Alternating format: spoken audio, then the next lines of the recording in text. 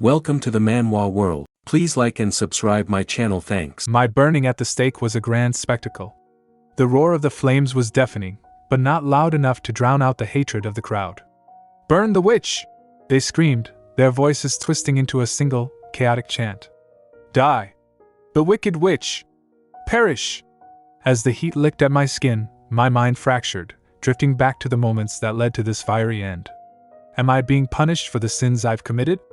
I remembered standing in the shadows with him. "Argos, I've brought the crown prince's hair," I had said, holding out the stolen lock.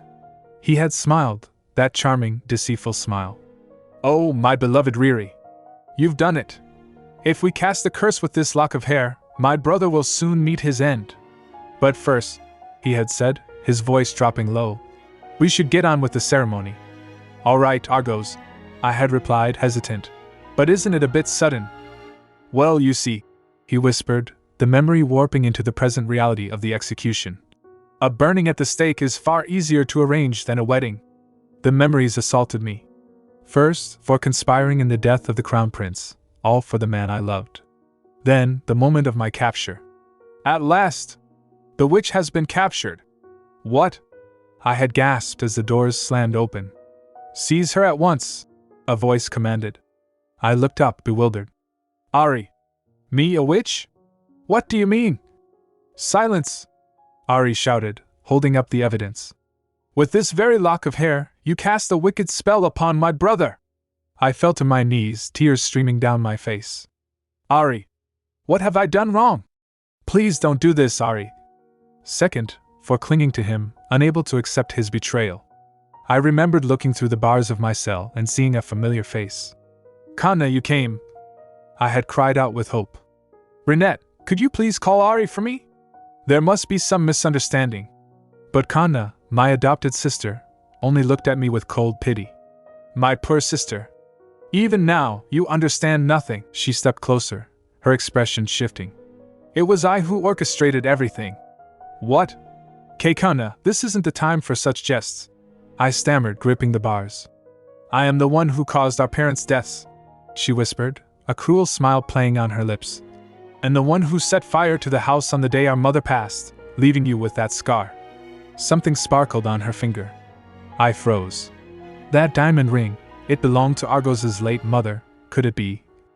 "I am the one your dear Argos truly loves," Kanna gloated. "What?" The betrayal cut deeper than any blade. "Goodness, don't look at me like that. I only wanted all the same things that you did," she said lightly, twirling in her fine dress. "Argos will soon be king, just as you wished, and when that happens, I shall stand beside him as his queen. Surely this can't be true. Kanna, please, did you know, Riri? Even before I was adopted, I was quite fond of the Hilt family," she hissed, her face pressing against the bars. "And now, once you're dead, everything that belongs to the Hilts will finally be mine." She leaned back, feigning sweetness. "Thank you for all you've done, my dear sister." "Lies!" I screamed, clutching at the empty air as she walked away. "Please, tell me it's not true." And third, for foolishly trusting my stepsister, who had approached me with the sole intent of taking everything I had. The flames rose higher, consuming my vision. But even if I have sinned, this cannot be right. How could they do this to me? I, the foolish Rinette Dikla Hilt, prayed to the heavens in the final moments of my life.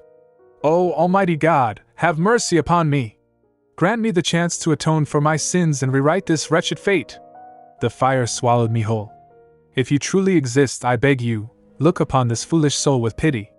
Darkness took me. "Wake up, Rinette." My eyes snapped open as sunlight flooded the room, blindingly bright. "Your father will be here soon." I froze, this voice.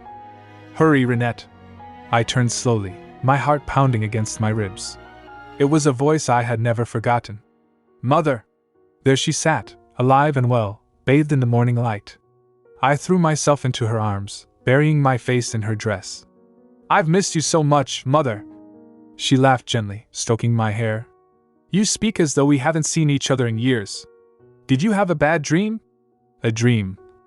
I pulled back, looking around. This place, the bedroom was pristine, all the furniture just as it was before Mother died in the fire. I looked down at my hands, and my body felt smaller too.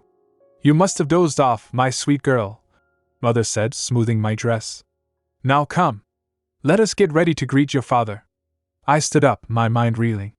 Could my tragic past life have been nothing more than a long, dreadful nightmare? We walked down the grand staircase, the servants bowing as we passed. This all feels like a dream. The heavy doors opened, and a tall man stepped into the entrance hall. Welcome home, dear, Mother said warmly. Father! I cried out, rushing toward him. Oh, Riri! He smiled, then stepped aside, revealing a small figure hiding behind his coat. I have someone I'd like you to meet. He gestured to the child. Come forward, child. A dirty, disheveled girl stepped out, fidgeting with her tattered dress. Hello, she squeaked. My blood ran cold. Kanna, who is this girl? I asked, though I knew the answer all too well. She lost her parents in the mining accident. Father explained, looking down at her with pity. I suppose we should have her cleaned up before any proper introductions. Oh, how unfortunate, the mining accident, Mother said, covering her mouth. Father nodded solemnly. There was a cave-in 10 years ago at the mine my father owned. I stared at the girl. This was the day. The day I met Kanna, just like this. Poor thing. Well, I'm glad you're here, Mother said softly. I've always thought it would be wonderful for Rinette to have an older sister. Yes, I thought, the memories crashing over me. Today was the day Kanna was adopted and became my sister. I looked at my parents, alive and happy. I looked at Kanna and myself, realizing we had become our younger selves.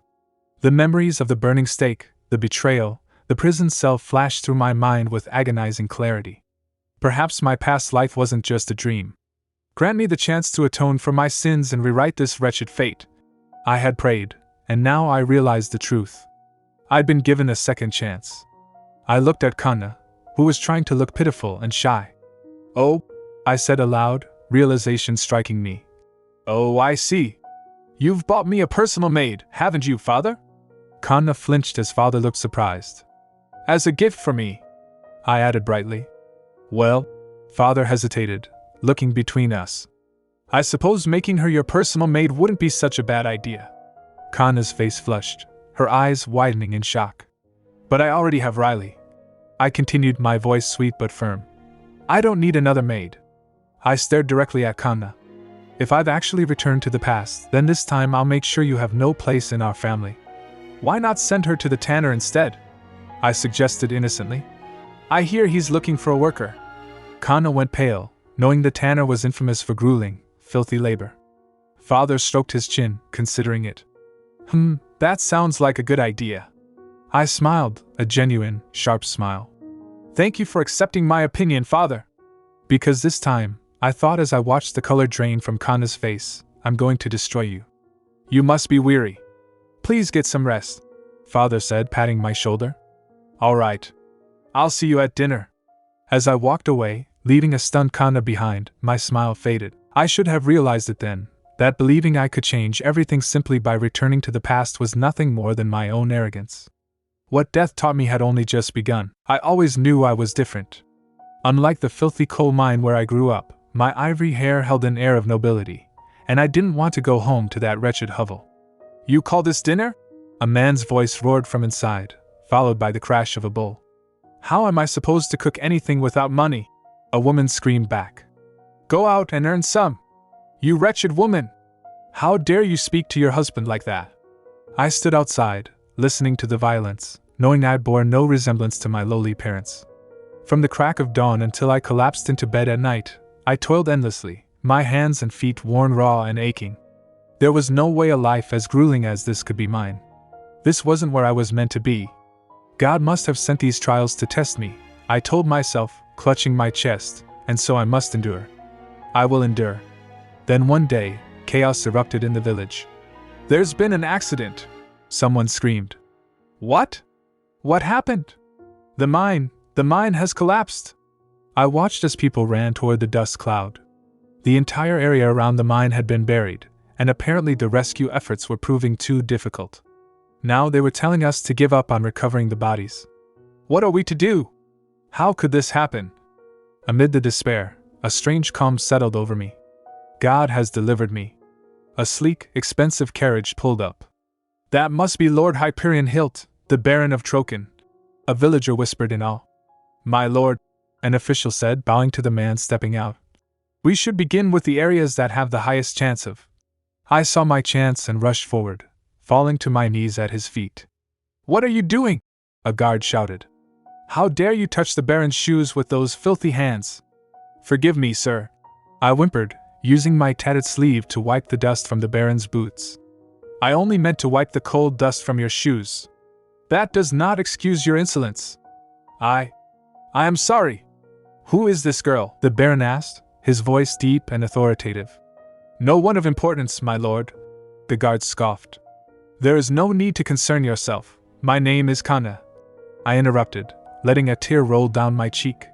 My parents died in the accident, and I have nowhere to go. Nowhere to go?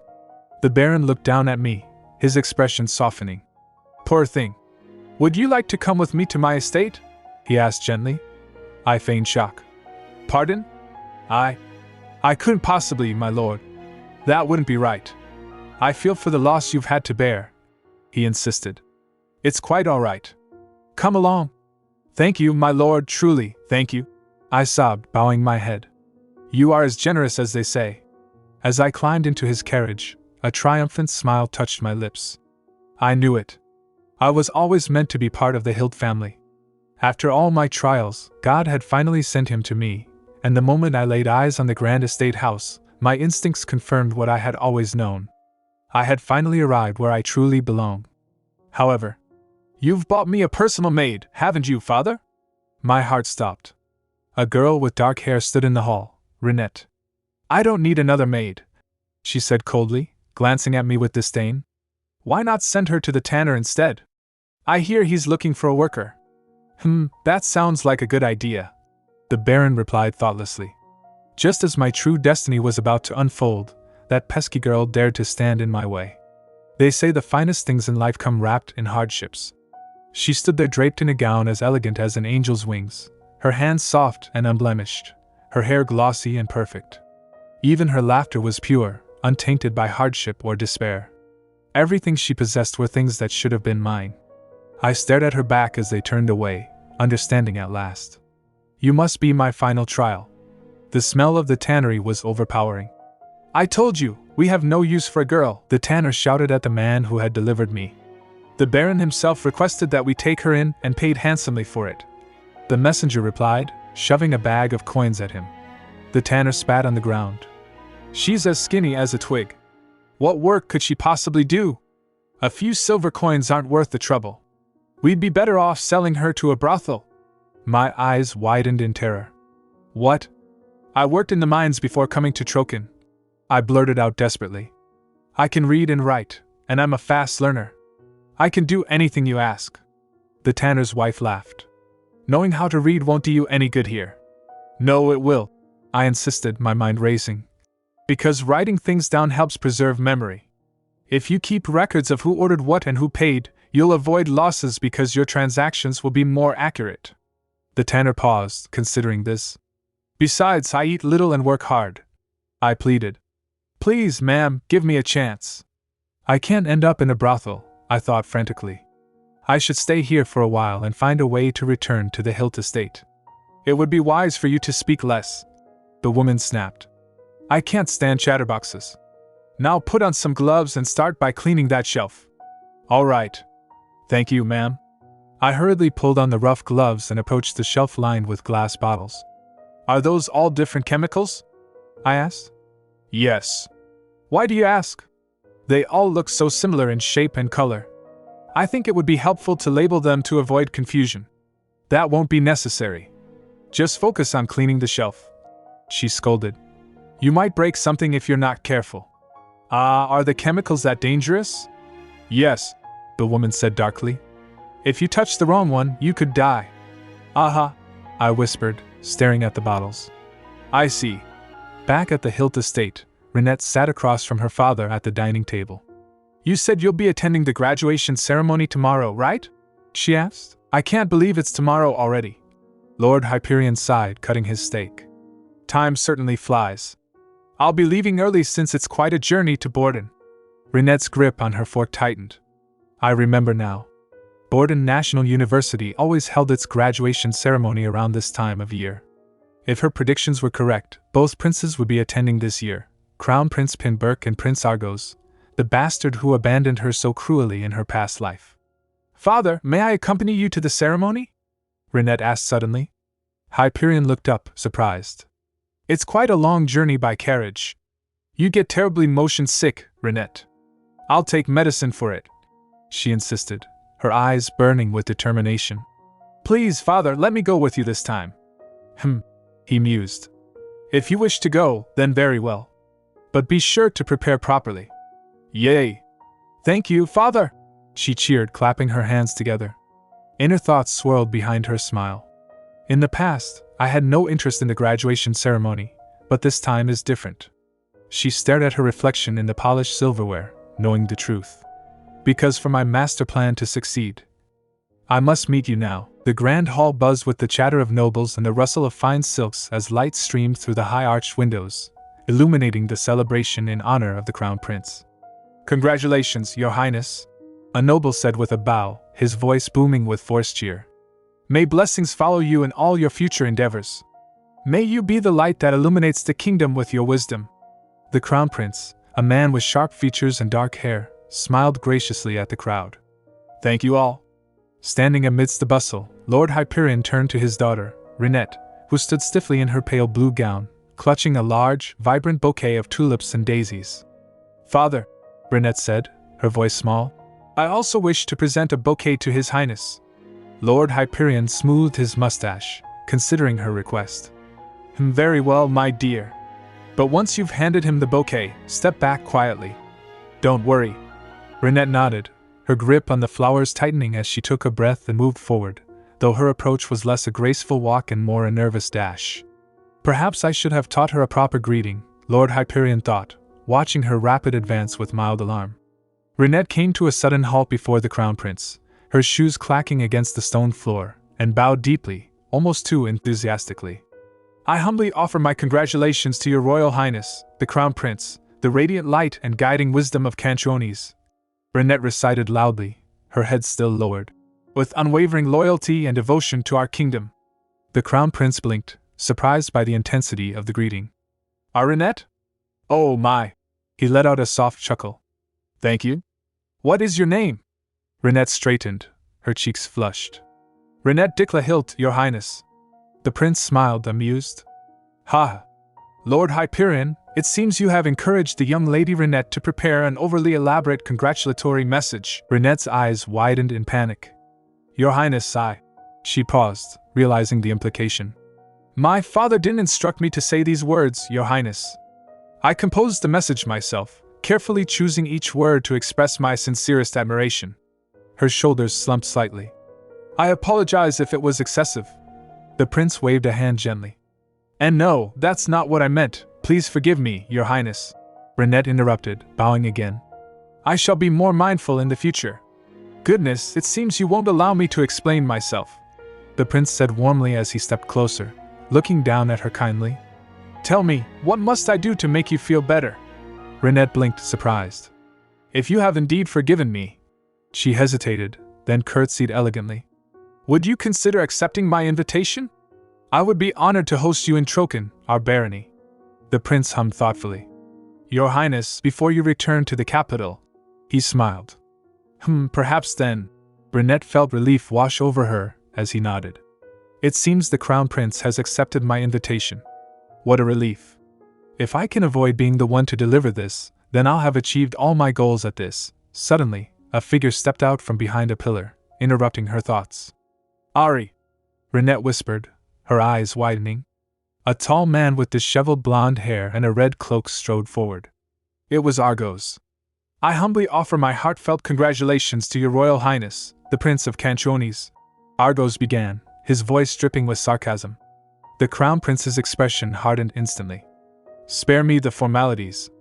Argos shrugged, leaning casually against a stone pillar. I'm hiding from the other nobles to escape their pretenses. I understand, Rinette said softly, clutching her bouquet. I had hoped to avoid meeting Argos. Argos glanced at the flowers in her arms. Well, congratulations, your highness. Are you also going to claim that you've brought the finest flowers from your family's garden? Rinette turned to him, confused. I beg your pardon? Argos laughed dryly. I suppose you were always blunt and honest, Rinette said steadily. That was what once drew me to you. No. Argos interrupted, eyes gleaming with mischief. I bought them on the way here. Rinette stared at him, without realizing that your honesty was, in truth, nothing more than plain rudeness. Argos finished with a fake smile. What? Rinette asked, stunned. There you are, Rinette, Lord Hyperion called, approaching. The Crown Prince waved dismissively at Argos. There's no need to offer your congratulations. I fear I might lose my composure if I hear it once more. Oh, but I'll gladly accept the hastily bought flowers you picked up on your way here, the prince added, snatching the bouquet from Argos. I beg your pardon? Argos said, flustered. Lord Hyperion stepped in nervously. And my daughter must have misspoken, Your Highness. Oh, come now. I was only jesting, Argos said lazily, tossing the remaining flowers aside. You nobles take everything so seriously. Forgive me, Your Highness. Rinette stammered. Enough. Argos waved a hand. Your daughter looks as if she's about to cry. Rinette stiffened. Thank you for speaking on my behalf, Your Highness. However, I am not so fragile as to cry during such an honorable occasion. She bowed, though internally she screamed, I don't want to cry. I want to go home. Could you please dismiss us? She asked softly. Honorable? Haha. Argos laughed. There you are, Lady Rinette, the Crown Prince said, rejoining them. And you as well, Argos. Yes. Argos smirked. Will you be returning to the capital, brother? I suppose I must. The Crown Prince replied impassively. With no invitations in sight, I have no choice but to return to the dull and dreary royal palace. He cleared his throat loudly. Ahem, he's being quite obvious, Rinette thought. It's probably because Argos is the son of a concubine, and his mother was burned at the stake after being accused of witchcraft. What do you think? The Crown Prince asked suddenly. Rinette jolted. Pardon, Your Highness?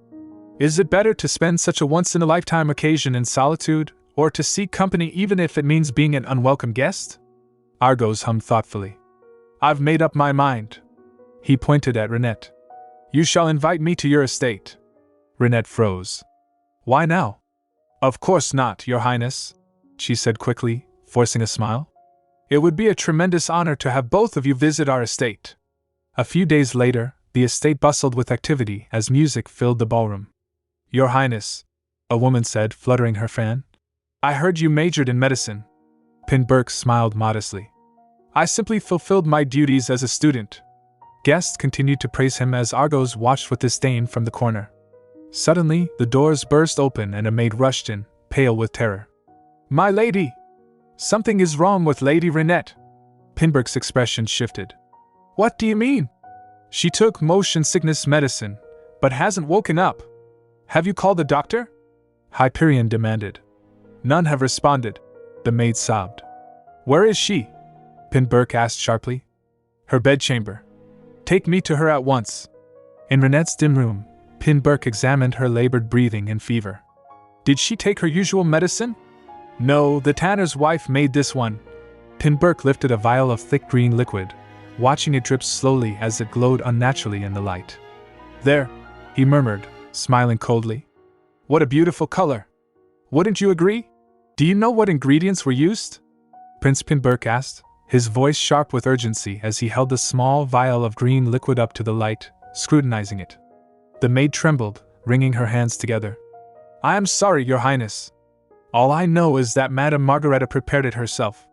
Pin Burke lowered the vial, his expression darkening. Given Lady Rinette's slow breathing, it's highly likely she's suffering from poisoning. Pea poisoning? The maid gasped, her face straining of color. Bring some hot water, towels, and linen, Pin Burke commanded, already moving to Rinette's side. I'll also need lavender and ginger powder. Please fetch them at once. The maid scrambled to obey, leaving Pin Burke alone in the dimly lit bedchamber with the unconscious noblewoman. He looked down at her pale face, his brow furrowed in concern. How did that poised girl end up like this? Some time later, Rinette's eyelashes fluttered as the heavy fog of unconsciousness began to lift, replaced by the soft glow of candlelight. Are you awake? A gentle voice asked. Rinette blinked, her vision clearing to reveal the crown prince sitting beside her bed. "Your Highness." She tried to sit up but felt a wave of dizziness. "What happened? Why am I in my bed?" "You briefly lost consciousness," Pinberg explained softly. "It appears you may have taken too much of the motion sickness medicine." Rinette frowned, confused. "Things could have been far worse if it weren't for Prince Pinberg," a voice cried out. The maid, Riley, stood nearby, looking tearful. "I shall have Margareta answer for this." "No, it's my fault," Rinette murmured, realizing the truth. "I took a different medicine." The memory came rushing back. The small bottle she had consumed was not her usual prescription. A medicine made by Margareta. Rinette thought, a knot of unease tightening in her chest. "Why do I feel so uneasy about it? Is it because of Kanna?" Rinette asked aloud. "I'm so sorry, my lady," Riley sobbed. "I forgot to pack my own motion sickness medicine. That's the one intended for the servants," she explained, horrified. "It might be safer to take that instead." "Pardon?" Rinette interrupted, her eyes widening. "You took all of the medicine I gave you? You were only meant to take a small amount, my lady. There may be side effects." Rinette sighed, rubbing her temples. "I'm sorry to have worried you, Riley, and I owe everyone else an apology as well." She turned her gaze to the prince. "And thank you, Your Highness." Pinberg smiled gently. "Think nothing of it. I'm relieved to see you awake and well." He leaned forward slightly. "You should be monitored for the next few days, so if the Baron agrees, I was thinking of staying a while longer." Rinette shook her head quickly. "I don't want to trouble you, Your Highness. There's no need for you to do that. I wish to stay by your side until you've fully recovered," Pinberg stated firmly. "Pardon?" Rinette stared at him, stunned by his insistence. "Besides," he added with a casual shrug, "I have no pressing matters at the moment. Now get some rest. You mustn't overexert yourself."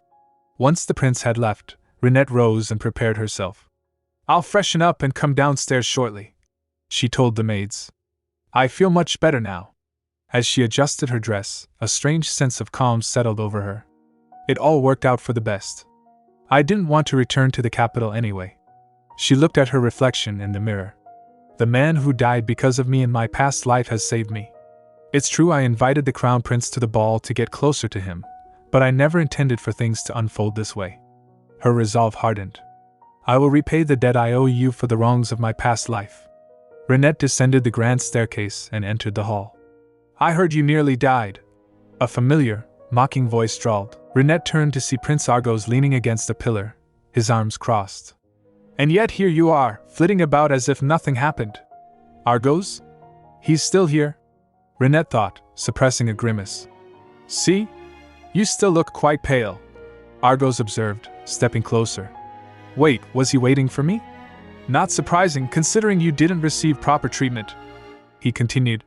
"No, Prince Argos," Rinette replied coolly. "I received proper care, and I'm perfectly fine now." Argos raised an eyebrow, a smirk playing on his lips. "Ha, he's taking an interest in me," Rinette realized. "It's probably because of the Crown Prince's kindness. It's all due to your concern," she added politely. "So thank you, Your Highness. I mustn't provoke him.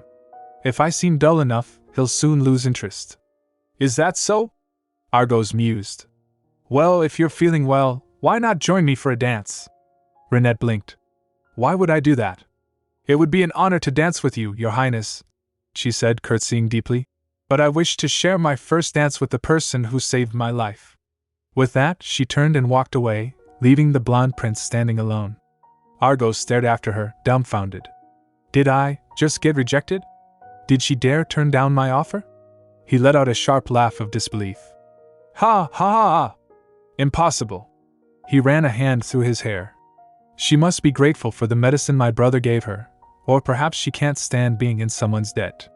His gaze lingered on her retreating figure. Remember this day, Lady Rinette. Elsewhere in the ballroom, a young woman with dark hair stood near the refreshments, looking thoroughly annoyed, the tanner's daughter. Where could the Baron be? She muttered. Surely, the fact that every resident of Troken was invited to the ball means he wanted me here. Yo there, beautiful lady. A man slurred, approaching her with a lecherous grin. Do you enjoy the waltz? The tanner's daughter glared at him. What? Don't talk to me. I beg your pardon? the man asked, taken aback.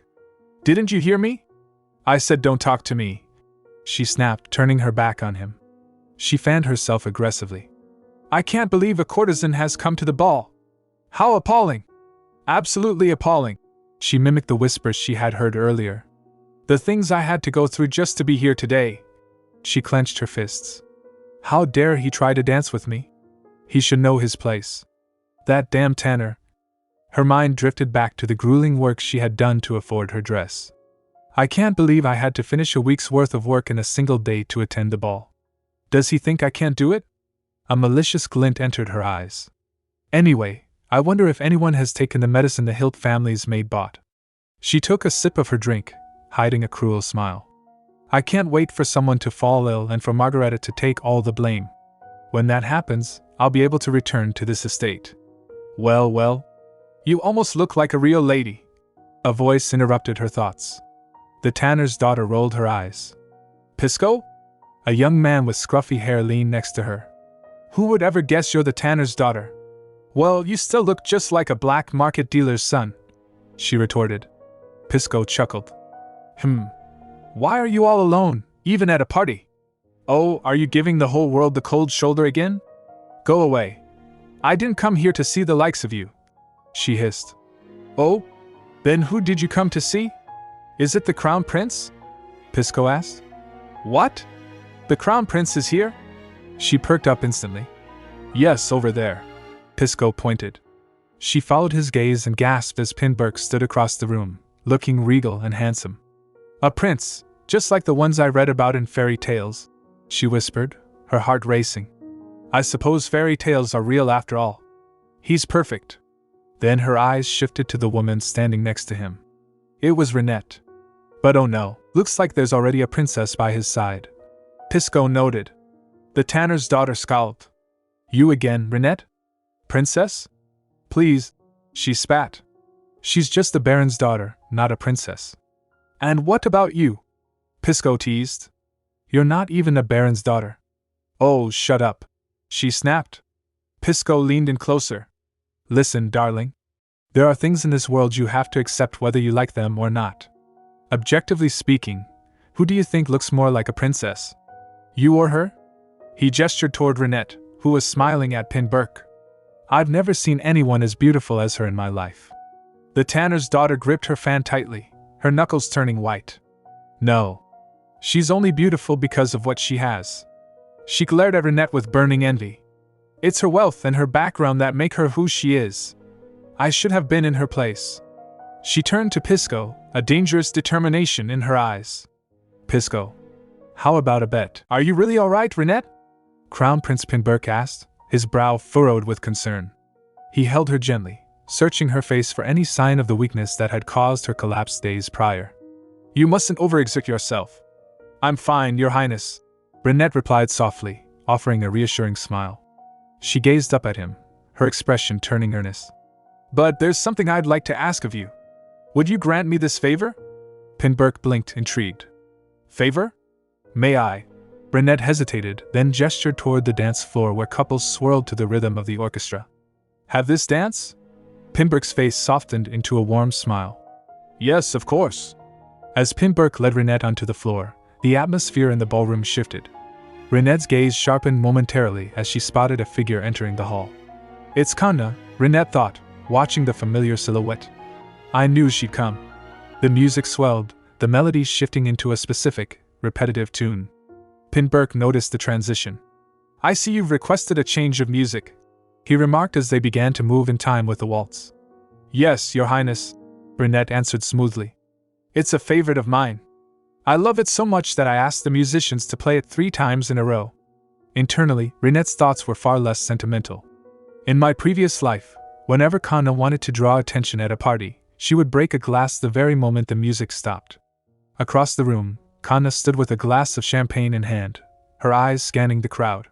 She waited, her muscles tensed, anticipating the final note that would silence the room and allow her to shatter the glass for maximum dramatic effect. Back then, I thought it was only natural for all eyes to be drawn to the beautiful Kanna, Rinette mused as she spun gracefully in Pinburk's arms. But this time, You'll just have to wait patiently for the music that may never end, Kanna. The song reached its natural conclusion, but instead of fading into silence, it looped seamlessly back to the beginning. Kanna, who had braced herself to drop the glass, stumbled slightly in confusion. Sorry to disappoint you, Rinette thought coldly. But the naive Rinette you once knew is gone. Kanna gripped her glass tighter, her knuckles turning white. Oh dear. Looks like I'm going to win the bet, she muttered under her breath, seemingly speaking to no one. But as the music persisted, her composure cracked. Ugh! Why isn't the music ending? Desperation flickered in Kanna's eyes. Do you really think I'm going to give up so easily? With a sudden, sharp movement, Kanna dashed the glass against a nearby pillar, not waiting for the silence. Crash! Ah! Kanna cried out, collapsing to the floor amidst the shards. The music faltered as guests gasped and turned toward the commotion. Miss! Are you all right? A servant exclaimed, rushing to her side. Oh, I'm so sorry! Kanna sobbed, clutching her hand. I've made such a dreadful mess. It's all right. Are you hurt? A guest asked. What's all this commotion about?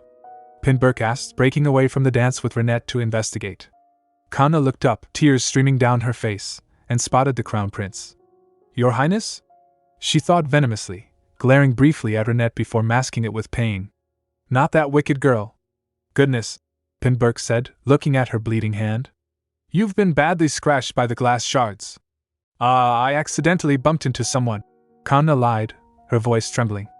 It hurts so much. She looked up at him with wide, pleading eyes. It's quite late, so all the hospitals must have closed by now. Perhaps you could tend to this poor girl, Prince Pinburk? Pinburk glanced at Rinette, who offered a subtle nod of permission. Very well, Pinburk conceded. If that is what you wish, Rinette. That fool has handed me the perfect opportunity on a silver platter, Kanna rejoiced internally. Aloud, she sniffled. Hick, thank you, Your Highness! Rinette watched from a short distance, her expression unreadable. Ha! Kanna. It looks like you've found a way to create an opportunity for yourself. However, I'll show you. No matter how hard you try, you'll never be able to take my place. Thank you, Your Highness, Kanna whispered as Pinburk inspected her hand. I'm humbled that you would bestow such kindness upon someone as insignificant as myself. I must catch the Crown Prince's attention, Kanna plotted. He's probably grown weary of perfectly polished noblewomen. So I'll appeal to his sympathy instead. My name is Kanna, Your Highness. She introduced herself softly. You should be thanking Lady Rinette, not me, Pinburk replied matter-of-factly. Kanna's jaw tightened, but she forced a smile. Of course. I'm deeply grateful to Lady Rinette for sending me to the commoner's district when I should have been part of the Hilt family. She raised her voice slightly so those nearby could hear. I'll make sure everyone finds out just how wicked you really are. You remember, don't you, my lady? You sent me to the tanner. Suddenly, the heavy doors swung open, and a disheveled man burst in, clutching a medical bag. Huff, huff! Dr. Engelman, he panted, wiping sweat from his brow. I apologize for my tardiness. I was dispatched to another region and have only just arrived. I heard Lady Rinette collapsed. He scanned the room frantically until his eyes landed on Rinette. Lady Rinette? Dr. Engelman cried, rushing toward her. Are you sure you should be standing? Please, allow me to examine. Thank you for coming, Dr. Engelman. Rinette interrupted calmly, stepping back. Prince Pinburk has already seen to me. She gestured gracefully toward Kanna, who was still seated on the floor with Pinburk. But I'm glad you came. There's another patient here who needs your attention. Kanna's eyes widened in panic. No, I would also like His Highness to. What perfect timing, Pinburk said, standing up immediately and dusting off his hands. I'll leave the rest to you, Dr. Engelman. Please take good care of her, Doctor, Pinburk added, already turning away to return to Rinette. What? They're leaving just like that? Kanna thought, stunned, as the doctor began prodding her hand. So this was your plan all along, Rinette? Rinette watched the scene coolly. I knew Kanna was ruthless, but never thought she'd go so far as to harm herself. What in the world is going on? Pinburk asked, returning to Rinette's side, clearly confused by the strange undercurrents. Rinette noticed a young man loitering near the edge of the crowd, watching Kanna with interest. It just so happens the person who can give me some answers is right there. She approached the stranger. Excuse me, my lady. Do you? The man began, his speech slightly slurred. Oh, what is it? Rinette asked. The man's eyes widened. Ah, princess. Rinette blinked. Princess? Are you referring to me? I'm not a princess. Oh. The man scratched his head sheepishly. Please forgive me, princess. My name is Pisco Adam. Adam? Rinette thought, her mind racing. He must be the son of that infamous black market dealer, who deals with trades in everything from infants to corpses. Come to think of it, I saw him by Kanna's side earlier. Are you a friend of Kanna's? Rinette asked directly. Yes, that's right, Pisco Adam replied with a lopsided grin. We're quite close. May I ask what she's doing? She's in my bedchamber on the second floor, Rinette said, deciding quickly. You can go up and see her. Pardon? Pisco Adam looked surprised. Are you sure it's all right for me to enter your bedchamber, princess? Of course, it's fine, Rinette assured him. You said she's a close friend. Thank you, princess, Pisco Adam said, bowing theatrically. I shall be on my way then.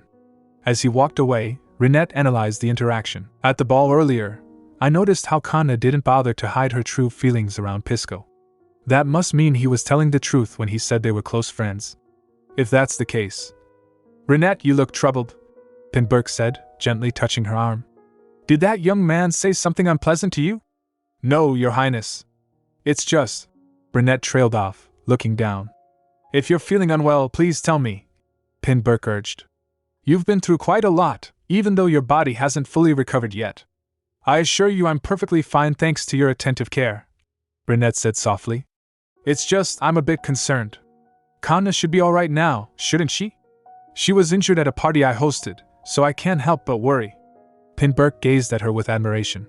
Sweet Rinette. She's been worrying about the girl all this time. I'm sure Dr. Engelman took good care of her, Pinburg said soothingly. But I'll check on her once more. Will that ease your concerns?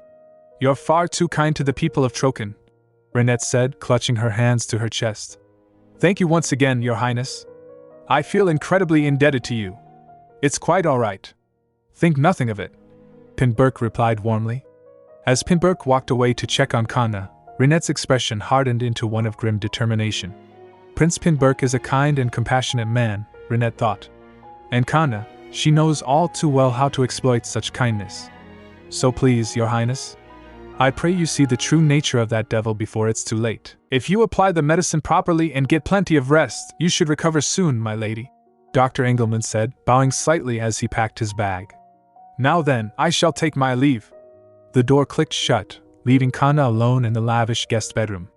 She stared at the closed door, a thrill coursing through her veins. My lady? She whispered, testing the weight of the words on her tongue, before falling back onto the mattress and sinking into the plush duvet. A soft bed, fresh clothes, and the doctor's polite deference, Kanna rolled over, clutching the fine linen sheets, her eyes gleaming with ambition. Yes, this is where I truly belong. My lady. Lady Kanna? These are the things I deserve. A sharp knock interrupted her reverie. Yes, who is it? She called, sitting up, as the door creaked open and a young man slipped inside. It was Pisco, leaning against the doorframe with a smirk. Seeing you there like that almost makes you look like a real noblewoman, he remarked. Kanna scoffed, relaxing her posture. Ha! What are you doing here? Well, the princess told me to come up and check on you, Pisco explained, walking farther into the room. Said I should see if my friend was doing all right. Kanna frowned. She told you to come here? Why is she showing me kindness now? Does she feel guilty all of a sudden? She paused, then shrugged. Actually, I'm glad you came. Come here for a second. Pisco approached the bed, and Kanna looked up at him triumphantly. That's for winning our little bet. Do you see whose bed I'm lying in right now? Did I ever bet my cheek in that wager? Pisco chuckled dryly. Everything's clear now. I want to live here. No, Kanna corrected coolly. I will live here soon. His smile faded. Live here? How do you intend to accomplish that? Kanna gazed at the ceiling, eyes fervent. I can feel divine guidance leading me. I shall become Kanna Dikla Hilt one day. I'm not so sure about that, Pisco muttered, crossing his arms. I think the heavens intend for you to remain the tanner's foster daughter. Oh, shut up, Kanna snapped. Pisco leaned in, his tone turning grave. Kanna, people must live within their means. Watch closely and remember, People must know their place. They are meant to live the lives bestowed upon them. He met her glare without flinching. When they dare to dream above their station, they lose their lives, just like the foolish mother of the second prince. As your friend, I'm warning you, he added, straightening. Come to your senses before your ambition leads to your ruin. Outside, the night air was crisp as Rinette walked along the stone terrace, the sounds of the party muffled behind thick walls. Shh, don't be startled. It's me, a voice whispered, and Prince Argos emerged from the shadows, wrapped in his red cloak. What are you doing here? Rinette asked guardedly, as cruel voices drifted from an open window, whispers mocking Argos's bloodline and dignity. Argos listened in silence, expression unreadable. So he's been listening to this all along, Rinette thought, stepping closer. Your Highness, what is the meaning of this? He laughed bitterly. I needed fresh air, but it seems it's no different out here. Memories stirred, of a younger Argos, tearful and clinging to her. Back then, I truly wanted him to be alright. So what should I do in a situation like this? Argos asked lightly. Rinette steadied herself. Do you truly believe your blood is lowly, Your Highness? He blinked, startled, as she continued calmly. How could the prince of this realm possess lowly blood? And you are either arrogant nor self-centered. Argos grinned. You're right. He leaned back, bitterness creeping into his voice. The palace is filled with vile people. He studied her intently. But you wouldn't know that. He's chatty now that I've taken his side, Rinette noted coldly. What kind of man do you think I am? Refry and his wife are dead. The cause of death was poisoning. The report stated that they had fallen victim to tannin, a toxic substance used to soften leather. Lord Hyperion sighed heavily as he placed the paper down on his desk. Oh, poor Kanna, she lost her parents not too long ago, and now she is all alone again. Rinette stood before her father with a grave expression, though internally her mind raced with suspicion. Death by a substance tanners handle every day? Something doesn't seem right. A chill ran through her. If Kanna was behind this, then innocent lives were lost because of me, because I'm the one who sent her back there. What will you do with the girl now, dear? Rinette asked softly. Surely you're not thinking of sending her back to the mines? Lord Hyperion rubbed his temples, troubled. I have yet to decide. I'm not sure where to send her. She's lost her home twice now. Rinette's gaze hardened slightly. Knowing Kanna, she may kill again, no matter where she is sent. I can't allow any more innocent lives to be lost. Father, may I offer a suggestion? She proposed. Hyperion looked up as Rinette laid out her plan. What do you think? But Rinette, that would be... He hesitated. Bring Kanna here at once. Rinette insisted firmly. Days later, a carriage arrived at the Hilt estate. Kanna stepped down, gazing up at the grand manor with greedy eyes. Finally, I'm back at the Hilt estate, she thought, suppressing a triumphant grin. If I'd known this would happen, I would have killed that couple sooner. I can't believe I had to wait so long. It's been a while, Kanna, a calm voice called out. She turned to see Rinette standing at the entrance, and her internal celebration came to a halt. Why is she here instead of the Baron? Kanna immediately twisted her face into a mask of grief. My lady, I heard about the unfortunate accident. My condolences. She sniffled loudly, burying her face in her hands. They were such nice people. They treated me like their own daughter. Hick, why did such good people have to die? Rinette watched coldly. Look at her, putting on an act. Don't worry, Rinette said smoothly. My father is determined to catch the culprit. I hear the constable has even found a crucial piece of evidence. Kanna froze. Evidence? Impossible. My plan was perfect. Aren't you curious why I came in my father's stead? Rinette continued, stepping closer. He finds it strange that those around you keep dying. He believes you to be a harbinger of misfortune. Kanna's eyes widened in shock. But I see things differently, Rinette added. I believe it is nothing more than a string of unfortunate events. Why yes, my lady, Kanna stammered through tears. It's not my fault they died. Right, Kanna, Rinette said soothingly. I want to help you. That's why I came here in secret, without my father's knowledge. But from this point on, it's all in your hands.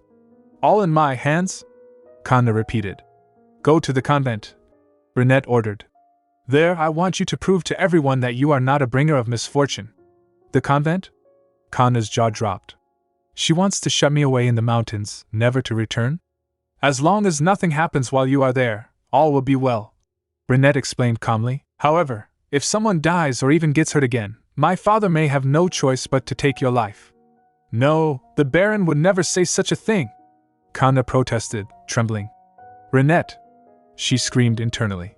From the moment I arrived at the Hilt estate, she cast me off to that tanner's shack, and now I'm to waste away in a convent for the rest of my days? Outwardly, she bowed submissively. All right, my lady. I will do as you ask. Should any misfortune dwell within me, I will do my best to cleanse it. She looked up pleadingly. But please do not ask me to remain there forever. I wish to fulfill my duty as a woman. Rinette stared blankly. Duty as a woman, huh? She sighed and shook her head. Oh, Kanna, your faith is lacking. I believe you'll need to remain at the convent longer than we first intended. Damn it, Kanna seethed. All right, my lady. I shall follow your orders without protest. But may I at least offer my thanks to the Baron before I depart? I'm afraid that won't be possible, Rinette replied coldly. Leave as soon as you are ready. She turned and walked away, leaving Kanna trembling with fury. A final farewell? As if I'd ever allow that. As Rinette walked through the estate gardens, her thoughts drifted back to her previous life. Before I returned to the past, Kanna said something strange to me. It was I who orchestrated everything. I caused our parents' deaths. Rinette clenched her fists. In her former life, her father hadn't been murdered outright. He opposed Kanna's marriage, then suddenly left behind a letter wishing her happiness, and took his own life with poison. At the time, Rinette had thought him consumed by jealousy, though she'd never said it aloud. Now she understood the truth. Kanna had an improper relationship with my father, and she killed him to wed Marquis Farside. How revolting. She stopped beneath a large tree, her heart pounding, when a horse whinnied nearby. Ah, Rinette! A familiar voice called. She looked up to see Crown Prince Pinberk beside a white horse. Your Highness, she said, curtsying. This time, I won't allow such vile things to happen, she vowed. Pinberk smiled warmly, explaining that he had toured Troken and admired the lands. His expression soon turned serious. I heard 2 people died this morning. So you've heard, Rinette replied quietly. Poor Kanna. It hasn't been long since she survived the mining accident. Kanna? Pinberk echoed. Rinette explained her situation, adding that misfortune seemed to follow the girl wherever she went.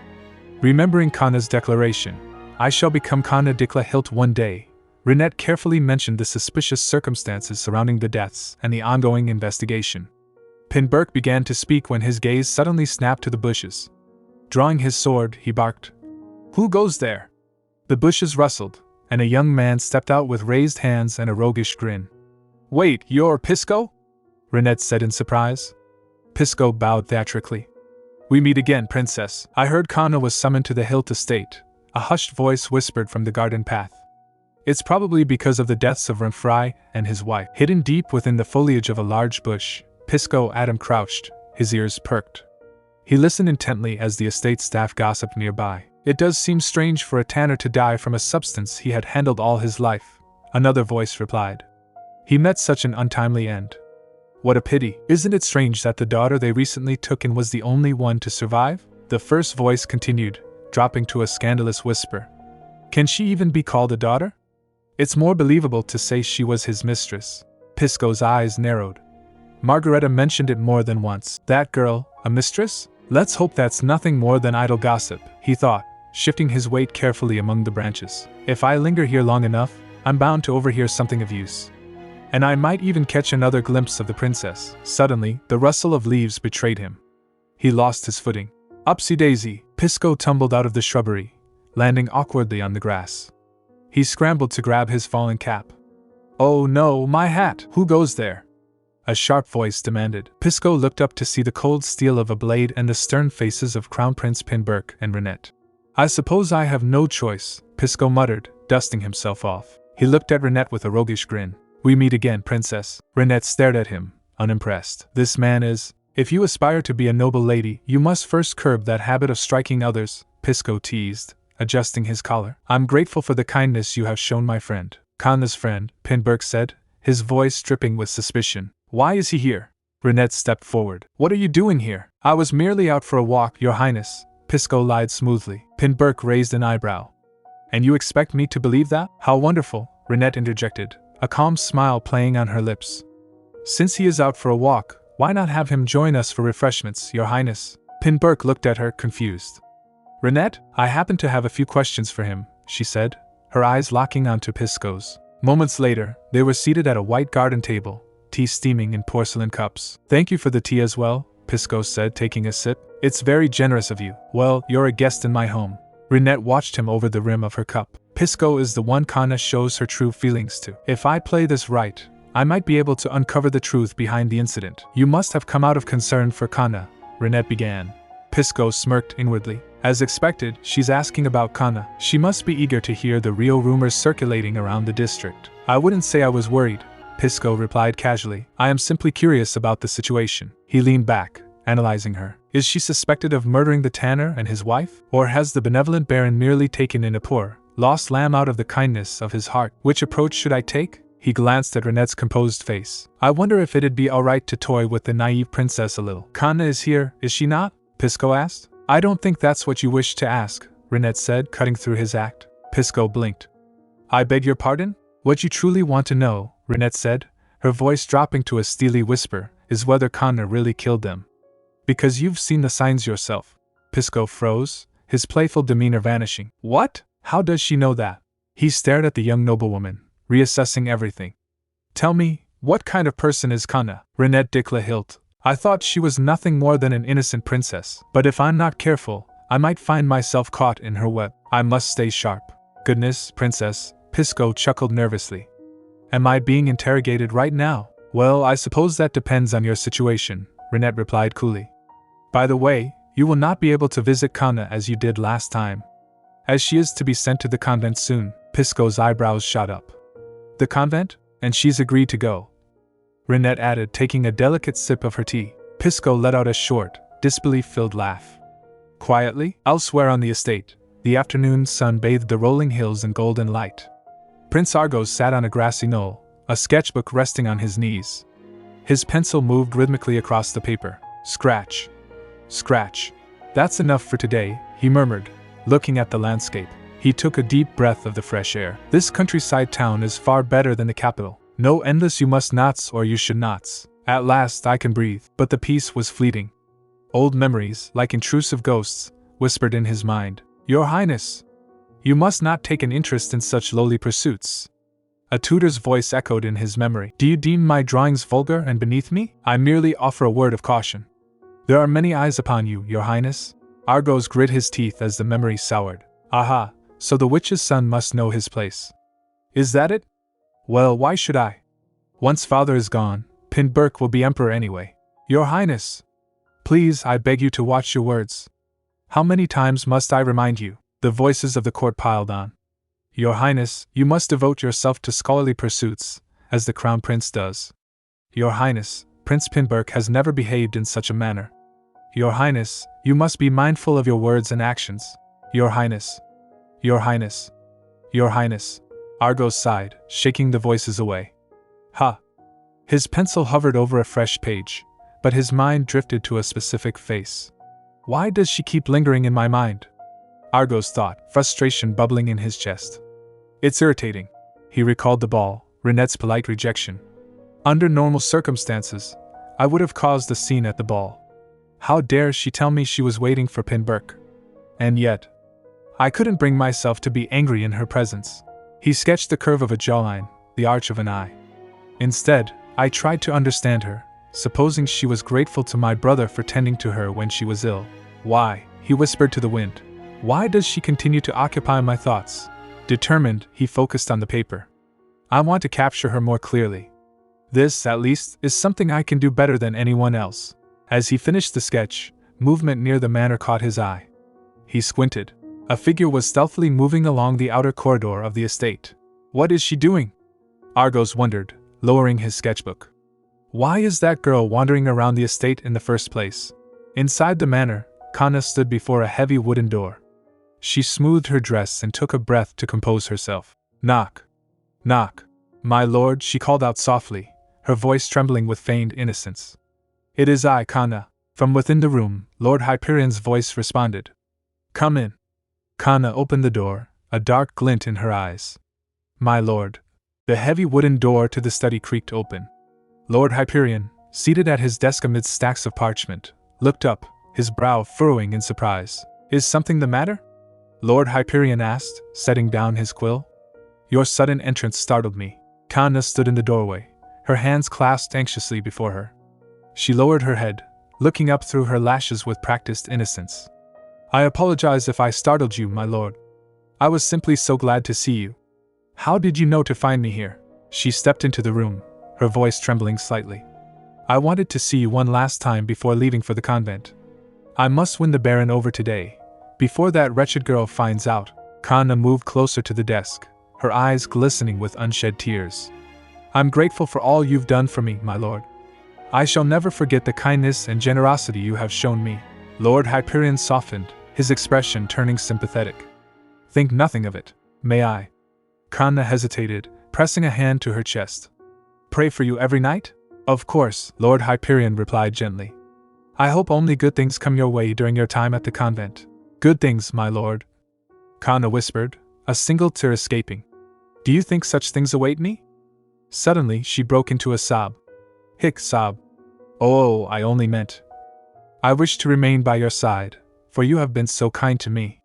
But I suppose that wouldn't be possible, would it? She wiped her eyes frantically. Well, forgive me, my lord. I only meant to bid you farewell. It's all right, Lord Hyperion said, standing up. Take your time and compose. Hic. Kanna's breath hitched, and she bent over, coughing violently. Cough. Cough. There, Lord Hyperion said, hurriedly pouring a glass of water from a carafe on his desk. Have some water. Cough. Thank you, my lord, Kanna gasped, taking the glass with shaking hands. She drank deeply, water spilling slightly onto her chin. Ack. Oh my goodness. Dear my lord. Hic. Ah. She set the glass down, her breathing ragged. Wonderful. It would be if I could remain here, washing your clothes and preparing the meals that grace your table. After a moment, Kanna straightened up, wiping her mouth. She bowed deeply. I shall take my leave now, my lord. Thank you for all you've done. She turned and walked toward the door. As she stepped into the hallway, the heavy door clicked shut behind her. Kanna's demeanor shifted instantly. The tears vanished, replaced by a cold, calculating stare. 1, she whispered to the empty corridor. She took a step. 2, another step. 3. Wait. A strange sound vibrated through the air, a low hum of tension. Kanna smiled. Meanwhile, in the estate gardens, the afternoon sun cast long shadows across the path. Rinette walked alongside Crown Prince Pinburk, their footsteps crunching softly on the gravel. Something about Pisco's last words lingers in my mind, Rinette thought, her face composed but her mind racing. And she's agreed to go quietly? He asked. He seemed to understand Kanna as well as I do. It may be wise to keep him close, as he's sharp-witted and adept at navigating social situations. Pinburk glanced at Rinette, admiration evident in his eyes. Rinette never ceases to surprise me, he mused. Rather than cowering in fear over the murders, she seeks to uncover the truth herself. She's a strong-willed, resolute woman. How amusing, Pinburk remarked aloud. That boy from earlier, Pisco. He showed not the slightest hint of intimidation even in your presence, your highness. I see, Rinette replied politely. So, were you able to find any leads regarding the case? Pinburk asked. To be frank, I'm not so sure, your highness, Rinette admitted. He skillfully evaded revealing anything of substance. However, thanks to you staying for tea and refreshments, I was able to learn a little more about Kanna. Though, in truth, I know her all too well, Rinette added silently. Rinette, Pinburk said, stopping and turning to face her. Have you ever been to the capital? Rinette froze. The capital. Memories flooded her mind, images of high stone walls, opulent palaces, and the sneering faces of nobles. I spent more time there than I care to remember, Rinette thought bitterly. In my past life, I remained in the capital from the moment I came of age. She recalled the whispers. Look at the kingdom's disgrace strutting about. I suppose birds of a feather flock together. All for Argos. It's the Crown Prince. We offer our greetings, your highness. The king's prodigal bastard son. Your highness. So unlike the perfect Crown Prince, Argos was deemed arrogant and inadequate. Rinette remembered, the pain of the past surfacing. And yet I stayed by his side. To be his strength. To stand beside him in his loneliness and isolation. She shook her head slightly. Why am I remembering all these nightmarish memories? I should get a hold of myself. No, Your Highness, Rinette lied smoothly. I've never been to Perithos. What is it like there? Pinburg sighed, looking toward the horizon. Officially, it is the kingdom's center of commerce and culture. But in truth, it is a battlefield.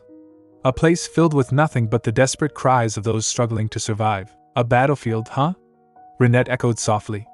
In that battlefield he speaks of, I once drew my sword against him, Rinette thought, guilt tightening her chest. So that a weak fool might take the throne instead of the upright and capable crown prince. That is why I find myself quite fond of Troken. Though things are a bit unsettled now due to the recent misfortune, Pinburg continued, his voice warm, once matters have calmed, would you come visit my home? Rinette looked at him in surprise. I spoke rather harshly of Perithos, Pinburg added with a smile. But it's not an entirely dreadful place. Who knows when we will meet again once I return to the capital. So I'd like to secure a promise. Rinette curtsied elegantly. It would be my honor to accept your invitation, Your Highness. Suddenly, a frantic shout shattered the peaceful atmosphere. My lady! My laddie! A maid sprinted toward them, her face pale with terror. My lady! His lordship has just. Rinette grabbed the maid's shoulders. What is it? Father took Kanna to the convent? Rinette exclaimed moments later, her blood running cold. The two of them went alone, without any attendants? Yes, my lady, the maid sobbed. Rinette's hands trembled. I should have made her board the carriage myself and seen her off. Later that evening, the estate was quiet. Rinette sat in her mother's chambers, watching Lady Margareta gaze out the window at the dark road. It's quite chilly tonight, Margareta murmured, pulling her shawl tighter. I wonder how your father is doing on the road. Rinette studied her mother's profile. Does mother not find this strange? Mother? Rinette asked softly. Do you love father? Margareta turned, surprised by the question. Of course. And father loves you as well, doesn't he? Come here, Rinette, Margareta said, opening her arms. Rinette moved into her mother's embrace. Margareta rubbed Rinette's back soothingly. My dear, bringing you into this world is the most wonderful thing I have ever done. I'm happy you're my mother, Rinette whispered, burying her face in Margareta's shoulder. I mean it. There's nothing for you to worry about, Margareta assured her. My sweet, kind, beautiful daughter. Only happiness will await you in the days to come. Late that night, silence draped over the Hilt estate. Rinette lay in her bed, staring at the canopy above. Ha! I can't sleep, she sighed, sitting up. She swung her legs over the edge of the bed. I feel uneasy. I think I may have said something unnecessary to mother. Rinette slipped into the hallway, the floorboards cool beneath her feet. The corridor was dimly lit by moonlight streaming through the windows. Ahead, she saw a figure opening a door at the end of the hall. Mother? Rinette thought, squinting in the darkness. What is she doing out there in the middle of the night? The figure slipped inside the room. I should speak with her again, Rinette decided. She walked briskly down the hall and reached for the door handle. Click! Rinette pushed the door open. Mother, are you? She froze. Standing in the center of the room, shirtless and holding a towel, was Argos. He spun around, his eyes wide with shock. Argos? Rinette gasped. Argos stared at her, clutching the towel to his chest. What's going on? Why are you here? Rinette stammered, her face flushing red. Argos looked around the room, bewildered. Well, because... This is my room, Your Highness. Rinette stared at the figure standing before her in the moonlit corridor, her eyes wide with confusion. Argos stood frozen, looking as though he had been caught in the midst of a crime. What are you doing out here at this hour? He stammered, pulling his robe tighter around himself. Rinette blinked, taken aback by the accusation. What is he talking about? Shouldn't I be the one asking that question? Pardon? She asked aloud. Argos cleared his throat, quickly regaining a semblance of royal composure. I wish to go for a walk. Perfect timing. Let me join you. What? Rinette took a step back. I could use a walk myself. Argos insisted, trying to look casual despite the late hour. Rinette shook her head slightly. She had only come out to check on her mother, and the last thing she wanted was an extended conversation with the unpredictable prince. My apologies, Your Highness, but I've changed my mind. She turned on her heel to retreat to her room. On second thought, it's much too late. Wait! Argos called out, panic rising in his voice. He reached out, grabbing her wrist gently but firmly. Wait, just a mo. Rinette stopped and looked down at his hand. Argos released her quickly but stepped in front of her to block her path. Walk with me for just 10 minutes, he pleaded, though he quickly tried to mask it with authority. That's an order. Rinette sighed internally but nodded. They walked out into the estate gardens, the night air cool and crisp against their skin, the gravel crunching softly beneath their feet as they moved through the silent grounds. Has Mother gone back inside? Rinette wondered, scanning the shadows of the manor. I should have come out sooner. Then I wouldn't have run into Argos. It's a fine evening for a stroll, is it not? Argos asked, breaking the silence with forced conversation. Yes, Rinette replied simply. Do you think it will grow colder before long? Yes. What is winter like in Troken? Yes. Argos stopped walking and turned to her, his brow furrowed. Would you answer my next question with a bit more care? Yes. Rinette answered automatically, then paused. Wait. I beg your pardon? Argos looked at her, his expression suddenly serious as the moonlight cast deep shadows across his face, stripping away his usual playful facade. What kind of man do you think I am? He asked quietly. Rinette felt a flicker of déjà vu. So he's asking that question again. Why is he so persistent? She met his gaze evenly. I do not know, Your Highness. I do not know you well enough to say. Argos stepped closer, his eyes searching hers. Then get to know me. See for yourself what kind of person I am. Rinette stared at him, baffled by his intensity. Why should I? Let us head back inside, Argos said abruptly, breaking the tension. Yes, Your Highness, Rinette agreed, relieved. They walked back to the manor in silence, and Argos escorted her all the way to the door of her bedchamber. Rinette stood by the threshold, feeling the awkwardness of the situation. He ended up walking me all the way to my bedchamber, she thought. A woman who was just escorted in her own home. Her eyes drifted to his hand. He was clutching something tightly, a small object she could not quite make out in the dim hallway light. What is that thing in his hand? He's been holding it all this time. She shook her head mentally. No matter. Don't be curious, Rinette.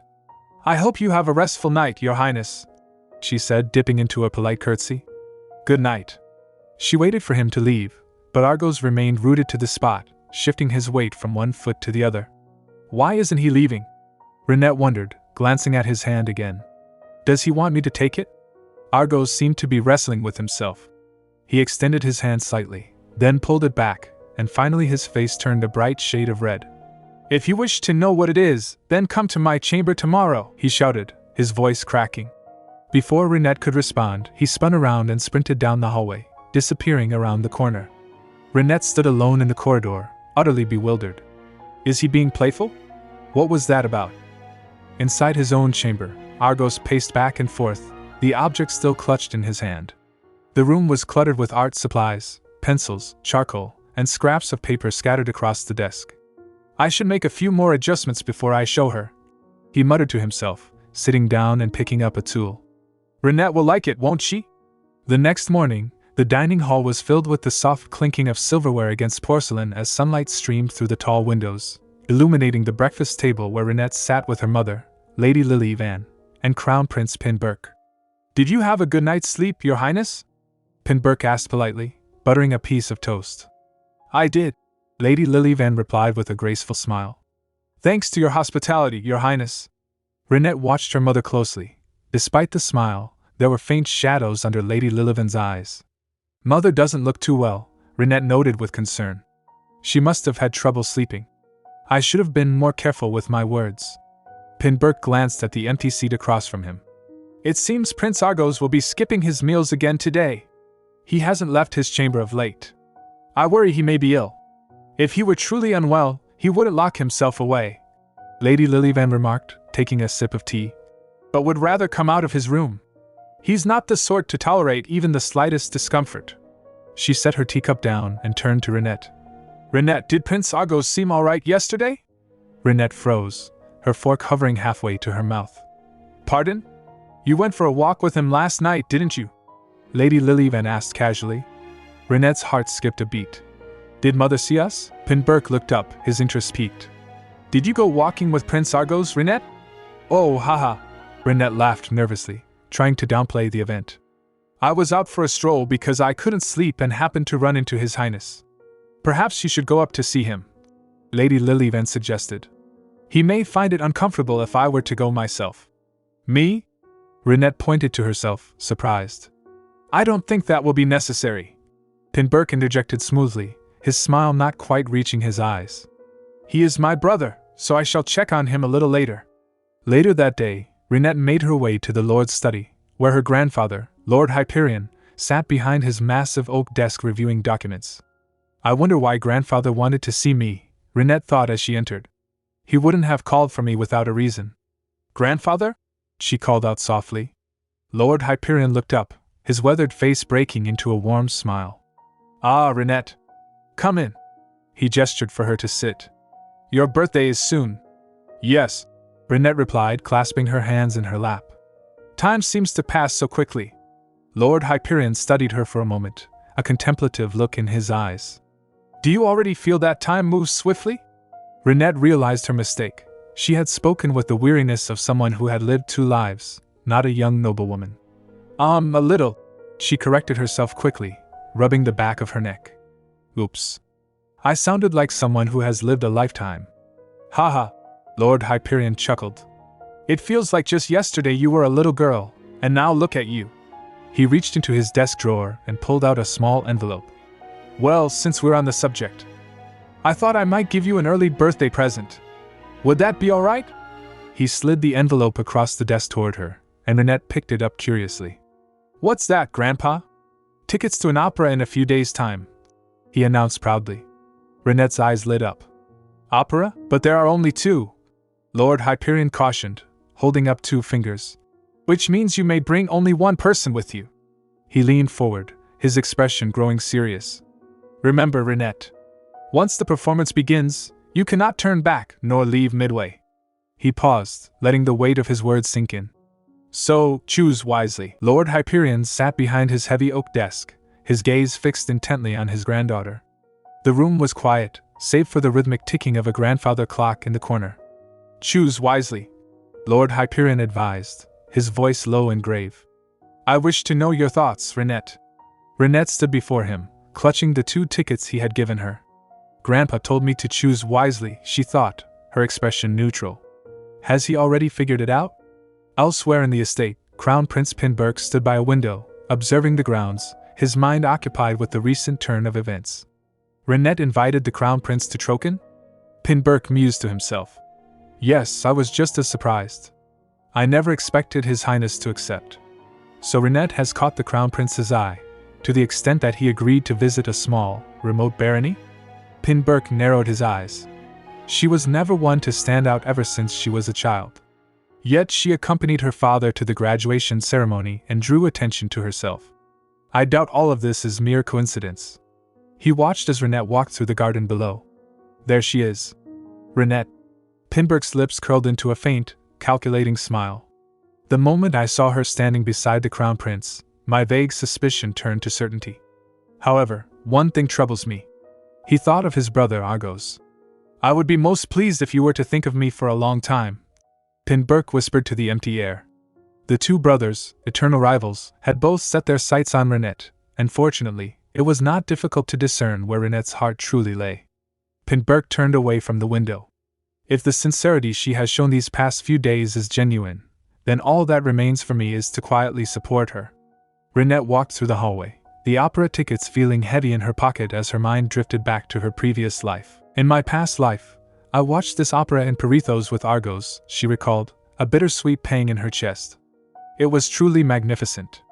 I nearly shed tears when the fallen angel descended to earth. She remembered Argos's voice from that time, full of wonder. Did you love it that much, Ari? It was an unforgettable scene. If only I could capture it in a painting. Rinette shook her head, dispelling the memory.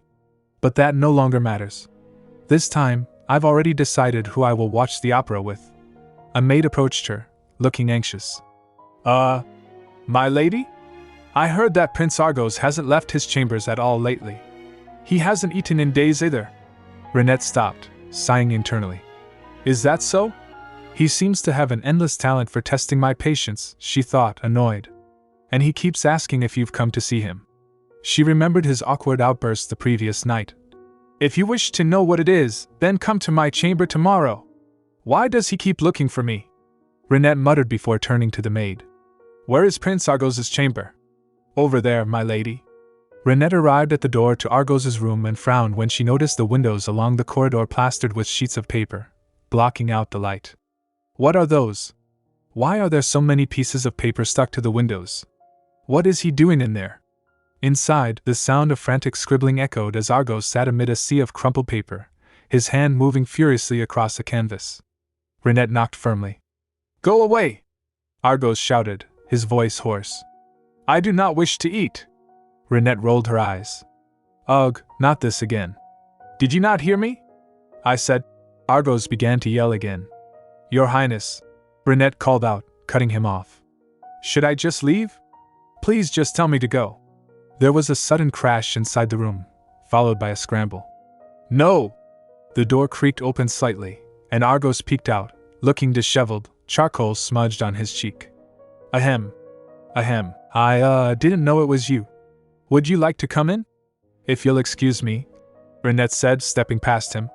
The chamber was a chaotic mess of art supplies and sketches, drawings covering every surface. What is all this? Rinette asked in astonishment. Argos rubbed the back of his neck, flustered. They're just some rough sketches. There is little else to do here. I hope she can't tell that I'm lying, he thought desperately. With every stroke I make, I think of you, the way your eyes looked at me, the moments we shared. Do you ever think of me, too? I wonder what you think of me. He watched her scan the room. Even I don't know why I feel this way, but one thing is certain. I'm curious about you. I wish to know you more. What do you think? Argos asked tentatively. I spent all night trying to capture you on paper. I hope they're to your liking. Rinette picked up a sketch, a portrait of her drawn with remarkable skill and tenderness. Has he been up here drawing instead of taking his meals? She realized. Then again, Argos had always longed to draw and paint, though he never had the chance to properly learn because everyone was against it. The memory of the king's harsh words echoed in her mind. A royal showing interest in the lowly arts? What a disgrace. Burn these drawings at once. You wish to become an artist? Do you intend to abandon the throne? Must you watch your own mother die from shame? Rinette softened as she looked at Argos. Why am I thinking about pointless things again? I should just humor him and take my leave. You have quite the talent, Your Highness, Rinette said sincerely. It seems you've found yourself a fine hobby. Argos's eyes widened. Is that so? I admire your dedication to your art. Rinette continued, placing the sketch back down. But please do not neglect your meals, Your Highness. Well then, I shall take my leave. She turned and walked out, leaving Argos frozen, staring at the closed door. She said I had talent, he whispered, a blush creeping up his neck. Rinette was the first to acknowledge drawings everyone else had deemed worthless. He clenched his fists, newfound determination burning in his eyes. That's right. If my skills need improving, then I need only work harder. If I simply push myself further. He grabbed his charcoal and returned to his canvas. A few nights later, the local theater was abuzz with anticipation. Rinette sat in a private box, dressed in an elegant gown, with Crown Prince Pinburk beside her. I'm glad Prince Pinburk accepted my invitation, Rinette said politely. I was worried he might decline. Pinburk smiled charmingly. Do you like the opera, Your Highness? To be honest, it's not something I usually enjoy, Pinburk admitted, leaning closer. But tonight I intend to. Rinette watched him carefully as he glanced around the modest theater, the velvet seats worn with age. Compared to the capital, this theater is so wanting, Pinburk thought. The chairs are stiff and uncomfortable. Not at all, he lied smoothly aloud. It is quite cozy and pleasant. Do you find the chair uncomfortable, Your Highness? Rinette asked, noticing his shift. The opera house in the capital must be enormous, isn't it? She added, feigning ignorance. Pinburk waved a hand dismissively. Perhaps only slightly larger than this one. Rinette's expression did not change, but her mind was sharp. Is that so? Lies. The stage alone must be at least 5 times the size of this one. Are you curious about the opera house in the capital? Pinburk asked, sensing an opportunity. Once I return to Parithos, I shall invite the entire opera company. He looked at her with intense, possessive eyes. Let us watch this performance again, on a grander stage. Rinette smiled warmly, meeting his gaze with practiced grace. I'd be honored to, Your Highness. They sat together in the opulent private box, the velvet railings separating them from the murmuring crowd below. As the lights dimmed and the orchestra swelled, Rinette leaned forward. It seems the show is about to begin. I look forward to it. The performance filled the hall with soaring arias and dramatic swells, and below them the audience whispered in awe during the intermission. I can't believe they incorporated the melody from the first act into the Fallen Angel's aria. One spectator murmured. I wonder how they came up with such an idea. When the final curtain fell and they made their way out of the theater, Pin Burks seemed reflective. The entire performance was masterfully done.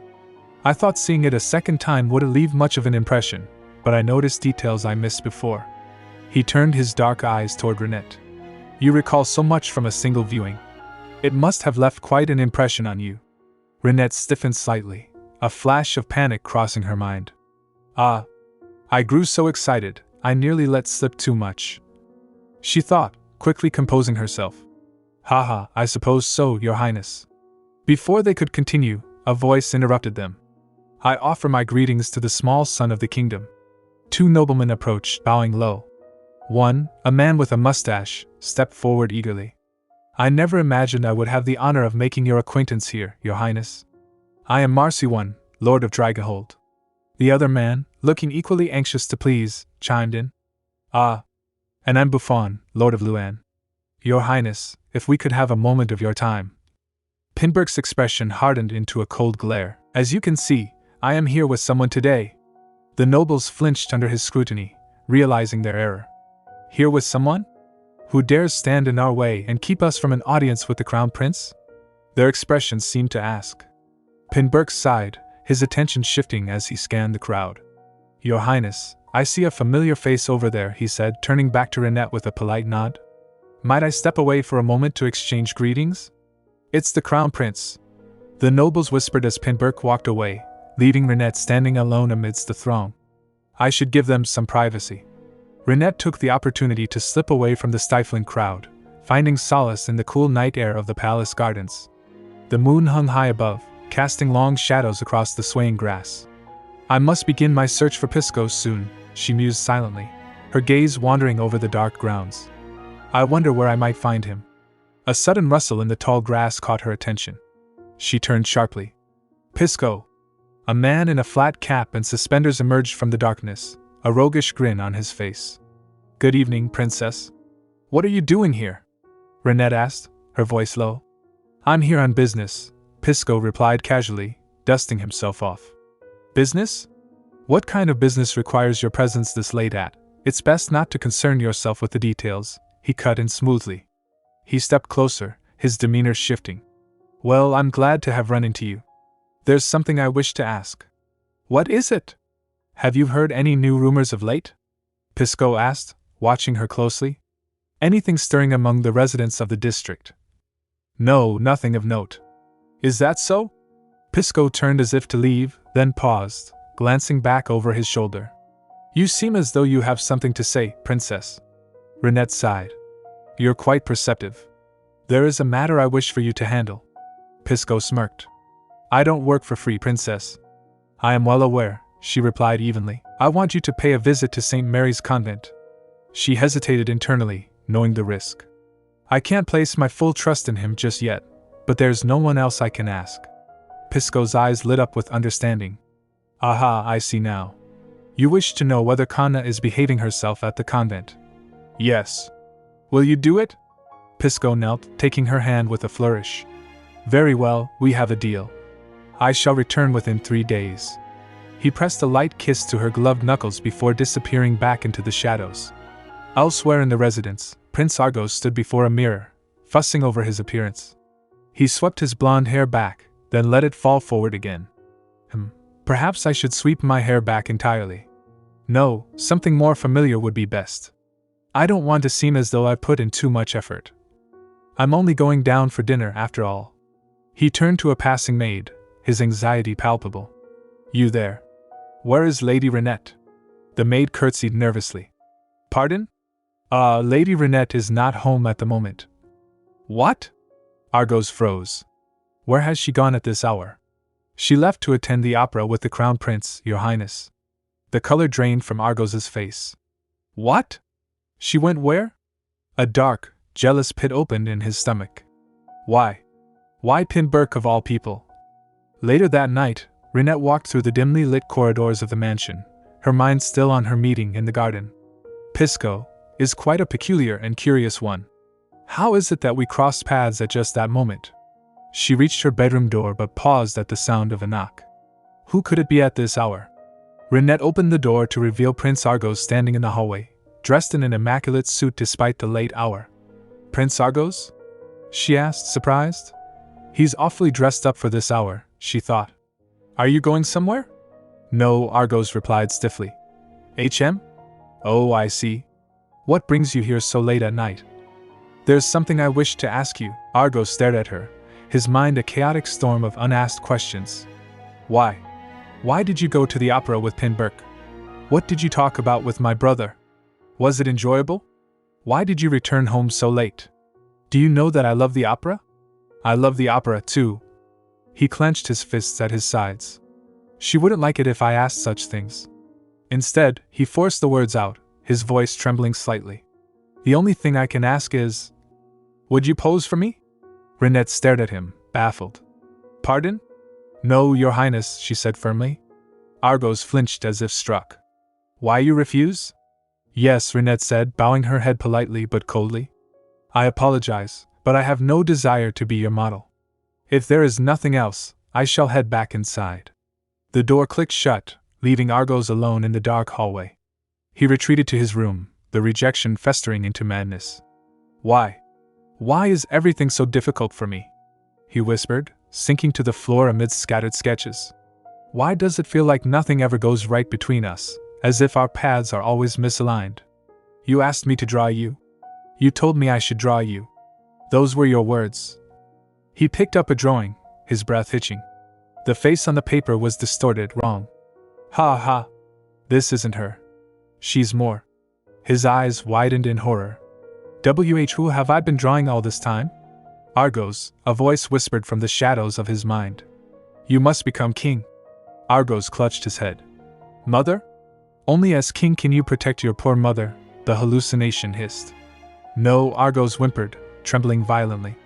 This isn't real. Are you also going to cast me aside? The voice screamed, filling the room. Help me. Please stop. Argos. I beg you. Help your poor, suffering mother. Stop. Just shut up. Argos shrieked, lashing out. He grabbed a heavy candelabra and hurled it across the room.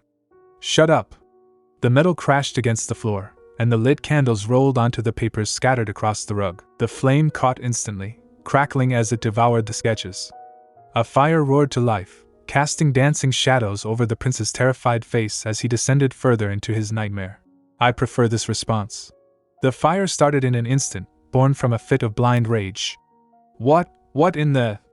Prince Argos stammered, his eyes wide with horror as the flames from the fallen candelabra licked hungrily at the scattered papers on the floor. Fire? He stomped frantically on the burning sheets, panic seizing his chest. Why won't it go out? The flames only roared louder, feeding on the dry paper and spreading to the rug as the heat intensified and pushed him back. Do it!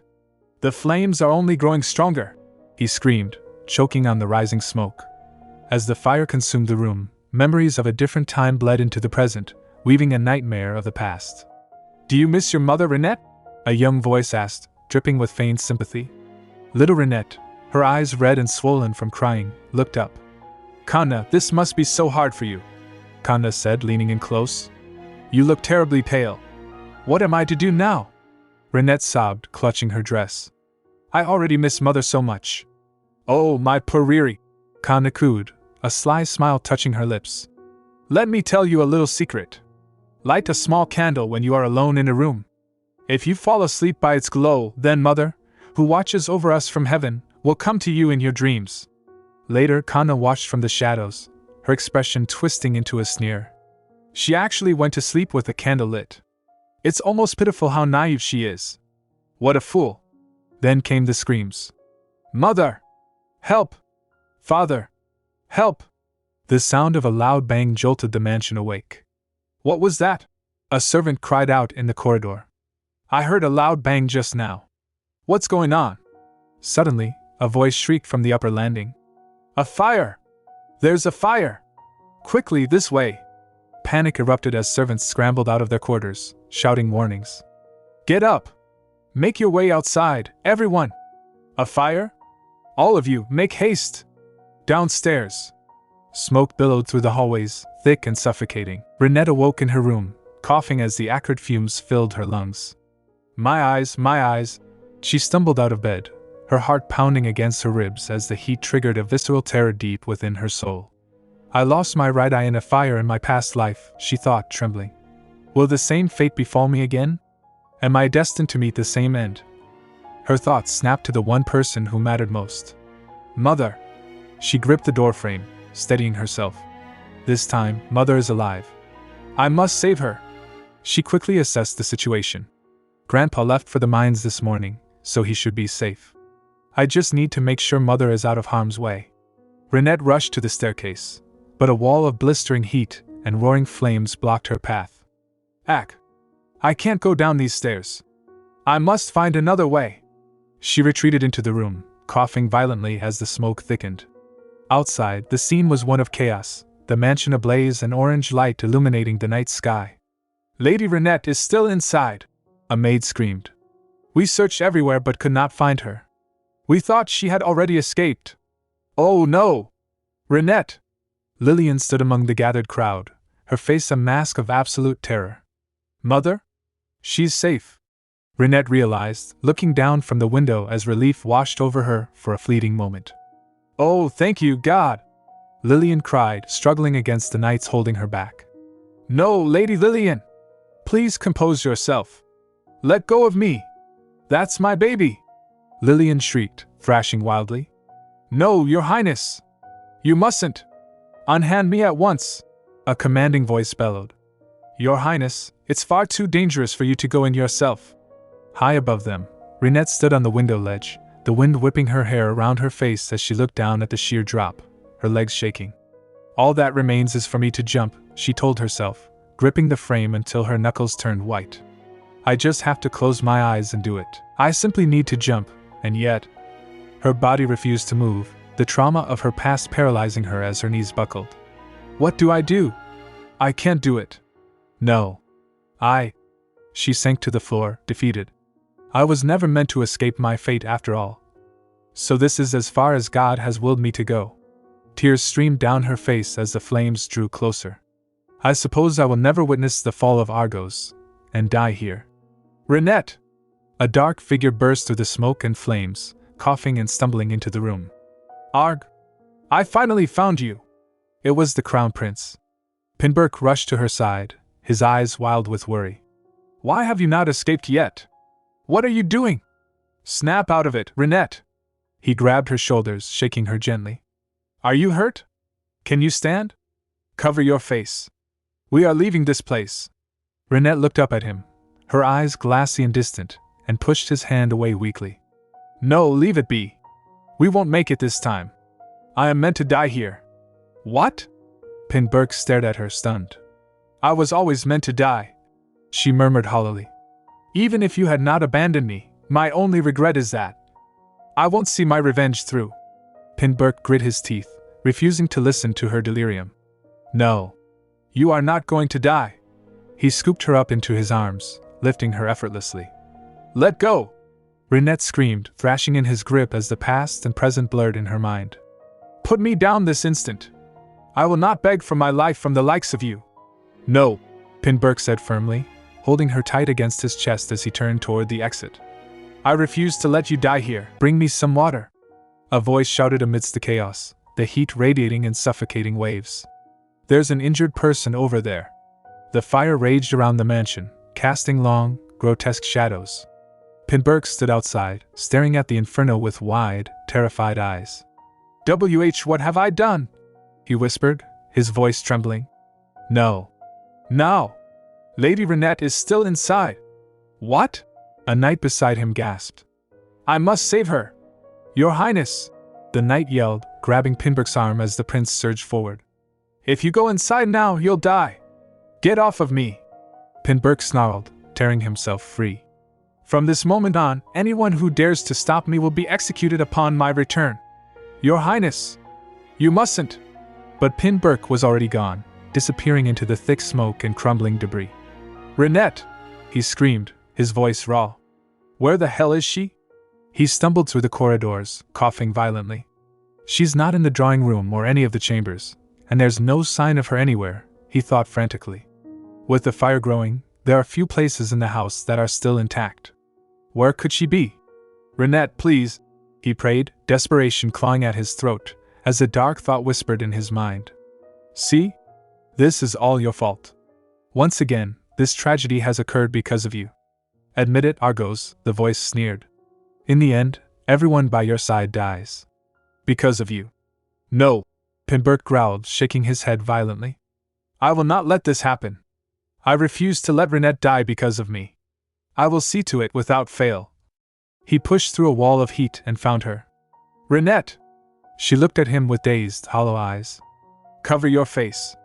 We are leaving this place, Pinburk commanded, reaching for her. No, leave it be, Rinette murmured weakly. We won't make it. I was always meant to die, she added, her voice devoid of hope. What? What are you saying? Pinburk asked, stunned. Even if you had not abandoned me, Rinette whispered, staring past him. My only regret is that I won't see my revenge through. Pinburk froze. For the first time, I can feel the emotions Rinette harbors toward me, he realized, a cold dread settling in his stomach. I had thought you would have no interest in me, no matter what I did. Rinette suddenly thrashed in his arms as he lifted her. Let go! Put me down this instant, she screamed. I will not beg for my life from the likes of you. No, we will make it out of here together, Pinburk said firmly, tightening his grip. Once we make it outside, I shall ask you what your words meant. Minutes later, shouts erupted outside. Lady Rinette has made it out. She has lost consciousness. Prepare for treatment at once. My lady! Can you hear us? A maid cried, rushing to her side. Oh my goodness! Quickly, let us lay her down. As Rinette faded into darkness, a single question lingered in her mind. What am I to you? Before the darkness took her completely, she heard one last desperate cry. Prince Argos! When Rinette opened her eyes again, she was in a strange, opulent room. At the estate of Lord Flaubert, a family friend of the Hilts. A maid explained gently. You were in grave danger, my lady. The maid held out a cup. This is a remedy for those who have inhaled smoke. Please go on and drink it. Rinette stared at the cup, motionless. Hurry, my lady! Your condition may worsen, the maid urged. If not for yourself, then at least for Prince Argos, who risked his life to save you. A memory flashed in Rinette's mind, Argos holding her amidst the flames. You are not going to die. Rinette scowled, pushing the thought away. Don't be absurd. I did not survive because of you, she thought bitterly. The only one who can save me is myself. A knock at the door interrupted her thoughts. Yes? A distinguished man with a mustache entered. How are you feeling, Lady Rinette? He asked kindly. Thank you for so graciously offering our family shelter, Lord Flaubert, Rinette said, recognizing him as Beryl Flaubert, president of the bank. Think nothing of it, Lord Flaubert replied warmly. You are welcome to stay as long as you require to set things in order. Lady Lillian has also calmed down. You needn't worry. Rinette hesitated. Do you happen to know how Prince Argos is doing? His Highness will recover, Lord Flaubert assured her. God shall watch over him, Rinette murmured. So he's alive? Yes, of course. I am relieved to see you're feeling better. May you have a peaceful night, Lord Flaubert said, bowing slightly. Thank you for your kindness, Lord Flaubert, Rinette replied. As the door closed, Rinette's expression hardened. God shall watch over him. Was he even watching to begin with? She scoffed internally. Why, of all people, did Argos have to be the one to save my life? She clenched her fists. I never wanted to be indebted to anyone, least of all Argos. Suddenly, her maid threw her arms around Rinette. My lady! It's all right. Prince Argos will be all right, Rinette said, patting her back awkwardly. The maid pulled back, eyes shining with tears and admiration. To risk one's life for another without expecting anything in return. Ah, this must be love. Rinette blinked. Only Prince Argos truly loves Lady Rinette, the maid declared passionately. I shall do everything in my power to see your great love with His Highness fulfilled, my lady, no matter what. Rinette sighed, too exhausted to correct her. A knock sounded again. Yes, come in. It was the Crown Prince, Pinburk. He looked pale and shaken. Your Highness, Rinette said, starting to rise. You do not have to stand up. How are you feeling? Pinburk asked quickly, gesturing for her to stay seated. It has been a painful night, Rinette admitted quietly. Pinburk bowed his head. I failed to properly serve both you and Prince Argos, Your Highness. I shall atone for my failure with my insignificant life. Nonsense, Rinette said firmly. If anything, you must be more shaken than anyone. I'm ashamed that I failed to do anything. Pinburk whispered. Your Highness, how could you say such a thing? Rinette exclaimed. Please don't say that. This tragedy happened within our estate, so the responsibility is ours to bear. Pinburk looked away, his expression tormented. Why did I hesitate to run into the fire? No, can I even call it hesitation? He thought, self-loathing filling his eyes. Can I deny that, in the end, I chose to stay outside? He looked back at Rinette. I was surprised by what Argos did. He confessed. It took remarkable courage, and it was not something just anyone could do. However, I don't want you to feel indebted to him, Pinburk said, his voice hardening slightly. Because Argos made the choice of his own will. He stepped closer, his gaze intense. So you don't need to feel overly grateful, nor should you carry any guilt. And if Argos ever uses this to torment you, Pinburk vowed, I will not stand idly by. Yes, Your Highness, Rinette replied softly. Later, in a quieter corner, Pinburk addressed his loyal aide Zeros. Yes, Your Highness? What kind of person do you think I am? Zeros blinked, taken aback. Ah, how could I dare to speak on such a matter, Your Highness? No one has observed me for as long as you have, so speak freely. You are an upright and honorable man, Zeros said without hesitation. I see, Pinburk murmured. I, too, have taken pride in those qualities, and yet, when it comes to matters concerning Rinette, I find myself confronted with parts of myself I never knew existed. He thought back to his conversation with Rinette. So you don't need to feel overly grateful, nor should you carry any guilt. He scoffed internally. Telling her not to feel grateful to the one who saved her life. What kind of absurdity is that? It's not only about Argos, he realized, his mind drifting back to the night at the opera. Your Highness, I see a familiar face over there, he had said to Rinette. Might I step away for a moment to exchange greetings? Until we meet again, Your Highness. I thought she was simply granting me space to speak with the others, Pinburk mused, his brow furrowing. What was she doing near the riverbank? Whom did she go to meet? He remembered picking a piece of grass from her hair later that night. I had a lovely time today, Your Highness, she had said, smiling.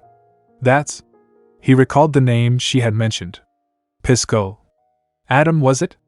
Meanwhile, in a dimly lit room, a doctor tended to a heavily bandaged figure lying in bed. It is a miracle he is still breathing, the doctor muttered, examining the burns. Can he be treated? I shall do my best, Your Highness, the doctor, Dr. Engelman, replied. Fortunately, I have an herb known for its remarkable efficacy in treating burns. Is that so? Pinburk asked skeptically.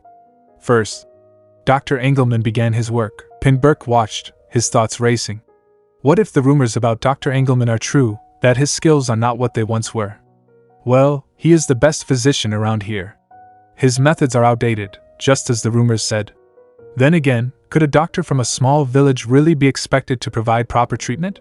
He looked down at his brother, lying motionless. But more than that, I am not used to seeing Argos this quiet. I've never seen him so silent, as if he were dead. A dark thought crossed his mind. It's actually quite nice. Is there something you need, Your Highness? Dr. Engelman asked, noticing his stare. Pinburk snapped out of his reverie. I have faith in you, Dr. Engelman, so do your best to save my brother.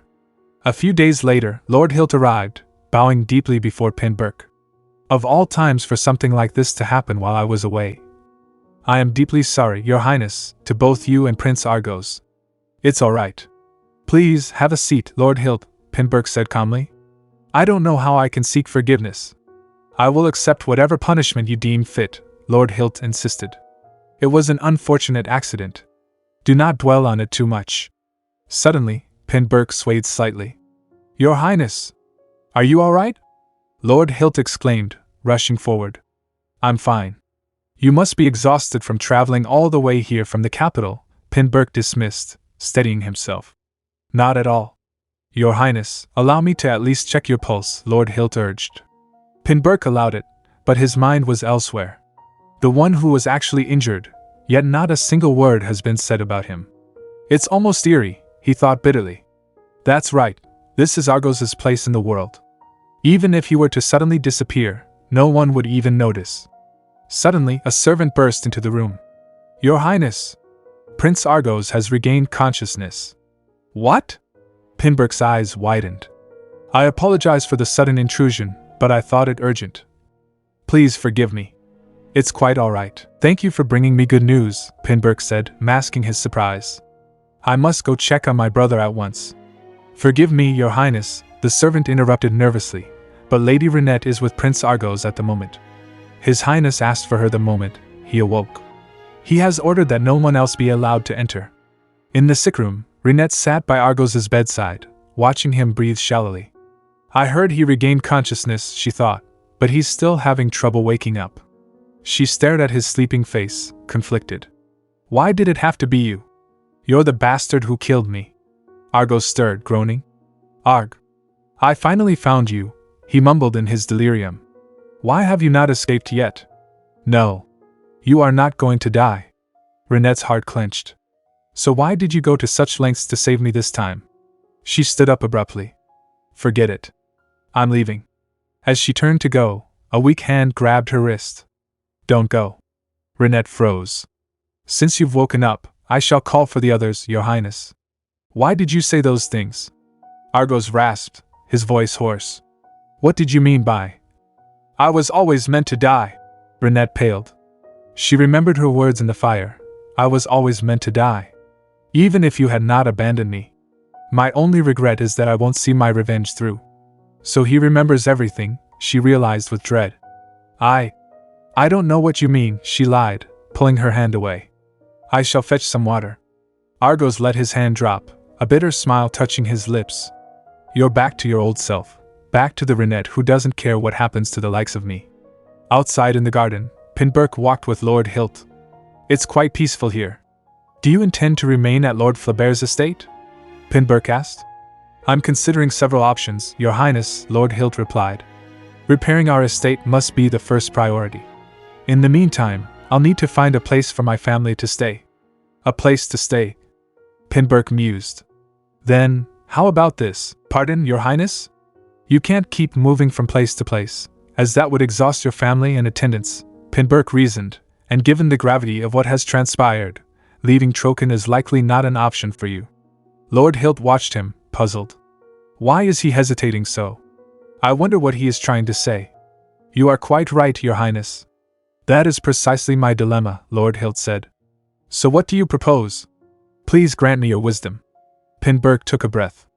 Until matters are settled, why not allow me to take Rinette with me to the capital? Lord Hilt stared at him in shock. Take Rinette to the capital, Your Highness. We promised to see an opera together at Parithos, Pinburk said, a faint smile playing on his lips. We promised to see an opera together at Parithos, Pinburk said, his tone casual. Taking Rinette to the capital, that is far too generous an offer, Your Highness, Lord Hilt replied, bowing deeply but hesitating.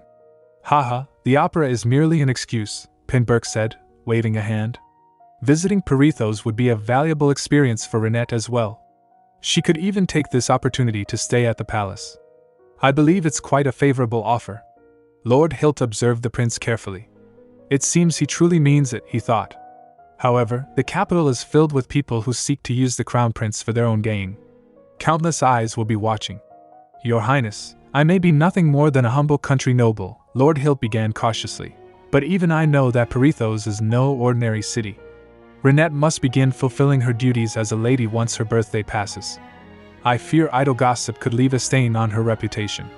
I'm sure His Highness will understand what I mean. If he intends to take Rinette to the capital, He must take responsibility for her, Lord Hilt resolved silently. Pinburk met his gaze steadily. I understand your concerns, Lord Hilt. I will do everything in my power to ensure there is no cause for worry. His expression hardened with resolve. I will do more than my best. I have no intention of giving up my feelings simply because I fear what others may think. Later, in the Flaubert estate garden, Rinette sat quietly on a bench. HM? It seems our sweet Isla is exhausted from helping the neighbors, Lady Flaubert remarked, watching her daughter slump in a chair nearby. With everything that has happened these past few days, it's no surprise, Isla Flaubert sighed. Indeed, I can't understand why we have yet to hear from Lord Hyperion, even though his family is struggling so. Isla looked toward the garden, her expression softening. Sigh.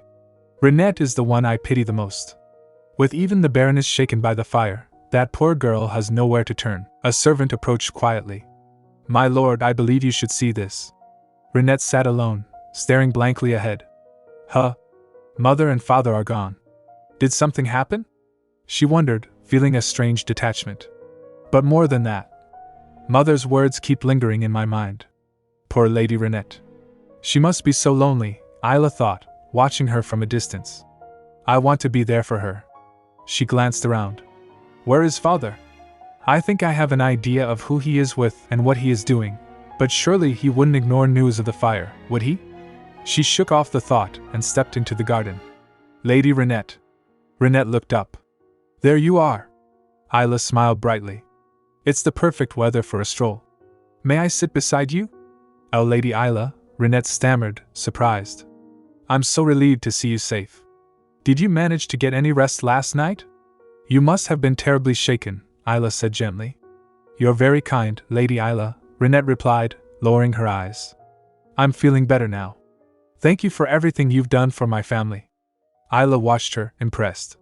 How does she speak with such poise? We're the same age, yet she feels so much more mature. Oh, there's no need to thank me. It's only natural to help one's neighbors, Isla insisted. She hesitated, then leaned in slightly. Lady Rinette, there's actually something I wanted to ask you. Would you like to be friends? Friends? Rinette blinked, the word feeling foreign on her tongue. Friends. What a strange word. I've never had one before, Rinette mused. So of course it would be strange. Memories of whispers from her past life surfaced. Did you see that woman's scar? How ghastly. And she hardly speaks. She carries such a gloomy air about her. That Lady Kanna is her adopted sister, but she is nothing like the bright and beautiful Lady Kanna. Isla's voice brought her back. We are the same age, and I have long hoped we might grow close. But if that's too much... Why are you speaking like that? Rinette interrupted abruptly. Pardon? Isla asked, confused. I apologize. You just asked me to be your friend. Who speaks so formally to a friend? Rinette said, a small, genuine smile touching her lips. What? Isla gasped, then laughed, clapping her hands. You startled me, Rinette. Thank you for reaching out first, Rinette said softly. Truthfully, things have been rather difficult for me lately. My home burned down, and people were recently found dead in the Commoners' District.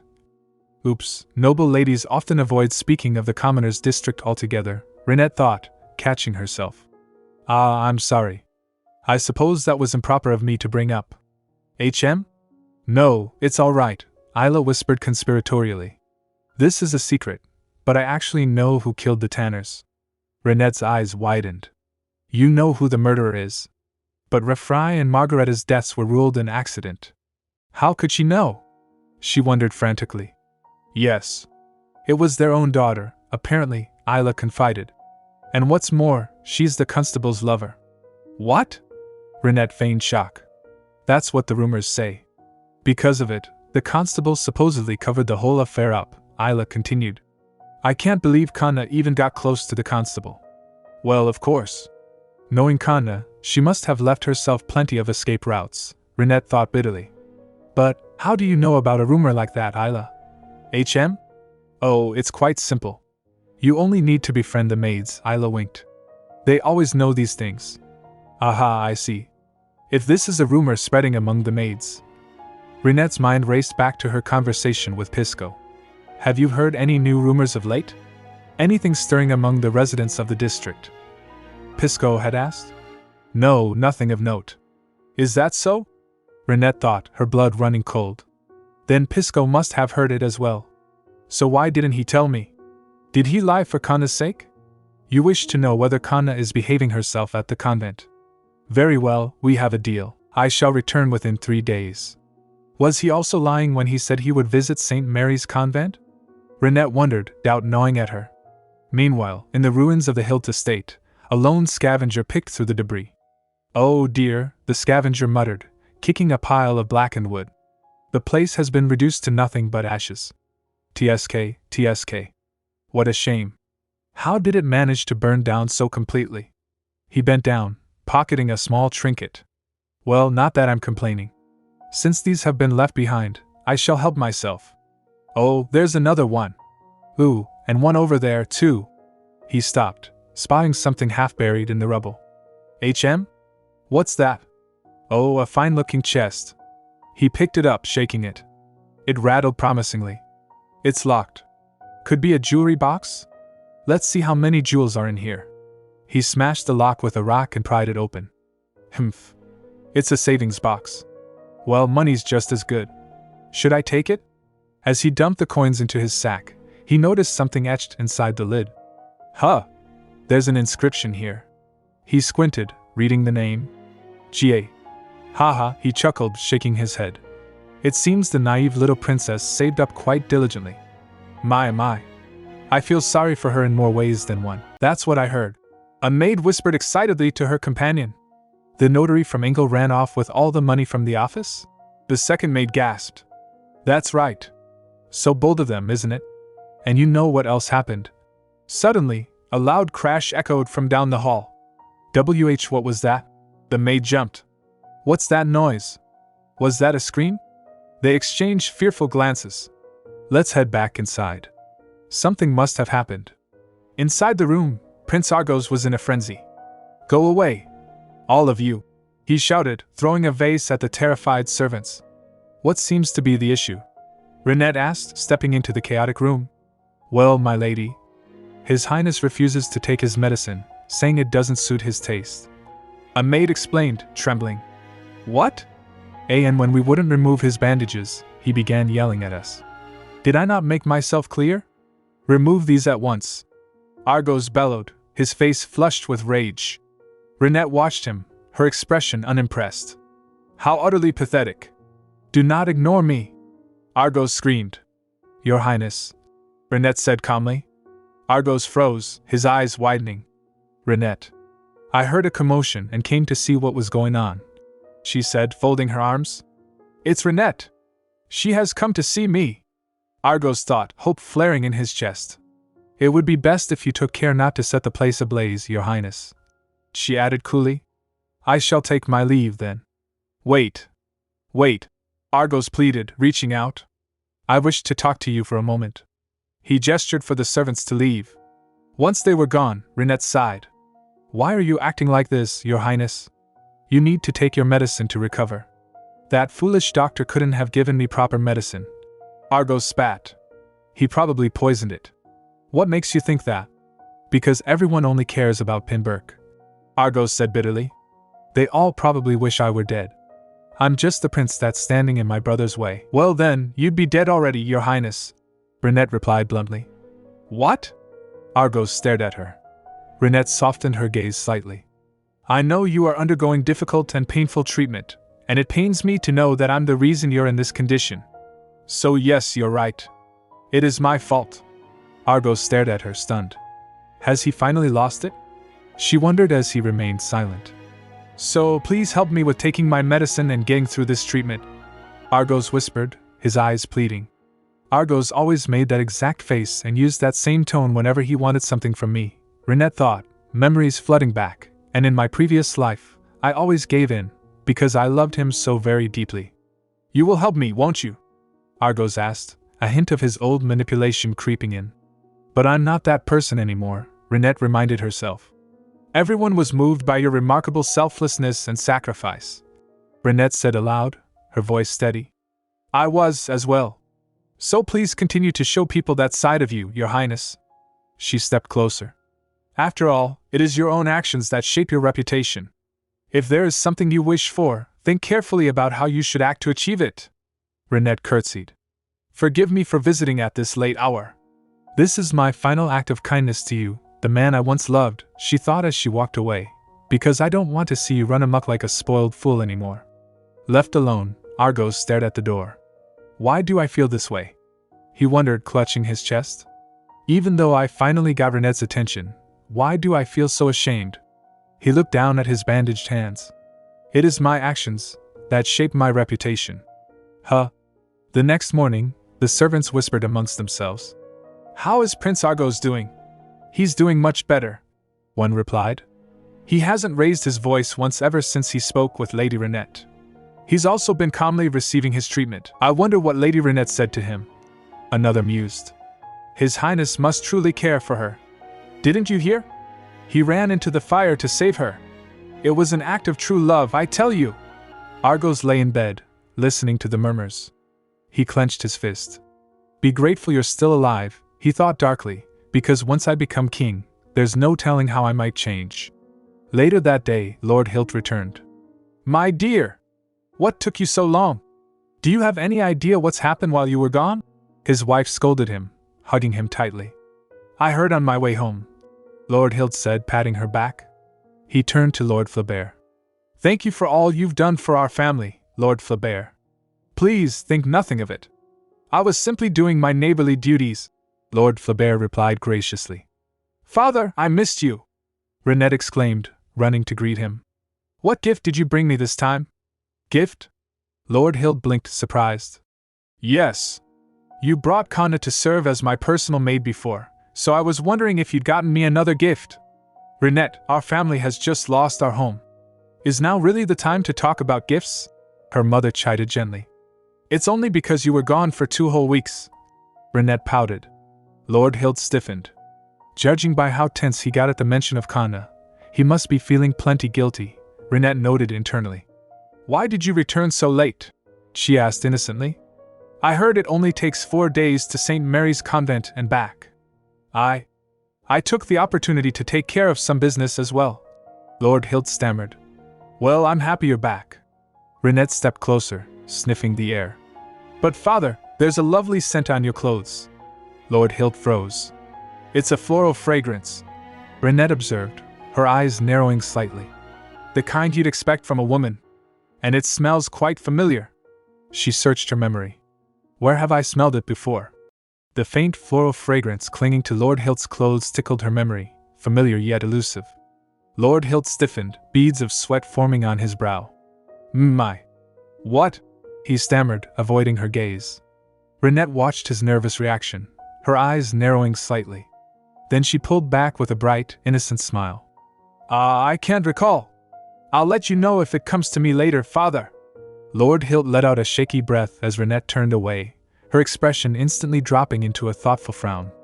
Rinette. She turned to see her grandfather, Lord Hyperion, standing at the end of the corridor. May I speak with you for a moment? Hyperion asked. Yes, Grandpa, Rinette replied, smoothing her dress. They walked together through the gardens of the Flaubert estate, the gravel crunching softly beneath their feet. Hyperion clasped his hands behind his back, his demeanor serious. Now that Hyperion has returned, I believe we should begin repairs on the house, he began. If restoration proves too difficult, we may need to tear down what was lost in the fire and build anew. Yes, I think that would be best, Grandpa, Rinette agreed. As you know, there's nowhere in Trokan that can accommodate all of us while we wait for the work to be done. Hyperion stopped and looked down at her. So why don't you go to the capital with the Crown Prince until the new house is ready? Rinette froze. Pardon. Go to the capital with the Crown Prince? His Highness has already expressed a wish to take you there himself, Hyperion explained. He has also promised to make arrangements so you may continue your studies there. His Highness said that? Rinette thought, stunned by the offer. What matters most is what you want, Rinette, Hyperion said gently. Lillian feels the same. All right, Grandpa, Rinette replied, bowing her head. I'll give it careful thought. Later, Rinette stood alone in her temporary room, her mind racing. If I seize this opportunity, my life could change completely, she mused. But what if Kanna tries something while I'm gone? There's no guarantee she won't harm Mother either. She clenched her fists. I need to know where Kanna is before I can make my own plans. Her thoughts turned to the informant she had hired. You wish to know whether Kanna is behaving herself at the convent, Pisco had said. I don't know if I can trust Pisco, but I have no other choice, Rinette decided. Perhaps I could turn Pisco's lies to my advantage if I pay him. Then a cold realization struck her. Oh no. I gave him an assignment, but I don't have any money. Her eyes lit up. Ah, my savings box. It's made of metal, so it wouldn't have burned in the fire. I've been saving bit by bit since I was young. There should be a fair amount in it by now. Should I go and look for it? Rinette returned to the charred remains of the Hilt estate. The smell of ash and soot hung heavy in the air. I can't believe our entire home burned down, she whispered, stepping over blackened beams. It's still devastating to see. The place won't collapse again, will it? She scanned the debris. Where did I leave my savings box? Everything's been so thoroughly burned, I can't even tell what part of the house I'm in. She stopped at a particularly devastated section. What's that? Judging by how badly it's scorched, this must have been where the fire started. I wonder whose room this was. Something on the ground caught her eye, a stack of papers, miraculously only partially singed. Huh! What's this? It looks like a drawing. Rinette picked up the paper. It was a sketch of a woman, crudely drawn but recognizable. A sketch of... Argos's voice echoed in her memory. What is all this? Do not ignore me. Rinette stared at the drawing, a chill running down her spine. Is he the one who started the fire? She shook her head. No, I mustn't jump to conclusions. I need to investigate further. She continued her search but came up empty-handed. I wasn't able to find my savings box. She sighed, dusting off her hands. What am I supposed to say if Pisco shows up? If I tell him I have no money, he'll probably turn his back on me. Is there someone there? Rinette called out, sensing a presence. Hello, princess. Pisco stepped out from behind a ruined wall, tipping his cap with a smirk. You! Rinette gasped. Pisco looked around at the destruction. What happened here? It was such a magnificent place. What a shame. He glanced at her. Are you hurt? Did you do what I asked? Rinette demanded, ignoring his pleasantries. Kanna wasn't at St. Mary's Convent, Pisco reported casually. Did you actually go there?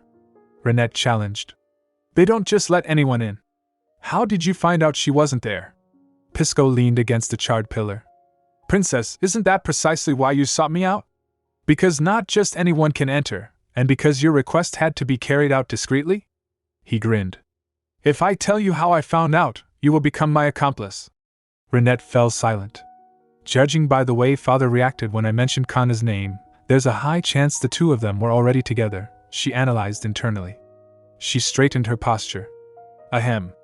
About the payment, tell me how much I owe you. Pisco waved his hand dismissively. There's no need to pay me. It wasn't difficult enough to warrant a fee. What do you mean? Rinette asked, confused. I was late, so it's all right, Pisco said, his eyes glinting with mischief. I've already helped myself quite generously. Even so, Pisco stepped closer, reaching out to pluck a small jeweled pin from her hair. Then I will take this. Rinette blinked, surprised. It's quite expensive, isn't it? Will this really be enough? In return, Pisco said, twirling the pin between his fingers. Promise me that you'll come to me again, when there's something else you wish to know. Rinette hesitated. Something else I wish to know? Should I ask why he kept quiet about the rumors concerning Kanna and the constable? She looked at him, gauging his expression. No, Pisco already suspects I don't fully trust him. What if I ask and lose him altogether? You look as though something's weighing on your mind, Pisco observed, leaning in. Rinette stepped back. There is something I'd like to know. But not right now. I'll ask you later, once I'm certain how much I can trust you, and once I've found the money. Very well, Pisco replied, stepping away. If there's nothing more, I shall take my leave. He walked away from the ruins, his footsteps silent on the ash-covered ground. It's practically written across her face, Pisco thought, his smile fading. She wants to know where Kanna is. But why is she so fixated on her? He paused, glancing back at the burned silhouette of the mansion. It feels like more than mere curiosity. I will live here soon. So that wasn't just an empty boast after all? Is House Hilt hiding some sort of secret? Pisco lifted the pin he had taken to his nose, inhaling deeply. What a lovely scent. It's nice, he murmured. I think this might prove interesting. So perhaps I should begin investigating. Ugh, my head hurts, Rinette groaned, pressing a hand to her throbbing temples as she sat up in bed. Sunlight filtered through the curtains, too bright for her weary eyes. I must have stayed out too long yesterday, all because I ran into Pisco. A knock at the door interrupted her thoughts. Rinette. Lord Hilt entered the room, his expression uncharacteristically solicitous. Father? Rinette blinked, surprised. How are you feeling? I'm feeling better, she replied cautiously, her mind racing. What is he doing here? He's not the sort to come check on me simply because I'm unwell. Lord Hilt clasped his hands together, forcing a smile. That's good to hear. The Crown Prince will be returning to Parithos soon. Aha. So that's what he wishes to talk about, Rinette realized, her gaze hardening. I hope you'll accept his offer, Rinette, Lord Hilt continued, leaning forward with eager intensity. It would be a great honor not just for you, but for our entire family. Rinette stared at him, disgusted by the hypocrisy radiating from him. For someone so concerned with the family's honor, she thought, her fists clenching under the blanket, you had no trouble committing a shameless act with a girl young enough to be your daughter. I have no intention of going to the capital, Rinette stated flatly. Lord Hilt recoiled as if slapped. What? I think I saw my future in a dream. Rinette lied smoothly, her voice dropping to a whisper. And it was quite filthy. You mean to tell me you'd throw away a golden opportunity over some foolish dream? Lord Hilt sputtered, disbelief etched on his face. Father, if I leave, Mother will be miserable, Rinette said, her eyes boring into his. Even more so than she is now. Lord Hilt shifted uncomfortably. What kind of dream was it? I'm afraid I can't say, Rinette replied, looking away demurely. To speak it aloud would be a sin. Especially to you, Father. But I will have to tell His Highness about it, she added innocently. He deserves to know why I must refuse him. No! Lord Hilt shouted, panic seizing him. He quickly lowered his voice, wiping sweat from his brow. I shall give an explanation to His Highness myself.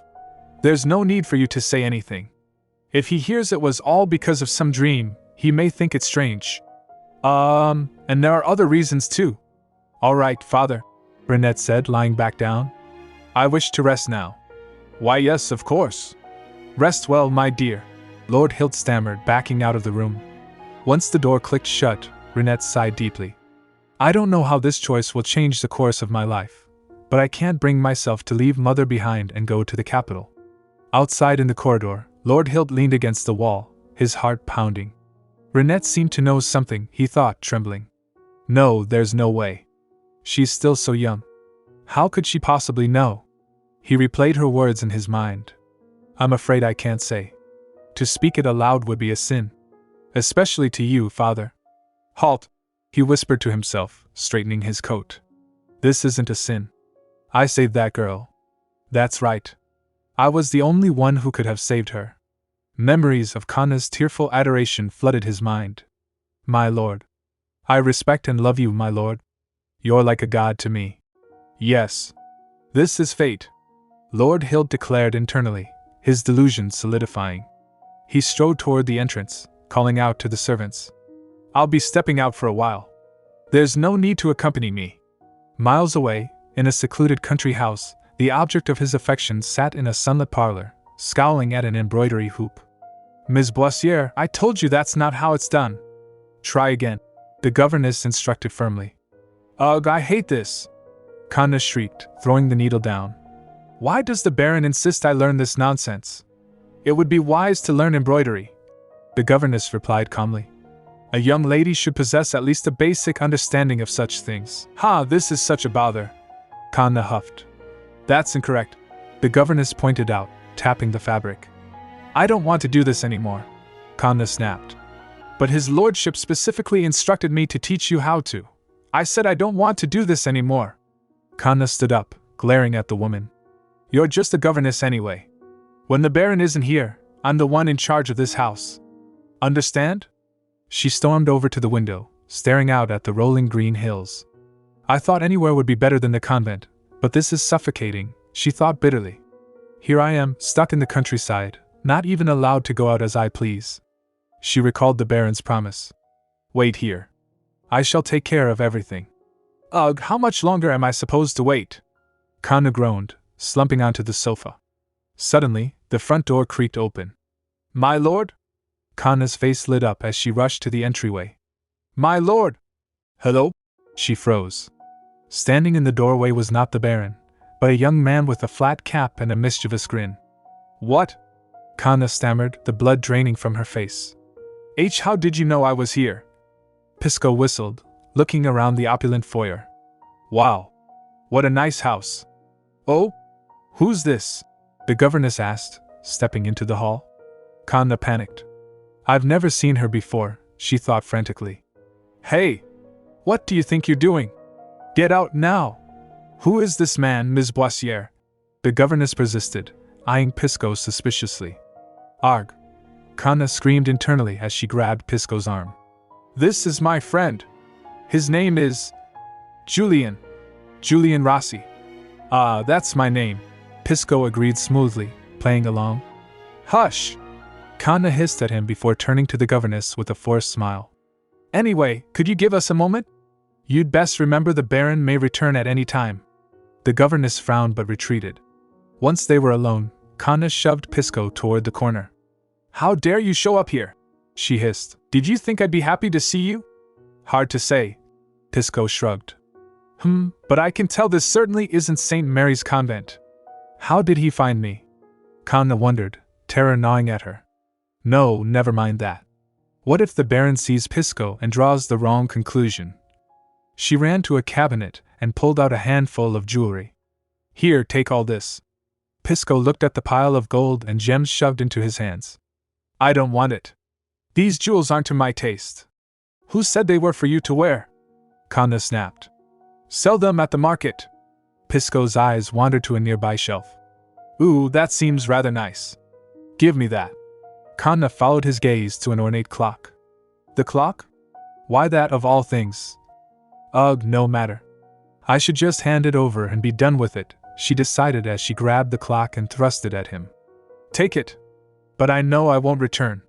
I shall consider this clock a gift from you, Pisco said, admiring the object. Fine. Now go. Quickly, Kanna urged, pushing him toward the door. Pisco stepped out into the fresh air, the clock tucked under his arm. What a catch, he chuckled to himself as he walked away from the House of Secrets. Ah. Johanna is probably outside. Kanna flinched, panicked. Johanna! What are you doing? She asked, bursting out the door. I'm folding laundry, Ms. Boissiere. Johanna replied calmly, not looking up. Kanna scrutinized her. It doesn't seem like Pisco said anything to her, she thought, relaxing slightly. Could we keep what happened just now between us? Kanna asked, forcing a sweet tone. I'm afraid it's my duty to report anything of concern to the Baron, Johanna said stiffly. I know. But you also know how the Baron can be, a little sensitive at times, Kanna said, leaning closer. I just had a friend pay me a visit, and I'd hate for him to misunderstand the situation. Johanna twitched but said nothing. Then couldn't you simply explain things clearly so there is no misunderstanding? Kanna pressed, grabbing Johanna's arm. Don't you understand what I'm saying? Her voice dropped to a menacing whisper. Listen closely. If I'm cast out of this house, you won't be far behind. You'll be sent back to whatever dull little corner you came from. So, Johanna, Kanna hissed, think carefully about which side will keep you here a little longer. Kanna released her and walked away, leaving Johanna shaken. How am I going to get rid of her? Kanna fumed internally. Meanwhile, at the Flaubert estate, Rinette stood before Crown Prince Pinberg. I heard you've decided not to come with me to the capital, Pinberg said, his voice tinged with disappointment. Forgive me, Your Highness, Rinette said, bowing her head. I've never asked anything of someone, and never been rejected either, Pinberg thought, feeling a strange ache. I didn't expect it to feel quite this pitiful. I wanted to hear the reason from you directly. Would it be all right to ask? Our home is in ruins, and my family is still hurting, Your Highness, Rinette explained softly. I can't leave for the capital just to make things easier for myself. I shall overcome this hardship with them. Pinberg stared at her. I didn't expect that to be the reason. I know there's not much I can do, but I believe my presence here will give my parents some strength. Rinette continued with a gentle smile. After all, that's what it means to be a family. How is Rinette so mature? Pinburk wondered. And here I was, blinded by my own selfish desires instead of supporting her through this difficult time. I've been a fool. Pardon, Your Highness? Fool? What do you mean? Rinette asked, confused. Pinburk shook his head. Troken is your home. It must be a place very dear to you, yet I failed to understand that. He stepped closer, his gaze intense. I want to be a source of strength for you as well. I hope this land you love is safe and peaceful. I won't leave until I've found the one who set fire to the estate, and the murderer who killed the Tanners. Pinburk vowed. I'll see it done myself. Rinette's eyes widened. The Tanners' deaths were already ruled an accident. Does His Highness also suspect otherwise? She thought, hope flaring. This might be my chance to bring Kanna down. However, the one who set fire to the estate wasn't Kanna. Still, with His Highness's help, perhaps I could bring them both down. A knock interrupted them. What is it? Pinburk called. Someone has come to repay a debt to Lady Rinette, Your Highness. A servant announced. Sorry? Rinette blinked. Could it be Kanna? Who is this person? Pisco Adam, son of Wolfgang Adam, the servant replied. Your Highness, he is a resident of the Commoners' District. Pisco? What is he thinking? How dare he show his face here? Rinette thought, alarmed. The doors opened, and Pisco sauntered in, looking around appreciatively. My. What a lavish estate. Looks like they've gathered every fine thing under the sun. He stopped before them and bowed with a flourish. Good afternoon, Princess. And I offer my greetings to the small son of the Cantlonese Empire. I heard you were asking for me, Pinburk said coldly. What is this about? He won't say anything foolish when Prince Pinburk is here, will he?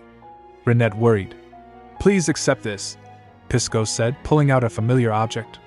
It's a small token of gratitude for the gift you gave me when I was shivering in the cold. Gift? Rinette stared at the ornate clock he held out. Is he talking about my scarf? That wasn't exactly a gift. Don't worry, this clock wasn't stolen, Pisco assured them, sensing the tension. Someone gave it to me, but I thought it might suit someone of your station more than the likes of me. It seems to be worth quite a bit. He grinned mischievously. A young lady gave it to me as a token of her love. She had ivory hair and the prettiest green eyes. Rinette froze. Did he go see Kanna again? But why? I never asked him to. But it turns out she's already found herself another man. Pisco continued casually. So really, there's no reason for me to keep it. I'm sorry to hear she's found someone else. Princess, he added with a wink. Rinette took the clock, her mind racing. If you place this clock somewhere that's easy to see, you will witness something quite interesting, Pisco whispered to her. I guarantee it. Later that evening, Lord Hilt returned to the temporary residence.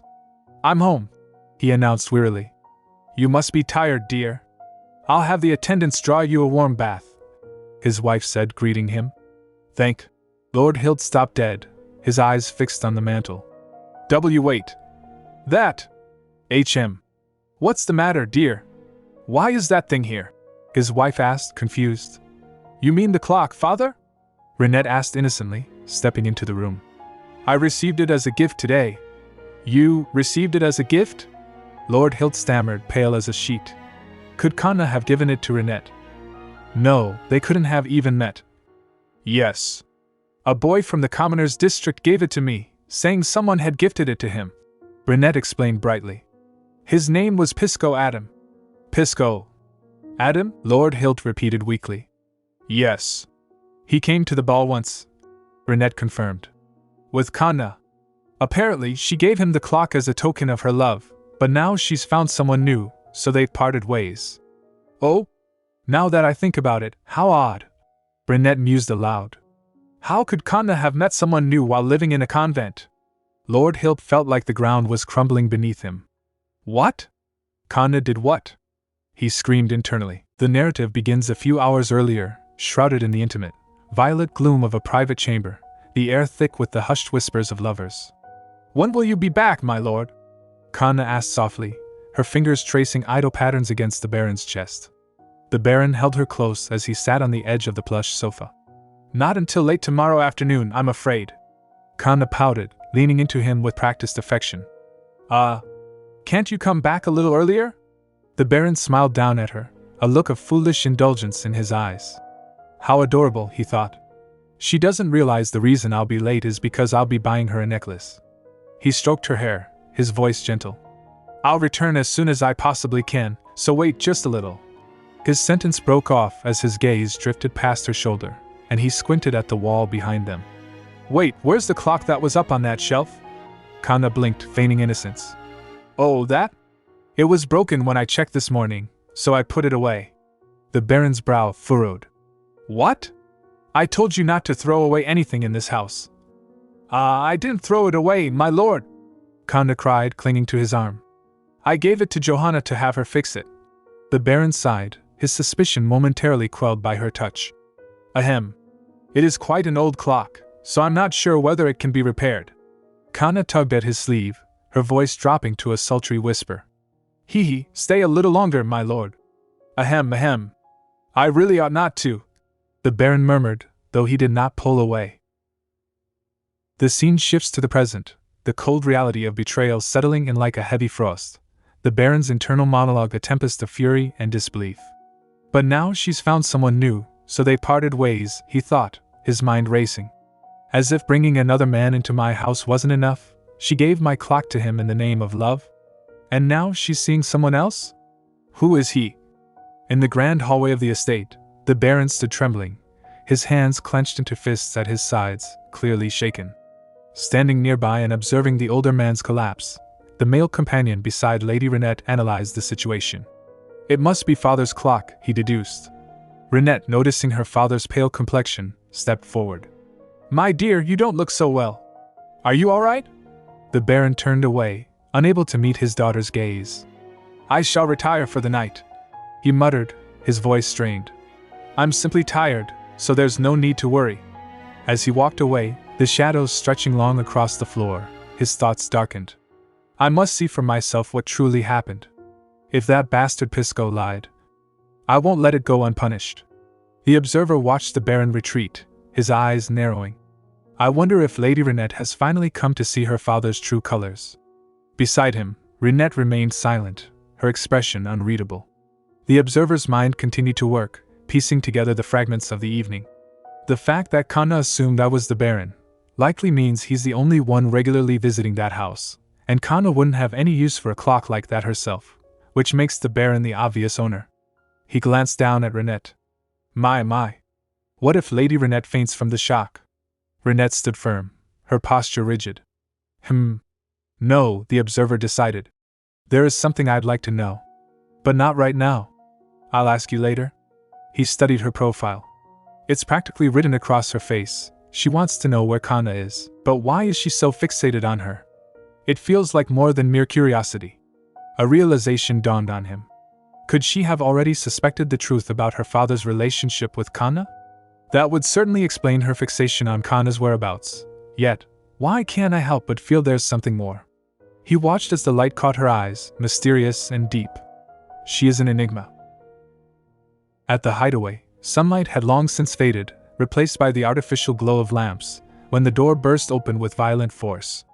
Kanna, seated at a table and holding a small jewelry box, looked up with a bright smile. My lord! You said you wouldn't return until late afternoon, but you're early! She stood and rushed toward him. I'm so glad to see. The Baron did not embrace her. Instead, he shoved her hard. Kanna stumbled back, confusion twisting her features. The Baron gripped something in his hand and thrust it into the light. How dare you! He snarled, slamming the object onto the table. Bring another man into my house? Kanna glanced down, her blood running cold. That's the clock I gave Pisco. And my lord! She stammered, raising her hands in a placating gesture. There's been a misunderstanding. The Baron glared at her, breathing heavily. Very well, I'll tell you the truth, Kanna said, her mind racing to spin a new web. Someone did come. Pisco Adam, a lowlife who makes a living off threats and robbery. He came to extort me. She pressed a hand to her chest, feigning distress. He said your clock looked valuable and demanded I hand it over. If not, he said he'd spread rumors that you had been living with me. She looked up at him through wet lashes, sniffling loudly. I only gave it to him because I was afraid your reputation would be ruined. The Baron stared at her, his face shadowed and unreadable. Internally, Kanna cursed. D***** it. Why isn't it working this time? In that case, she threw herself at him, clutching his coat. You said you loved me, my lord. That you'd protect me no matter what. Will you now cast me aside because of a baseless rumor? I only did what I had to do to survive. The Baron gasped, stepping back as if slapped. To survive? So clinging to me, the Baron whispered, his voice trembling with hurt, was just another way to stay alive. That's not what I meant. Kanna cried, realizing her mistake. I only gave the clock to Pisco because he threatened me. I truly cared for you. She fell to her knees, grasping at his trousers. No, my lord! Please don't cast me aside. Please spare me! The Baron looked down at her, his expression hardening into cold resolve. You have already betrayed my trust. I don't want to see your face again. Get out of my house, now! Kanna slumped against the floorboards, her hair falling over her face. You want me to leave? Yes, the Baron said, turning away. My kindness ends here. A low, chilling laugh bubbled up from the floor. Kindness? Kanna lifted her head, the mask of the weeping damsel gone, replaced by twisted, manic derision. You call that kindness? The Baron froze. After doing all sorts of things with me, blinded by desire? Kanna shrieked, her voice cracking. What did you just say? The Baron asked, appalled. Kanna stood up, her eyes wild. It's not fair. Why should I be the only one to lose everything? Did you truly think what we had was love? The Baron backed away, terrified by the transformation. Are you threatening me? How dare someone of such low station speak to me this way? And what of you, my lord? Kanna spat, stepping closer. The Baron who threw himself into the arms of a woman so low and filthy? I have nothing to lose. And I fear nothing. She grabbed a nearby object, her knuckles white. I won't go down alone. Why, you wretch, how dare you? The Baron shouted as he lunged forward, grabbing her by the throat, his composure shattering. So there it is. Your true nature at last, you devil of a woman. Kanna gagged, clawing at his hands. Ugh! You say you fear nothing? Then, the Baron tightened his grip, his face purple with rage. You must not fear death either. Ugh! MMPH. Kanna struggled, her vision blurring as her hand fumbled blindly across the surface of the table behind her. A little more. Just a little more. Her fingers brushed against something heavy, and she gripped it tight. Ha! Do you still fear nothing now? The Baron screamed, completely lost to madness. With a sudden burst of strength, Kanna swung the heavy object upward. Thwack! A sickening crack echoed through the room. Arg! The Baron's grip loosened instantly as he staggered back, eyes rolling into the back of his head. Thud! He collapsed heavily onto the floor, motionless. Kanna stood over him, her chest heaving, blood trickling down her face from the struggle. She dropped the bloodied object, staring down at the man who had just tried to kill her, her expression devoid of fear and replaced by a cold, ruthless sneer. You should have been more careful, she whispered into the silence of the room. Old man, ugh! I thought I was going to die, Kanna gasped, clutching her bruised throat as she stared down at the motionless body of the Baron, her chest heaving with ragged breaths as terror warred with adrenaline. How dare he choke me? A cold realization washed over her, chilling her more than the night air. I've gone and killed someone again, she whispered, her hands trembling. What should I do? Her frantic gaze darted around the dimly lit room until it landed on the heavy clock lying on the floor, the weapon she had used to strike him. A twisted idea took root in her mind, and a slow, manic smile spread across her face. I shall consider this clock a gift from you, she murmured, looking at the object with a mixture of malice and relief. Aha, she chuckled, the sound brittle in the silence. Yes, with this, I could rid myself of both nuisances in one stroke. Laughter bubbled up from her throat, growing louder and more unhinged. Hee. Her eyes gleamed with a dangerous light. He will answer for what he's done. Suddenly, a noise from the doorway shattered her dark reverie. What happened? A voice asked, trembling with shock.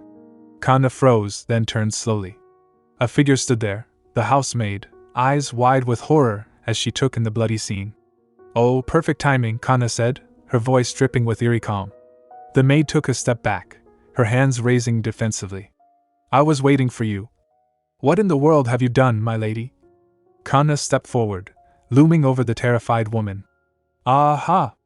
Look at you, speaking so respectfully for once," she sneered, her demeanor shifting instantly to lethal aggression. "I only wish you'd done so sooner. But what a shame." Violence erupted in the small cottage as Kanna lunged, her movements fueled by desperation and fury. "You're far too late. Hurry up and die already. My hands are getting sore," she shrieked, striking the woman down without mercy. The maid gasped, choking on pain and shock.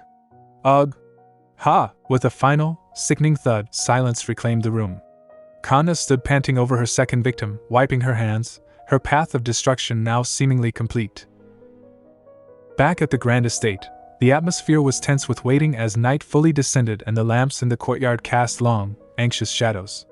"Your father is rather late tonight," Lady Lillian remarked, peering into the darkness as she stood beside Rinette, her posture rigid. "He must have gone to see Kanna about the clock. What is taking him so long?" Lillian muttered, her impatience growing.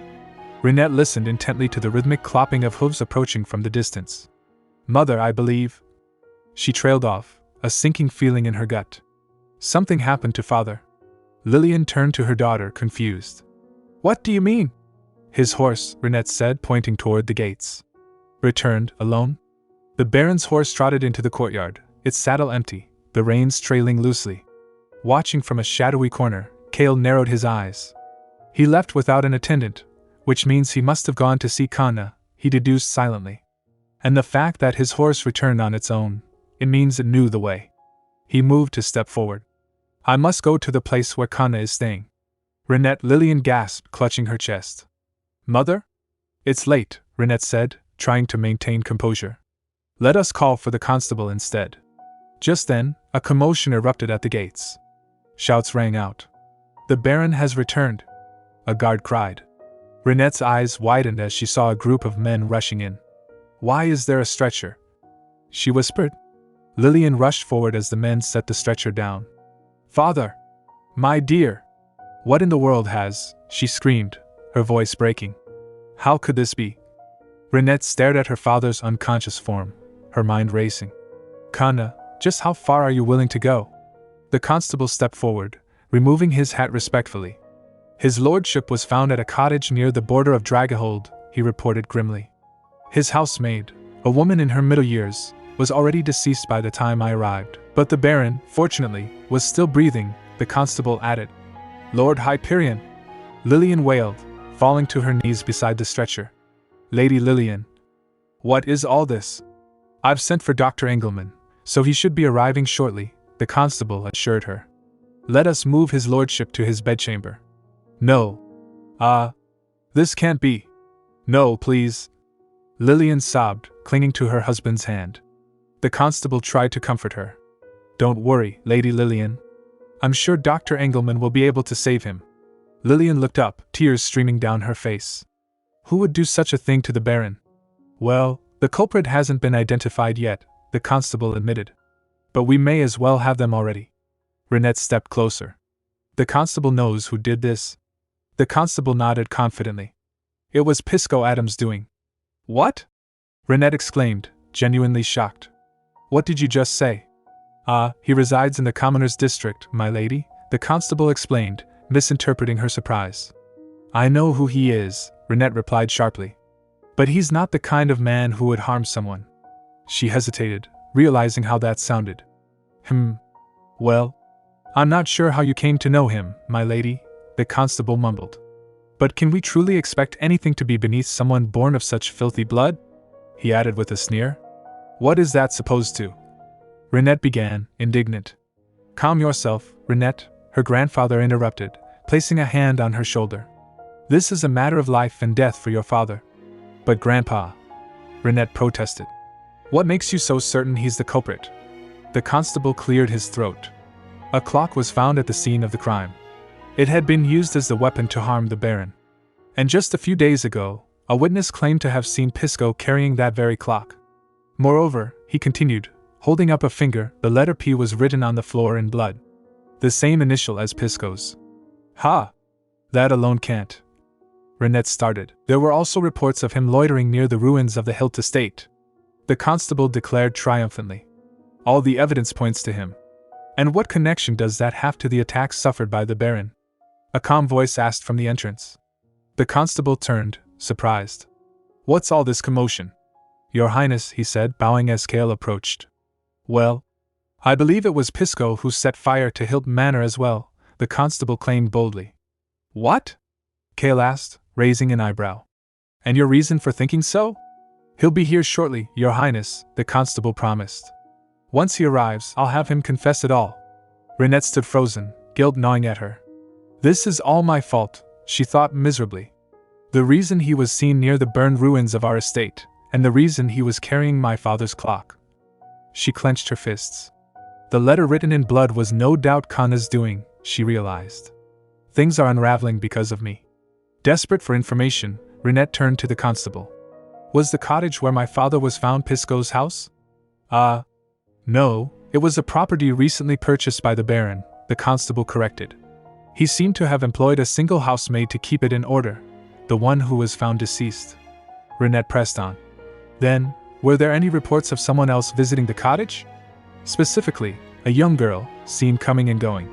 She glanced at her mother, who stood quietly nearby. Does mother already know? Rinette wondered, watching Lillian's unreadable expression. The constable looked uncomfortable. Answer me, D****** it. Rinette demanded internally. How does she know about that? Surely she doesn't know I was visiting that cottage, too. Does she? My lady, that's, the constable stammered.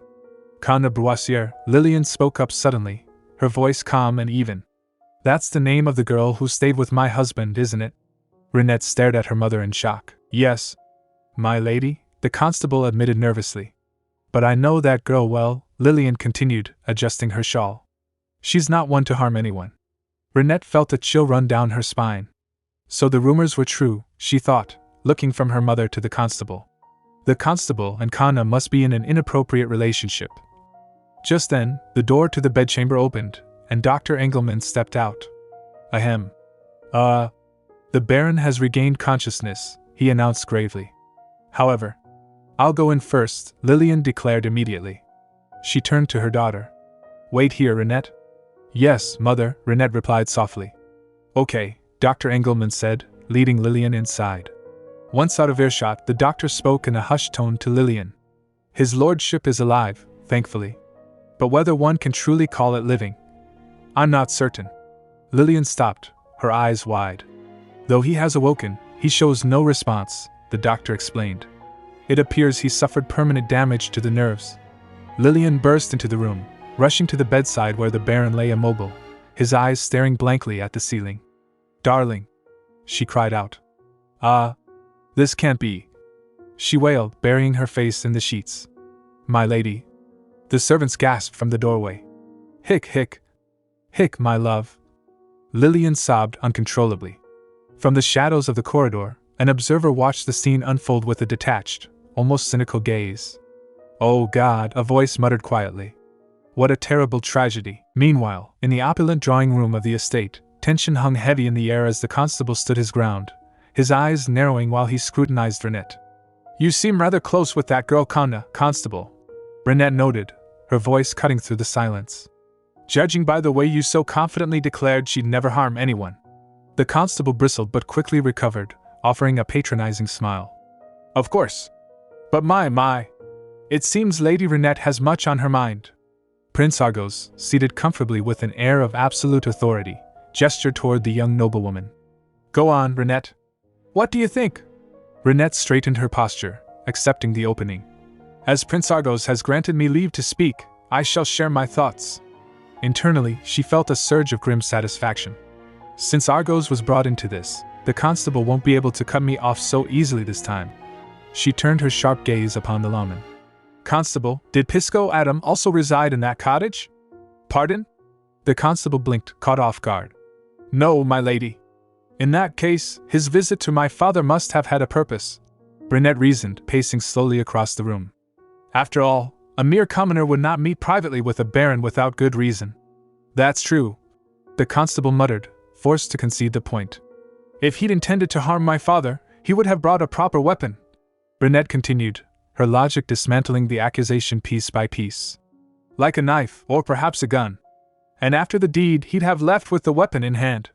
She paused, letting the weight of her words settle. But at the scene, only a clock was found. Surely no one would bring a clock as their murder weapon. The fact that a clock was used suggests it was an impulsive act. Rinette gestured vaguely, painting a hypothetical scenario. For instance, a light quarrel might have escalated, and in the heat of the moment, things went too far. The grandfather, the Lord of Troken, stroked his beard thoughtfully. Perhaps in the midst of an argument, someone struck the Baron with the clock, Rinette theorized, her voice steady, and then strangled the maid who witnessed it. That would make sense. The Lord of Troken nodded slowly. That does seem far more likely. The constable stammered, his face flushing. Then. How do you explain the letter the Baron wrote on the floor? That cannot be considered solid evidence. Rinette countered immediately. There's no way of proving my father wrote it himself. Lady Rinette makes a fair point. Prince Argos interjected smoothly. P is a common enough letter. Hardly sufficient to accuse Pisco Adam on that alone. The constable looked desperate. Your Highness, but among those connected to the Baron, the only person whose name begins with P is Drat. Rinette interrupted with feigned realization. The Crown Prince's name starts with P as well. Your Highness. What I am trying to say is... Prince Argos hid a smirk behind his hand. Now this is getting interesting. Rinette pivoted back to the details of the crime scene. Constable, you said the maid was strangled, correct? Yes, my lady. The constable replied, wary of the trap closing around him. There were marks on her neck, as if she'd been strangled with a thin cord. Why do you ask? Then we should check Pisco's palms for marks as well, Rinette declared. To strangle someone that forcefully, there would surely be abrasions left on his hands. She crossed her arms. Now then, since you said Pisco will be here shortly, let us wait and see. The constable swallowed hard, sweat beading on his brow. I feel as though I've walked into a trap. While they waited for the prisoner, the atmosphere shifted. Prince Argos leaned closer to Rinette, his voice dropping to a murmur. Rinette, what happened to Lord Hyperion? I hardly know what to say. No words will truly offer you comfort. Such heavy trials have come upon you all at once. I'm all right, Your Highness, Rinette replied, her expression unreadable. All of this must be God's will. She looked down, her thoughts turning inward. The reason I tried so desperately to keep Father and Kanna apart, it was always for his sake. So the fact that Father ended up like this, perhaps it is the price he must pay for turning away all the chances God had granted him. Prince Argos observed her stoicism. You rarely show your emotions. Even more so than those raised to abide by strict rules of etiquette. Did I seem too calm? I should have shown more sorrow, Rinette admitted quietly. I realize it must be difficult for you to approach, but I hope that in time, Argos said gently, I might be someone you can be at ease with. Is that too selfish of me to ask? I will try, Your Highness, Rinette said. Internally, however, her mind drifted to a darker memory. I wonder if he realizes that each time his kindness reaches me, it brings back the memory of when I betrayed him. Suddenly, the doors crashed open. Oh my God! Get up! A guard shouted as Pisco Adam was dragged into the room. He looked like a sack of grain, beaten to a pulp before any confirmation of guilt had even been established, one eye swollen shut and blood staining his lip. Arg, must you handle a person like grain? Pisco groaned, swaying on his feet. Prince Argos watched with distaste. Why in the world is he smiling like that? The prince glanced between Pisco and Rinette. She never shows a hint of emotion when she's with me. But her face is so full of expression whenever she's with him. He keeps getting under my skin. Rinette wasted no time. His hands, she commanded. Check his hands. The guards grabbed Pisco's wrists, forcing his palms open for inspection as the room held its breath. There must be abrasions on his palms, the constable insisted. A silence followed. His palms are clean, sir, the guard announced. Ugh, why are you doing this to me? Pisco whined, feigning innocence. There are no wounds. Drat, the constable hissed. It's too soon to draw any conclusions. Desperate to salvage the situation, the constable gestured to a pile of items on the table. These are the items he stole from the Hilt estate. He was likely lurking around the estate looking for a chance, then boldly set the place ablaze and escaped with these jewels and treasures. Ha, don't be ridiculous. Pisco scoffed despite his injuries. Who sets fire to a house before looting it? That'd only ruin the goods. What? Silence! The constable roared. I gave those to him, Rinette stated clearly. The room turned to her. I gave them as a token of thanks. He once helped me. You keep defending this fellow, my lady, the constable said through gritted teeth. But I failed to see why you insist on shielding him. Shielding him? Rinette raised her chin, channeling the authority of her lineage. I am the Lord of Trokin's daughter. Is it a crime to take pity on a lowly resident and share what I have? I merely did as my grandfather always taught me, to be generous and kind to those in need. She looked at the Lord of Trokin. By your logic, my grandfather must be the leader of thieves. No, that is not what I meant, the constable stammered. The Lord of Trokin slammed his cane against the floor. Tisk tsk. Let this man go. The constable froze, defeated. Bring me evidence that I can actually accept. The Lord of Trokin commanded sternly. And that girl who supposedly lived with my son. I want her whereabouts as well. What? The constable gasped. Arg! That little wench, talking back at me at every turn. He raged internally. Outside the drawing room later, the constable fumed. This was the perfect chance to get rid of that nuisance from the commoner's district. And now she's gone and interfered. Sir, what should we do about Pisco Adam? A subordinate asked. The constable's eyes darkened with sadistic intent. What else? Drag him down to the basement. I shall handle him myself. In the dim, suffocating silence of the Baron's bedchamber, Lillian sat by her husband's side, a needle and cloth in her hands. The only sound was the faint rustle of fabric. Life is unpredictable, isn't it, my dear? Lillian murmured, her voice laced with a cold, mocking sweetness. She leaned closer to the bandaged figure lying motionless in the bed. Who would have thought you, once so strong and full of life, would end up like this overnight? She paused, recalling the physician's prognosis. Is the Baron not able to see anything, then? Not quite, she reminded herself. Judging by the way his pupils move, his sight and hearing are still working.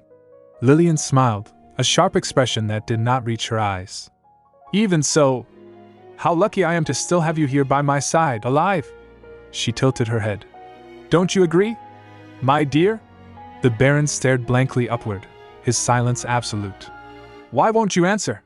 Lillian whispered, her tone hardening. I'm speaking to you. Did you not hear me? She scoffed, threading her needle with deliberate slowness. You were always like this. Ignoring me, never treating me as a person.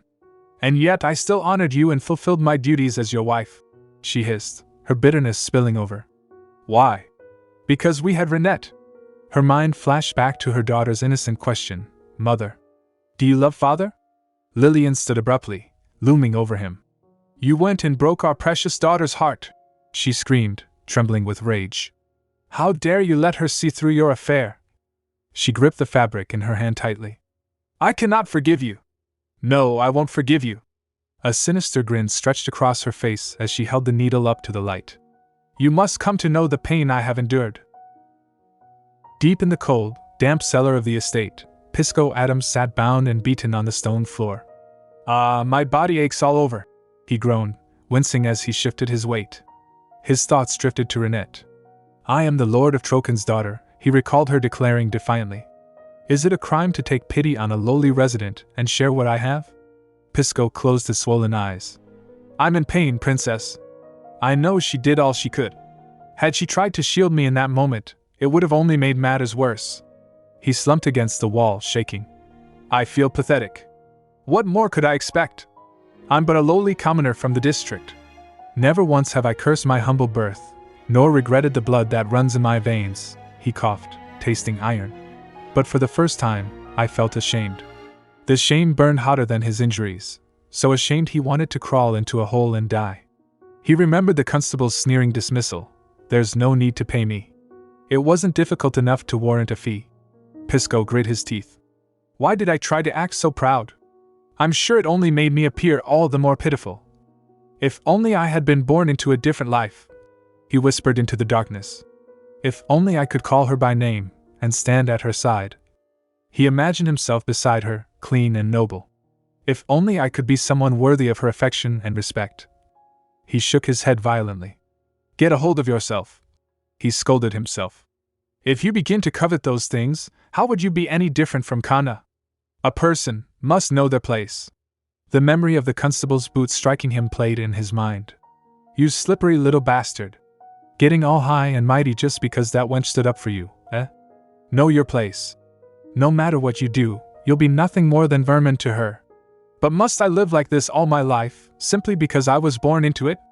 Pisco asked the silence. Forever pitted, never able to take even a single step toward her, his resolve hardened. What I need is strength, he realized. Instead of seeking to steal another's place, I must cultivate strength of my own. With a sharp rip, Pisco sliced through the ropes binding his wrists with a hidden blade. I have to get out of here first. He dropped to the floor, scanning the room. Surely there must be a way out of this shabby cellar. He stood up, but his injured leg buckled. Ugh! The asterisk. It. My foot! Hobbling toward the door, he focused on the lock. If I look carefully, I should be able to find something that fits the keyhole. Outside, under the cover of a moonlit night, Rinette walked alone through the estate grounds. All of Father's valuables have vanished from the evidence, she thought, her brow furrowed. Kanna must be desperate for money and will try to sell them off quickly. She paced, calculating. They're not common items, so if I trace them, I should be able to find her soon enough. She hesitated. Should I ask Pisco for help again? She stopped walking, shaking her head. No, I cannot trouble him any further. He's already done more than enough for me. A dark thought crept in. But he slipped into our burned-down mansion and stole our things. If I asked him for help just one more time, as payment for that, Rinette froze, horrified by her own selfishness. How could I think such a thing? How am I any different from Kanna? She straightened her shoulders. I shall find her myself, she vowed. I will capture her, no matter what it takes, and make her kneel before me. Suddenly, a rustling sound broke the stillness. Whoosh! What was that? Rinette exclaimed, turning around. Princess, a familiar voice whispered from the shadows. Rinette gasped. Pisco? Behind the iron bars of a gate, a figure stood obscured in darkness. Wow, I never dreamed we'd meet again, Pisco said softly. It feels as though we are bound by fate. Pisco! Are you alright? Rinette stepped closer, concern etching her features. Pisco held up a hand, staying in the shadows. Please don't open the door, he urged. Just stay where you are. What? Why? Rinette asked, confused. Because I can't let you see me like this, Pisco admitted, his voice strained. It's best not to concern yourself with the details. Rinette lowered her gaze, a sad smile touching her lips. You are ever the same. Pisco, I am sorry you have had to endure such hardship because of me, she said earnestly. I wish to offer you an apology. This shall not happen again. Thank you for all you've done. Princess, Pisco called out. Favorite book? The Summer of Osol, he recited, recalling a detail from their past. What is your favorite book? Rinette blinked. Why do you ask? Haha, I've decided I'm done living small. Pisco laughed lightly. The wind picked up around them. I do not know when that day may come, Pisco continued, his voice fading. But until we meet again, I wish you good health and happiness. What do you mean by that? Rinette stepped forward, alarmed. Pisco? Silence answered her. Answer me, Pisco, she shouted. She rushed to the gate, but he was gone. Only a white cloth remained, tied to the bars, fluttering in the night breeze. Under the cloak of night, the estate gate stood imposing and silent. Rinette stood alone in the cool air, clutching a white fabric in her hands. She examined the dark, ominous splotches marring the cloth. These are blood stains, she whispered, her brow furrowing with concern. I suppose the constable didn't let him off lightly. She rubbed the fabric between her fingers, a realization dawning on her. So he came to return my scarf. A heavy silence surrounded her. He must be cold, she thought, a pang of guilt striking her heart. I only ever thought of how I might use you. Her gaze fell upon a note attached to the gate. Pisco's handwriting was hurried but resolute. I've decided I'm done living small, the note read. Until we meet again, I wish you good health and happiness. Rinette clasped the note to her chest, the wind rustling her dress. Whoosh! She looked out into the empty darkness beyond the bars. I wonder where Pisco went. A few days later, the grand estate was bathed in the soft, golden glow of chandeliers. The departure date for the princes had been set, and a farewell banquet was held in their honor. The event proceeded quietly, the atmosphere subdued in light of recent events and in accordance with the royal guests' wishes. In the banquet hall, guests mingled in hushed tones. Everyone seems desperate to speak with Prince Pinberg, a noble whispered, glancing toward the dark-haired royal. Since no one knows when they'll have another chance to see him again. Rinette stood near a pillar, holding a glass of juice. It has been some time, Rinette. Lady Antoine, a voice called out. Rinette turned to see an older noblewoman approaching. She bowed politely. You must be troubled by what happened to the Baron, Lady Antoine said, her expression sympathetic. I hope he recovers swiftly. Thank you for your concern and words of comfort, Rinette replied softly. Lady Antoine smiled, stepping closer. This may not be the most fitting thing to say under such circumstances, but you carry yourself with such grace, and seem more beautiful each time I see you. Before long, I dare say you'll be the star of high society. Rinette blinked, surprised. Huh! I never thought I'd hear something like that. Internally, she recalled her past. In my past life, I could hardly attend any gatherings because of the burn on my face. Thank you for your kind words, Lady Antoine, Rinette said aloud. I have a keen eye, Rinette, the woman continued, her tone shifting slightly. You'll be admired by all. For a lady, there's nothing more important than building a fine reputation in society and raising her own worth. Lady Antoine placed a hand on her chest, beaming, so that she might secure a worthy match. Pfft. A sharp scoff cut through the conversation. Raising one's worth? Lady Antoine froze. Rinette turned to see Prince Argos standing nearby, his arms crossed and a smirk playing on his lips. How utterly vulgar, Argos drawled. Argos, Rinette whispered. As if dividing people into ranks by their bloodline isn't enough. Argos stepped forward, his red eyes piercing. Now you sort them by beauty and reputation as well. He laughed, a cold, mocking sound. I'd rather live as a pig. At least every pig gets slaughtered equally. Wouldn't you agree? Ha! Lady Antoine turned pale, trembling. It was an honor to speak with you, Your Highness. I'll take my leave now. Ha! She dashed away, huffing in indignation. Rinette watched her go, then turned to leave as well. Then I shall be going as well. Wait! Argos reached out, grabbing her wrist. Wait, Rinette! Rinette stopped, looking down at his hand. Argos hesitated, his expression conflicted. I'd rather you didn't build such a good reputation. I want your value to fall. Rinette's eyes widened. What is that supposed to mean? So someone like myself could have a chance, Argos confessed, his voice dropping. Rinette, I'll drag you down to the very bottom if I must. He looked at her with intense desperation. Until only I, a wretched scoundrel, and the son of a witch, could ever claim you. Rinette pulled her arm away, her face hardening. A chance, you say? Ha! She smoothed her dress, meeting his gaze coldly. So that's how you see it, Your Highness. I appreciate your concern, but I'll see to my own reputation and my own worth. She turned her back on him. If you've nothing more to say, I'll take my leave. No, wait. What I meant was... Argos called out, panic rising in his voice. Forgive me. I didn't intend to offend you. Rinette paused but did not look back. All right, I understand. May I go now? Argos watched her walk away, his heart sinking.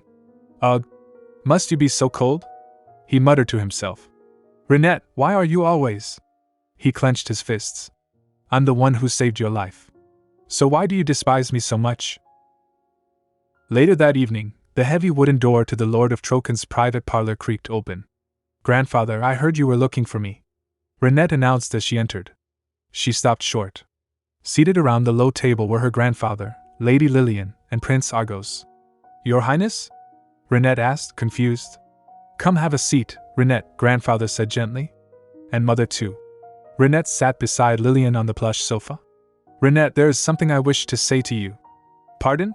What is it about? Rinette asked. The Lord of Troken sighed, adjusting his monocle. You must be weighed down with worry over our family's situation. I also understand it cannot be easy to consider leaving Troken behind. Rinette stared at him. What? Leave? Grandfather, what do you mean? Grandfather looked at her with solemn eyes. Rinette, I do not wish for you to be bound by this place. You must live your own life. Rinette turned to Lillian. What are you saying, mother? Lillian took Rinette's hand. Rinette, come to Perithos with me. Perithos. Your Highness. Rinette glanced at Argos. Argos leaned forward, his elbows on his knees. Instead of staying here and enduring hardship as you try to rebuild a ruined home, think about what your family truly needs right now. He looked her in the eye. Your Highness. It isn't like you to sit still when you know what must be done. So take the hand I'm offering. Later, alone in the corridor, Rinette gazed out the window at the night sky. Perithos, she thought. If I leave for the capital with the Crown Prince, what will become of my life? The road ahead will be far from smooth. She imagined the whispers and stares. Every move I make will be watched by loyalists and nobles alike. They will question whether I am fit to stand at his side. They'll meddle in every matter concerning my marriage. She gripped the fabric of her dress. And yet, she returned to the parlor. May I have until tomorrow to consider it? The next day, sunlight streamed through the tall windows of the parlor. Rinette sat opposite her grandfather. So, have you made your decision? The Lord of Trokan asked. Yes, grandfather, Rinette replied steadily. She took a breath. I understand what you, mother, and His Highness expect of me, but the truth is... She looked up, her golden eyes shining with determination. I wish to study business in Perithos. Grandfather's eyes widened behind his monocle. I thought she'd say she wished to receive a proper education under a governess, and make her debut in society to bring honor to the family, he thought, stunned. And there's one more thing I'd like to ask of you, Rinette continued. Why yes, go on, grandfather stammered. I would like to decline the dowry you've prepared for my future, Rinette stated. Grandfather blinked. And why would you refuse your dowry? Rinette smiled confidently, placing a hand over her heart. Instead of a dowry, once I complete my studies in the capital and return, I ask that you entrust me with the rights to manage the mines. Once it was decided that Rinette would leave for Perithos with Prince Pinberk, everything fell into place quickly. In the courtyard, the air was thick with the sorrow of separation. Rinette, Lillian cried, her eyes shimmering with unshed tears. It'll be hard to see you again, won't it? Rinette took her mother's hands, offering a reassuring smile. What are you talking about? We can see each other whenever we wish. And I'll write to you often. You must promise. Mother, Rinette said softly. Come here, my sweet child, Lillian sobbed, pulling her daughter into a tight embrace. Eat well, sleep well, and above all, stay healthy. She pulled back to look into Rinette's eyes, her voice trembling. If it ever becomes too much, you may always come home. Yes, mother, Rinette whispered, stifling a sniffle. She turned to the older man standing stoically beside them. Please take care of yourself, grandfather. The Lord of Trokan nodded, his expression solemn but proud.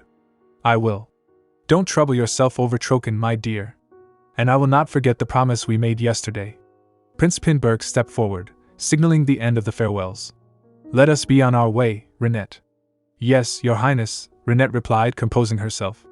As the carriage rolled away, leaving the estate behind, a cynical voice seemed to echo from the shadows of the past, unseen but felt. So you're leaving, Rinette, the voice mused darkly. But once you've seen the capital for what it is, you'll come to understand just how vile the whispers of those wretched people can be. The phantom presence lingered, a promise hanging in the air. Wait for me, Rinette.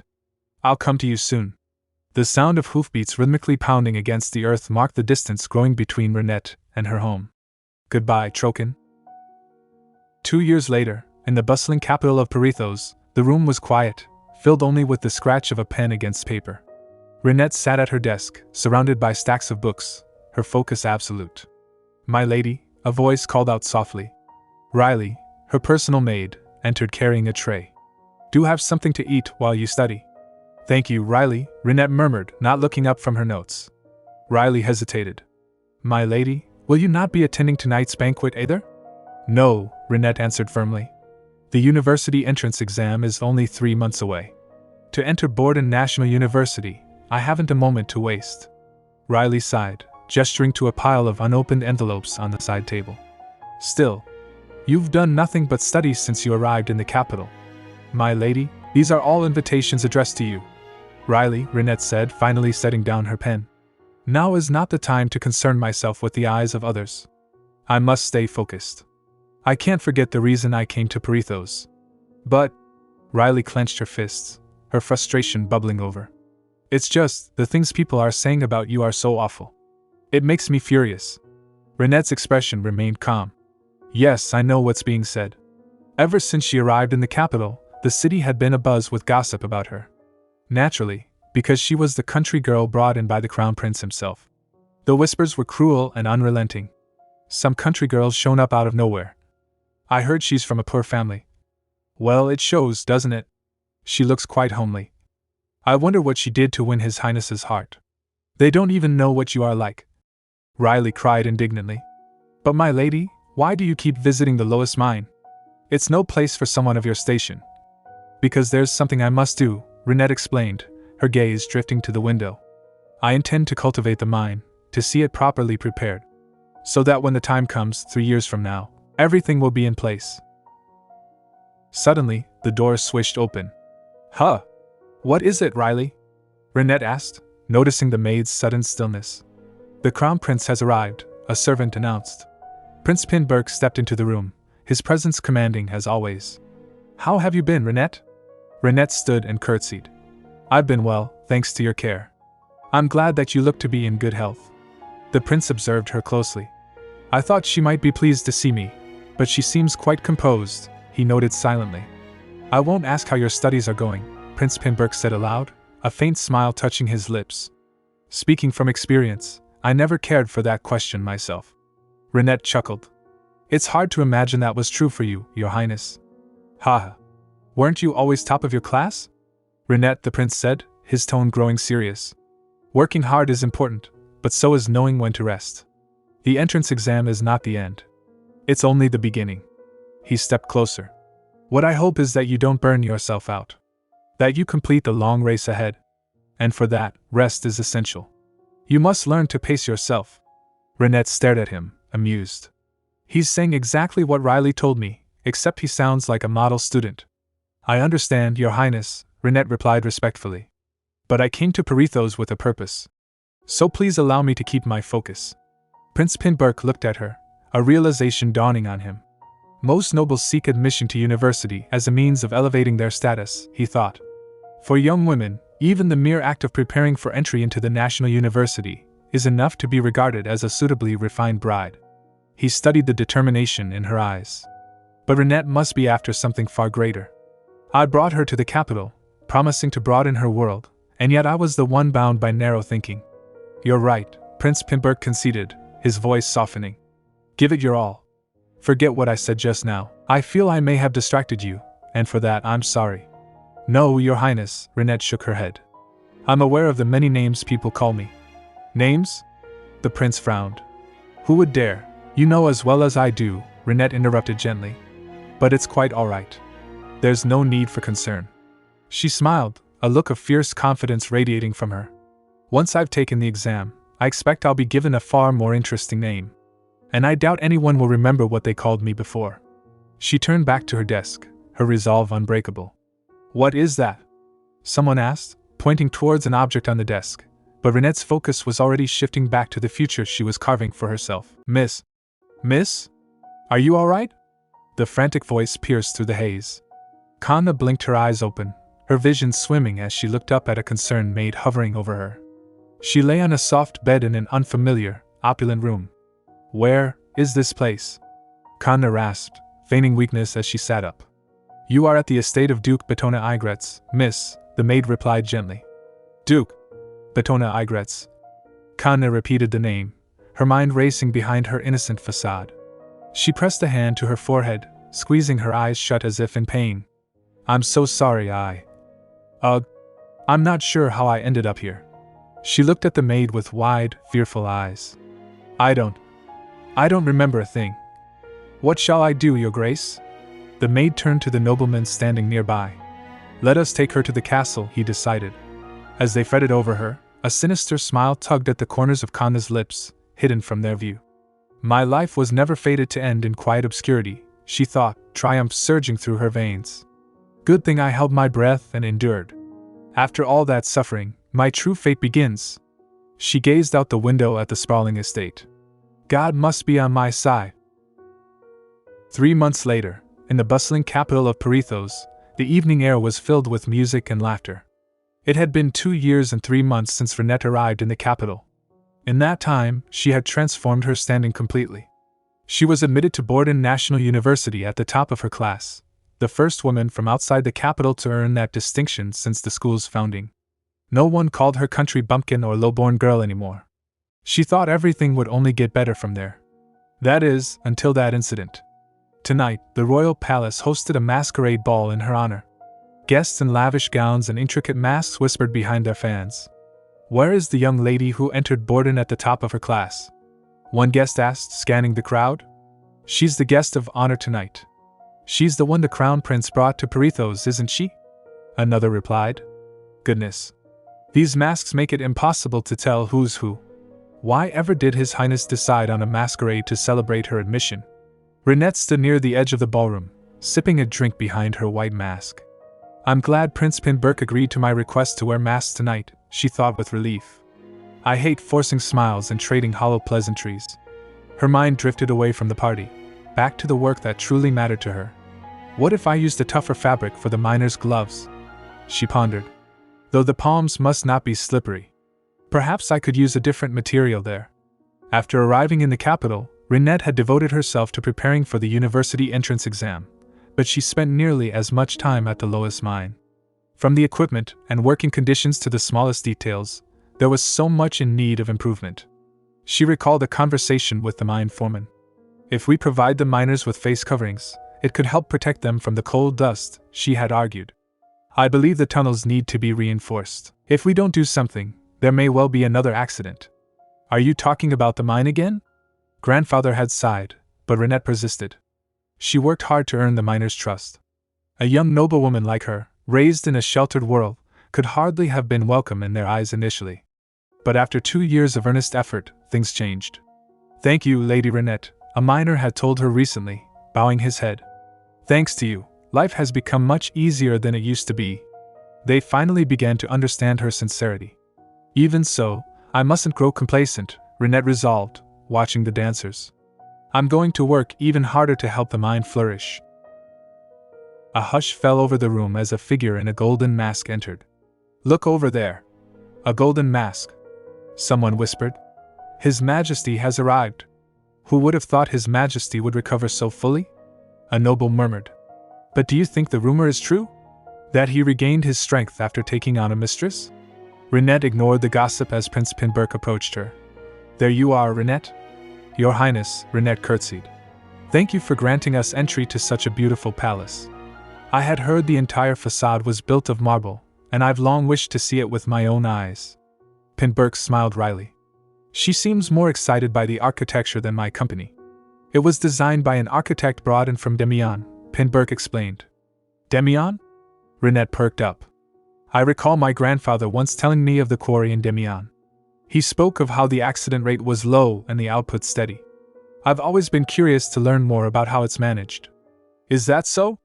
Pinberk said. "Well, then your timing couldn't be better. The owner of that very quarry, Duke Igretz, is here today. There he is now. Would you like an introduction?" Rinette followed his gaze. A tall man stood nearby, accompanied by a young woman with long, ivory hair. Rinette froze. That woman with ivory hair. Her heart skipped a beat. Could it be Kanna? Outside the palace gates, a carriage arrived. A man with golden blonde hair stepped out, adjusting his coat. "It's been a while since I last came to Parithos," Prince Argos muttered. "Your Highness, you'll need to wear a mask to enter," the guard informed him. "I know that," Argos snapped, irritated. He donned a simple black mask and entered the hall. "A masquerade ball? Pinberk's tastes have grown rather childish in my absence," he scoffed internally. "He's making quite the spectacle over Rinette entering Borden at the top of her class." He scanned the crowd, his red eyes sharp. "You have quite the talent, Your Highness.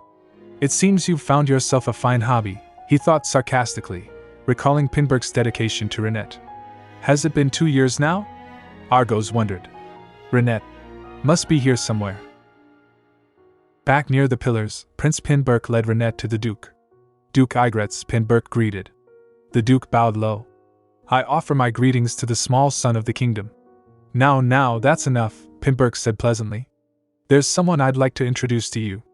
The Duke turned, revealing the woman beside him. She turned slowly, a polite smile plastered on her face. Rinette stared. So it is Kanna, she realized with a jolt. I had suspected she might have left Troken, but I never imagined she'd cross the sea. Demion, the Duchy of House Igretz, is a maritime domain formed entirely of islands, Rinette recalled. It is rich in resources and known as one of the wealthiest lands in the kingdom, thanks to the Duke's skill in commerce. How on earth did Kanna and Duke Igretz come to be together? Then I shall leave you to speak with the Duke, Rinette, Pinberg said, stepping back. I must step away for a bit. Yes, Your Highness, Rinette replied automatically. She faced the Duke and his companion. Your Grace. I am Rinette de Clehilt. Yes, of course I know who you are, Duke Igretz beamed. You're the first woman ever to place first in the entrance examination at Borden.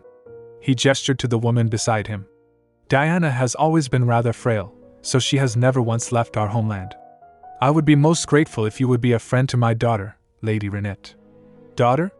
Rinette thought, bewildered. Why is he calling her Diana? And saying she's his daughter? Kanna, now Diana, curtsied perfectly. It's a pleasure to meet you. My name is Diana Igretz. Rinette stared at her, her mind reeling. What is Kanna thinking? There are too many eyes on us, so I can't simply ask her. Suddenly, a mocking voice cut through the tension. Ha! Well, look who it is. Argo stepped out from the crowd, his eyes locking onto the ivory-haired woman. Isn't that Kanna? Ha!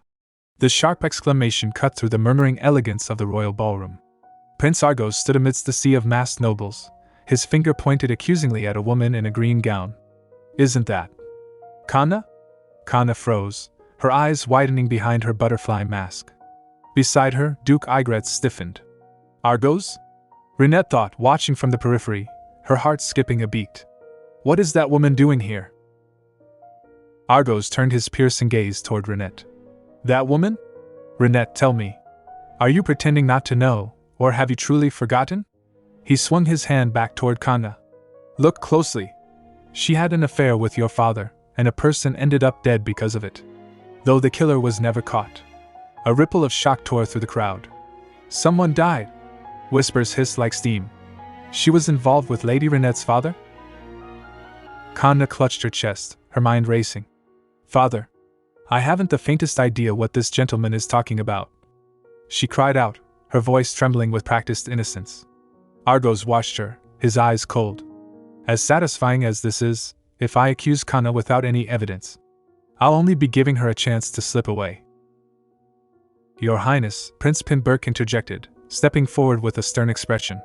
There are many eyes upon us. Please mind your words and conduct. Argos glanced at the crown prince. Is that Prince Argos? He has not only changed his hair, even the air about him has changed entirely. No wonder I did not recognize him. It seems you are gravely mistaken, Your Highness, Duke Igretz interrupted, his voice booming with authority. He placed a protective hand on Kanna's shoulder. This sweet young lady is my daughter, Diana Igretz. Diana Igretz, Argos repeated slowly, savoring the name with skepticism. That makes it all the more curious. I've never heard mention of you having a daughter. Unless, of course, she was adopted recently. He leaned in, his face inches from Kanna's. Kanna, why don't you speak for yourself? Did you flee Troken and slither your way onto the Duke's Island? Kanna flinched, shrinking back. Truly, how very impressive, Argos mocked. How did you manage to charm Duke Igretz? Father, I'm frightened. Kanna whimpered, burying her face in the Duke's coat. Your Highness, allow me to make myself perfectly clear, the Duke said, his jaw set. Diana is my daughter. She simply has not appeared in public before now due to her delicate health. Or perhaps it is you who has been thoroughly deceived, Duke Igretz. Your Highness, I must ask that you refrain from crossing the line, the Duke warned, his tone icy. Though I am deeply offended, I shall let it pass for the sake of peace between our two nations. Argos straightened up, a smirk playing on his lips. I'm glad I returned to the capital. I'm already entertained. He turned his back on the pair and walked toward Rinette. You have not changed, he murmured. Rinette met his gaze evenly. I always imagined our reunion would be something grander than this, Argos thought, a hint of melancholy in his internal monologue. I wanted to tell her that even if I hadn't achieved anything remarkable, I'd found something that brought me joy, that I'd devoted myself to it and lived earnestly. I wanted to say that now, at last. I could capture her properly on canvas. But that wretched girl ruined everything. Are you pretending not to know Kanna? Argos asked quietly. There is no way you did not recognize her. Rinette remained silent, her expression unreadable. He's right, she admitted to herself. Of course I recognized her. She glanced at the Duke. Duke Igretz is a seasoned businessman. He can likely read people with a single glance, and discern everything from a fleeting look or shift in posture. He must have seen how Kanna and I looked at each other, and there was something suspicious about the way he rushed to her defense just now. Could it be he knows something? You've always been quite naive, Your Highness, Rinette said suddenly. Argos blinked, taken aback. What? No good would have come of making a scene here, she explained coolly, turning to leave. Well then, if you'll excuse me, I have another engagement. She curtsied and walked away. Rinette, Argos stammered, reaching out. He stood frozen as she disappeared into the crowd, his face flushing. Naive. Does she find me endearing? Outside, the night air was cool. Rinette walked briskly toward the carriages, her mind consumed by the encounter. I couldn't concentrate on the ball at all because of Kanna, she thought. To think we'd meet again like this. Well, now that we have, I must act faster than her. I need to find out information about Demian and the Igretz family. Suddenly, a hand clamped over her mouth. What? Rinette gasped, her vision going black as a bag was shoved over her head. Rinette awoke to the rhythmic rattling of wheels on cobblestones. The smell of dust and old wood filled her nose. Am I in a cargo wagon? She wondered, blinking in the darkness. Where are they taking me? Voices drifted in from outside. If Reagan finds out, we're finished, a man growled. So keep your mouth shut. TSK. Yes, I know, another replied. Reagan? Rinette thought. She tested the ropes binding her wrists behind her back. Ugh, please. She grunted, twisting her hands. With a painful tug, the knot gave way. There. I've loosened it. The wagon came to a halt. The doors creaked open, revealing the silhouettes of two men. Grab her, one commanded. As the man reached for her, Rinette surged forward. Now's my chance. She swung her fist, connecting solidly with his jaw. Arg! You wench! He shouted, stumbling back. Rinette scrambled out of the wagon, her dress tearing as she hit the ground. Where do you think you're going? She tried to run, but strong hands grabbed her from behind, slamming her against the wall. Ugh! Hey! If she gets so much as a scratch, she won't fetch her full price. The other man yelled. We're meant to deliver her in the best condition possible. The it. She was trying to make a run for it. The man raised his hand to strike her. Bang! A gunshot echoed through the alley. The man holding her crumpled to the ground with a cry of pain. Ugh! Rinette slid down the wall, trembling. Reagan. The remaining kidnapper stammered, terrified. Who is this Reagan they keep talking about? Rinette wondered, looking up. A figure emerged from the shadows, smoke drifting from the barrel of a gun. He had golden hair that caught the moonlight and a familiar, roguish smile. Hello, princess, he said smoothly. Rinette's eyes widened in shock. It's been a long time, Pisco, now Reagan said, holstering his weapon. Hello, princess. The voice was smooth, familiar, and laced with a warmth that seemed out of place in the dark, grimy alleyway. Rinette stared up at the man standing before her, the moonlight catching the golden strands of his hair. Pisco. She gasped, her eyes wide with disbelief. You're Reagan? A nagging thought tugged at the back of her mind.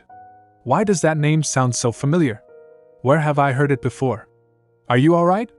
Reagan asked, his gaze sweeping over her, assessing for injuries. Yes, Rinette replied, her voice still trembling slightly. She glanced at the kidnappers cowering on the ground. The ones who kidnapped me were trembling in his presence. Memory flashed in her mind, a note left on a gate years ago. I've decided I'm done living small. What do you mean by that? She had wondered then. Now, looking at the man who commanded the shadows, she thought, I didn't realize this is what he meant. Reagan stepped closer, his expression darkening as he noticed the bruise forming on her cheek. Princess.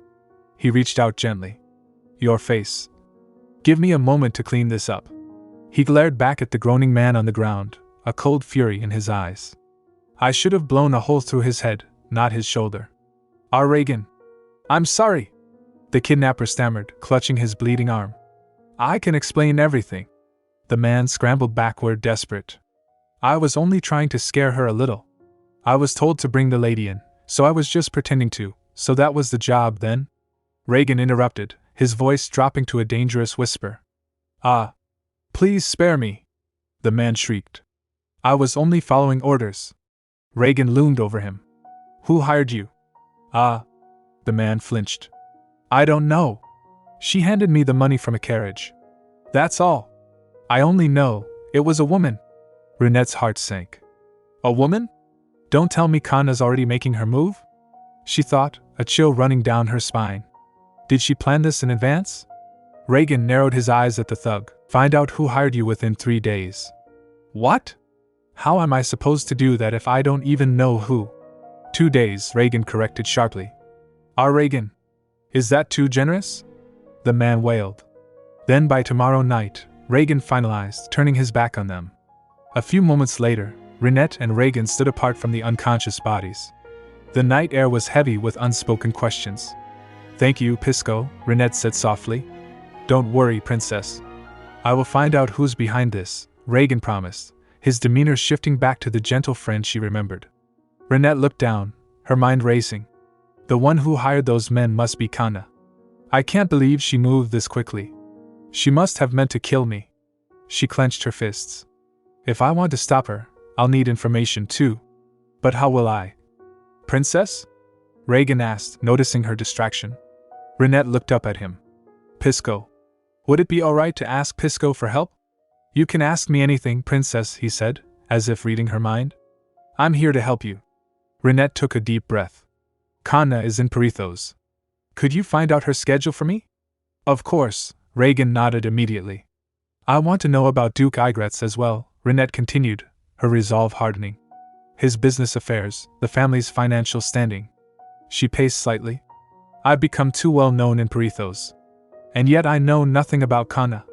I don't know how she entered the Igretz household, what tricks she used. She grit her teeth. Nothing at all. Not a single thing. Reagan watched her, his expression unreadable in the shadows. Princess. Rinette stopped, realizing she was spiraling. Allow me to take you home first, Reagan offered, gesturing toward the main street. It's quite late. I apologize, and thank you, Rinette said, composing herself. As they walked through the quiet streets of the capital, Rinette glanced at him. Should I start calling you Reagan now? He smiled, a familiar, crooked grin. Yes, it's Reagan Chester. Get some rest tonight, and don't trouble yourself with anything else, he advised as they reached the gates of her residence. I shall see you again soon. He bowed and turned to leave. He's leaving already? Rinette thought, a pang of disappointment striking her. We haven't seen each other in 2 whole years. Wait. Pisco. She called out, then corrected herself. I mean, Reagan. He paused and looked back. Just then, it clicked. Rinette realized why the name Reagan had felt so familiar. She remembered a conversation from long ago. Princess. What is your favorite book? He had asked. Favorite book? The Summer of Osel. Reagan Chester, Rinette realized, staring at his retreating back. He was the male lead in The Summer of Osel, a novel I'd loved as a child. Is that why he asked what my favorite book was? She stood frozen at the gate, stunned. My lady. Riley burst out of the front door, her face pale with worry. Where have you been? It's so late, oh my goodness. Riley gasped, staring at Rinette's face. What happened to your face? Weren't you supposed to be at the ball? Rinette touched her cheek, wincing. I was. I slipped on the stairs on my way out. Pardon? Riley cried, inspecting the bruise. That doesn't make any sense. You wouldn't end up this bruise from a simple fall. Riley, Rinette said firmly, cutting off the interrogation. If something serious had happened, I wouldn't have made it back home at all. Yes, but my lady. Riley stammered. I truly just fell down some stairs. There's no need to make a fuss, Rinette lied smoothly, walking past her. Come now, let's go inside. The next morning, sunlight streamed into the entrance hall of the townhouse. Riley approached Rinette, holding a sealed scroll. My lady! Riley called out. What's this?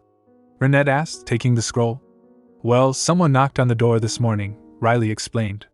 But when I went outside, only this scroll was left behind. Are you feeling better this morning, my lady? Yes, I'm fine, thank you, Riley, Rinette replied absently, unrolling the paper. It's from Pisco, she realized immediately. She scanned the contents, her eyes widening. The House of Igrets built its wealth on quarries but wishes to move beyond the islands and establish a foothold on the mainland, the report read. They're hoping to negotiate for a portion of the Canchuonese Empire's wasteland.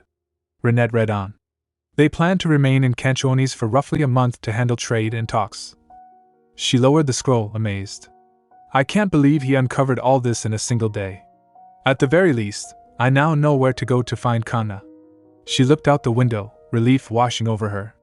If not for Pisco, I'd still be searching for her whereabouts. Thank you, Pisco, she whispered. I didn't even get the chance to ask how you've been. I suppose I'll be able to soon enough, right? Outside, hidden in the alley across from the townhouse, Reagan leaned against the wall, his arms crossed. He watched the window where Rinette stood. Lady Rinette will head to the place I mentioned now, he murmured to himself. He had kept watch around the area all night. Nothing seemed amiss, so she should be safe. I only need to keep watching from the shadows, as I always have, he thought, pulling his hood up. Even if she never learns the truth, it doesn't matter. He turned and walked away into the bustling city. Because the reason I changed my name and built my power, it was all to protect her, haha. Hee hee. Laughter tinkled like glass bells through the opulent drawing room of Madame Lafille's estate. Sunshine poured over the tea table, illuminating the porcelain cups and the gathered noblewomen. You have a delightful sense of humor, Lady Diana, one of the ladies chirped, leaning in. Wherever have you been hiding all this time? Haha. Kanna, posing as Diana Igrets, smiled demurely behind her fan. How tasteless of her, she thought, her eyes scanning the room with concealed boredom. So this is the famed social scene of Perithos? It's quite underwhelming. Suddenly, the heavy double doors clicked open. The laughter died down instantly. Oh my, a guest whispered. Lady Rinette? Another gasped. Kanna froze, her grip tightening on her dress. Rinette? She screamed internally, her heart hammering against her ribs. How is she here? Rinette stepped into the room, her posture impeccable despite the dark, purplish bruise blooming across her cheek. She offered a polite bow. Hello, Madame Lafille. Do forgive me for dropping by unannounced, Rinette said, her voice smooth and apologetic. She glanced around the room, her golden eyes landing briefly on Kanna. There's something I wish to share with you ladies today, and so I had no choice but to intrude. Kanna watched her, sweat prickling her neck. She couldn't possibly be here about last night, could she? Rinette's expression remained calm. No, those men don't know who I am, Kanna reassured herself, her nails digging into her palms. It's fine. Everything will be fine. My goodness, Lady Rinette. Madame Lafille exclaimed, rushing forward. Your face is bruised. Whatever happened? I was hurrying down the stairs after receiving a letter and lost my footing, Rinette lied effortlessly, touching her cheek. Oh dear. What sort of letter could have sent you running like that? Madame Lafille asked, her curiosity piqued. Rinette smiled, a radiant, hopeful expression masking her cold intent. It was from my family back home. My father, who has long been bedridden, has finally shown signs of recovery. What? The Baron isn't dead? A wave of shock rippled through the ladies. Oh, what wonderful news! No wonder you ran down the stairs. Madame Lafille cried, clasping her hands. I'm truly happy for you, Lady Rinette. Indeed, another lady agreed. Rinette bowed her head modestly. Look at her, falling all over herself to win Madame Lafille's favor, Rinette thought, observing the sycophantic display. You're as kind as you are gracious, Madame Lafille. Rinette raised her head, her gaze hardening slightly. But no one knows better than I what these ladies truly delight in. I don't know if you've heard. Rinette began, lowering her voice to a conspiratorial whisper. But my father was attacked by an unknown assailant many years ago, and has been disabled ever since. The maid who was with him at the time lost her life. Good heavens, a lady gasped, covering her mouth. Though I'd heard your father had long been unwell. I had no idea such a thing had happened, Madame Lafille murmured. But the attacker was never caught, Rinette continued, weaving her trap. Because they vanished without a trace, and my father, the only witness, remained unconscious for years. Oh my! How dreadful, the ladies chorused. They act as though they're concerned, Rinette analyzed, watching their eyes light up with morbid fascination. But in truth, this case must be terribly exciting to them. A mysterious assailant, a murdered maid, an unidentified killer, and a baron who is about to awaken after years in a coma. Among noble women who love gossip, it's the perfect blend of scandal and intrigue. Thankfully, a few pieces of evidence remained, Rinette said. And someone did come under suspicion, as 2 commoners were found deceased in the lower district around the same time. Heavens! Oh, Alchemia preserve us. They were tanners and good, honest folk, Rinette explained solemnly. When they said they were short on help, my father sent them a young orphan girl for them to adopt. Ah, did the girl die as well? Madame Lafille asked. No, she survived, Rinette replied. My father had meant to send her to a convent, but she ran away. Rinette paused, letting the silence stretch. Now I wonder if you've all guessed why I'm telling you this story. Could it be? Yes. Kanna Boissier. Kanna flinched visibly. The foster daughter of the 2 tanners is the prime suspect, Rinette declared. By now, she's likely living among us, hiding behind a false name. The ladies gasped in horror. How scary and horrifying. She not only murdered her foster parents, but even tried to harm the very baron who took her in. She must be a witch, one lady hissed. Lady Rinette, would you be so kind as to describe her appearance, just in case? Madame Lafille asked eagerly. Rinette looked directly at Kanna. She has pale ivory hair and green eyes. Her complexion is fair and she's quite beautiful. The room erupted in indignation. How dare she? To think such a wicked woman could wear a lovely face. Surely, the gods have made a mistake. We cannot allow her to roam free. She must be captured and brought to the gallows. Let's send her straight back to hell where she belongs. As I expected, not one of them suspects Kanna, Rinette noted with grim satisfaction. We'll catch her soon enough, Rinette assured them. I'm told my father is on the verge of waking. She smiled brightly. And on that note, as it's been so long since I visited home, I should like to invite you all to our newly built estate in Troken. Oh, what do you say? Madame Lafille beamed. The time has come for us to act on Lady Rinette's behalf, a noblewoman declared. Let us travel to Troken, ladies, and help capture that wicked girl. A witch like her must be put to death. Rinette turned her gaze to the woman sitting rigidly in the corner. Lady Diana, you'll join us, won't you? Kanna looked up, her face pale and clammy. Pardon? Oh, aye. The memories of that night crashed into her mind, the Baron's hands around her throat, his voice filled with madness. You say you fear nothing? Then you must not fear death either. And no. Kanna gasped, gripping her chest. Goodness, Lady Diana. You're sweating quite a bit. Is something the matter? A guest asked. Ah ha ha. I'm feeling a little warm, Kanna stammered, standing up abruptly. I'll step out for some fresh air. She hurried out of the room. Perhaps the story was too much for her, Madame Lafille mused. I shall go check on her, Rinette said quietly, following her prey. Hyperventilating. Ugh. Ha. It's not my fault, she muttered frantically, clawing at her neck. He was the one who choked me first. How is he still alive? How? She slid down the wall, trembling. I did what I did to survive. I didn't have a choice. You're all in the wrong, Rinette's voice cut through the panic. Kanna snapped her head up. What was that? Rinette stood over her, her expression cold and devoid of pity. I came to check on you. You looked rather unwell. Kanna glared at her, composing herself. I couldn't bear to listen to such a vile conversation. You seem to take delight in vulgar gossip, Lady Rinette. Rinette stepped closer. Consider it a warning. You never know who might overhear and be frightened. Kanna scoffed, standing up to face her. Fine. I'm Kanna Boissier. So what? What difference does that make? What would a sheltered girl like you be able to slap? The sound echoed sharply in the empty hall. Kanna stumbled back, clutching her cheek. What do you think you're doing? That was for the pain you caused my mother, Rinette stated calmly. Slap! Rinette struck her again, harder this time. And this, for killing the residents of Troken. Why, you little wench? Kanna shrieked, raising her hand. You will address me properly. How dare a low-born girl like you speak to me that way? Rinette caught Kanna's wrist in midair. Let go of me. Kanna struggled. Do you have any proof that I killed anyone? Of course I do, Rinette replied, tightening her grip. Kanna froze. That foolish little mind of yours must have forgotten. Rinette leaned in, her voice dropping to a whisper. But the Crown Prince himself knows what you look like. Kanna's eyes widened in terror. Perhaps no one would believe me. Rinette continued mercilessly. But the word of a prince? That's another matter entirely. Kanna collapsed to her knees, her defiance shattering. Please! Spare me just this once. I'll return to Demian and live as if I were dead. It's an island nation anyway.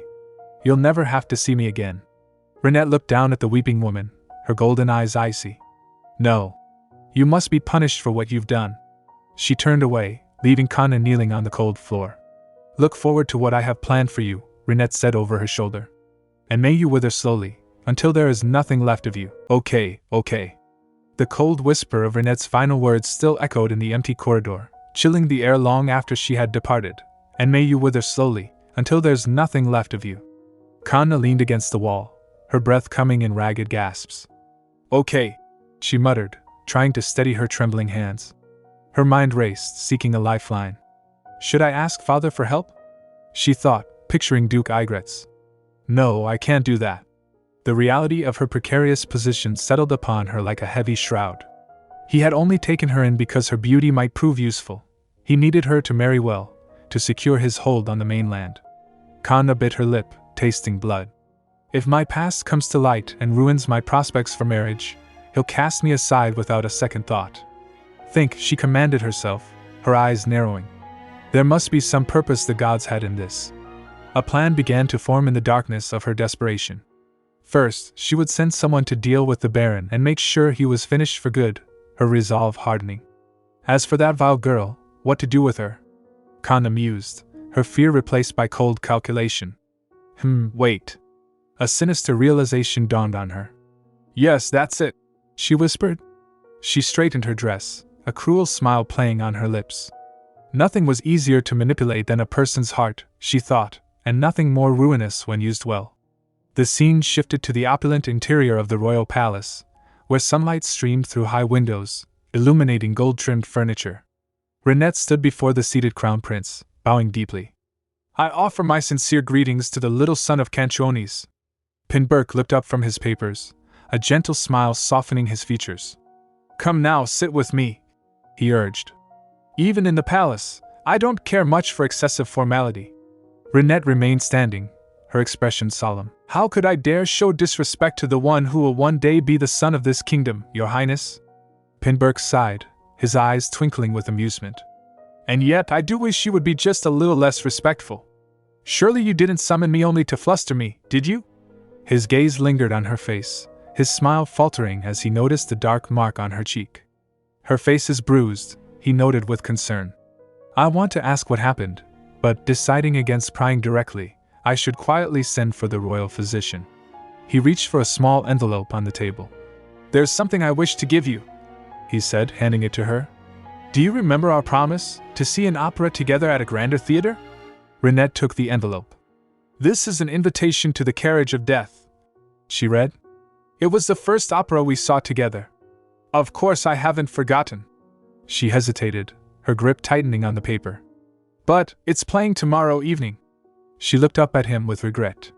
I apologize, Your Highness. As much as this is a lovely offer, tomorrow night won't be possible. What a pity, Pinberk said, disappointed. May I ask why? Rinette lowered her gaze. Should I tell him about Kanna? She debated internally, then decided firmly. I should. Kanna acted the very night she saw me again. I can't afford to hesitate any longer. Do you recall the girl named Kanna who harmed my father and fled 2 years ago? Rinette asked. Pinberk nodded slowly. She's returned now, Rinette revealed. As the daughter of Duke Igretz. What? Pinberk's eyes widened. She's the daughter of the Duke? Then the woman we saw at the ball was. It seems she's chosen to live under a completely new name and identity, Rinette explained. I'm not sure how much Duke Igretz knows, but it looked as though he was turning a blind eye to her past. She took a breath. Your Highness, I'm afraid I might be her next target. So, for the time being, I plan to refrain from going out. Pinberk leaned forward, his expression darkening. Rinette, is the bruise on your face her doing as well? Rinette forced a light laugh. Haha, no. This is just from a fall, nothing more. Internally, she shielded the truth. If I tell him I was abducted, Pisco might get dragged into this too. Pinburg stood up abruptly. I'll have guards stationed near your house, he declared. And for now, don't go anywhere alone, even if it's close by. Pardon? Your Highness, that's not necessary, Rinette protested. Won't it seem strange if palace guards are posted at our home? Let them talk, Pinburg said dismissively. I'm doing it so people will see. He stepped closer, his voice lowering with intensity. Rinette, you may think I'm acting out of sentiment for the past, but the reason is simple. It's you. Regardless of the past or present, he confessed. It's because I care for you. Rinette blinked, touched but oblivious to the depth of his meaning. Pardon? To think you'd care for me so deeply because of our past, she murmured warmly. You are very kind, Your Highness. Pinburg stopped. I never imagined she'd wear that expression, he thought, seeing the purely platonic gratitude in her eyes. He stepped back, retreating behind a mask of casualness. I didn't mean to burden you. It was just a passing remark. Pay it no mind. Rinette bowed again. I know full well that I've received far more than I deserve from you, Your Highness, and I do hold you in the deepest respect. Respect, huh? Pinburg echoed quietly. Thank you for saying so, Rinette, he said, forcing a smile. Unlike me, you have every right to accept such things as your due, as you are destined to become the kingdom's son one day. I know you are busy, so I won't trouble you any longer, Rinette said, preparing to leave. Rest well, Your Highness. Later, Pinburg stood alone in the grand hall, staring at the door she had exited. I was too hasty, he chastised himself. I became impatient because of Argos. Rinette is nowhere to be seen, a servant noted in the background. It seems Lady Rinette spoke briefly with Prince Argos, then returned home, Your Highness. Pinburg stiffened. She spoke with Argos? He paced the room. Should I press forward now that things have come to this? What if I told her I postponed the crown princess selection, even at the cost of my own position, all because of her? He shook his head. No. She'd only be troubled by it. That is not what I want. Send the royal physician to Rinette tomorrow, he ordered his attendant. Back at her residence, Rinette sat by the window, the conversation replaying in her mind. I know full well that I've received far more than I deserve from you, Your Highness, and I do hold you in the deepest respect. Ugh, why did I say that? She groaned, burying her face in her hands. I should gladly be taking the crown prince's hand. Doubts gnawed at her. But is it right for me to stand by his side, driven by the desire to use his power for my own ends, especially when in my past life I was the one who led him to his death? Knock, knock. There is someone here to see you, my lady, Riley announced from the doorway. A visitor? Rinette asked, confused. She walked to the drawing room and stopped in her tracks. Prince Argos. Argos stood there, his presence imposing in the modest room. What brings you here? Rinette asked warily. Why did you go to the palace? Argos demanded without preamble. Did something happen? No, nothing, Rinette began. Rinette, it's all right. You can tell me, Argos interrupted, stepping closer. There is no one who knows you better than I do. He looked at her with an intensity that unsettled her. You'll do just fine, Rinette. I know you better than anyone. Suddenly, a dark memory flashed through Rinette's mind, a whisper from a lifetime ago, laced with treachery. Just bring me a lock of Pinburg's hair. With that, we can bring him down. The memory struck her like a physical blow. Rinette, tell me, why was Pinburg looking for you? Argos pressed, unaware of the ghost he had summoned. It's nothing, Rinette muttered, backing away. What's wrong? Did nothing happened? Rinette shouted, her voice shrill with sudden panic. She pointed at the door, her chest heaving. Nothing at all. Please leave. Rinette sat alone in her room, her hand pressed against her chest as she tried to calm her racing heart. The encounter with Prince Argos had left her rattled. Why did Argos have to come see me? She whispered to the empty air, her brow furrowed in distress. I just managed to forget about that day. Tap. Tap. A sharp sound from the window broke her spiraling thoughts. Huh! Rinette turned, startled. The latch clicked, and the window swung open with a rush of cool night air. A figure crouched on the sill, framed by the moonlight. It's me, Princess, Reagan said, offering a casual wave as if entering through a second-story window was the most natural thing in the world. Rinette stared at him, incredulous. "You can fly now?" Reagan smirked, hopping down onto the floorboards with a soft thud. "I could try if you'd like that." "What?" "It could be dangerous, so next time," Rinette began, her pragmatic nature taking over. "You came in through the window to avoid the guards, didn't you?" she deduced, crossing her arms. "Well, they're rather sloppy to be called royal guards." Reagan dusted off his coat. "If someone like me can slip in so easily, you are completely exposed, princess."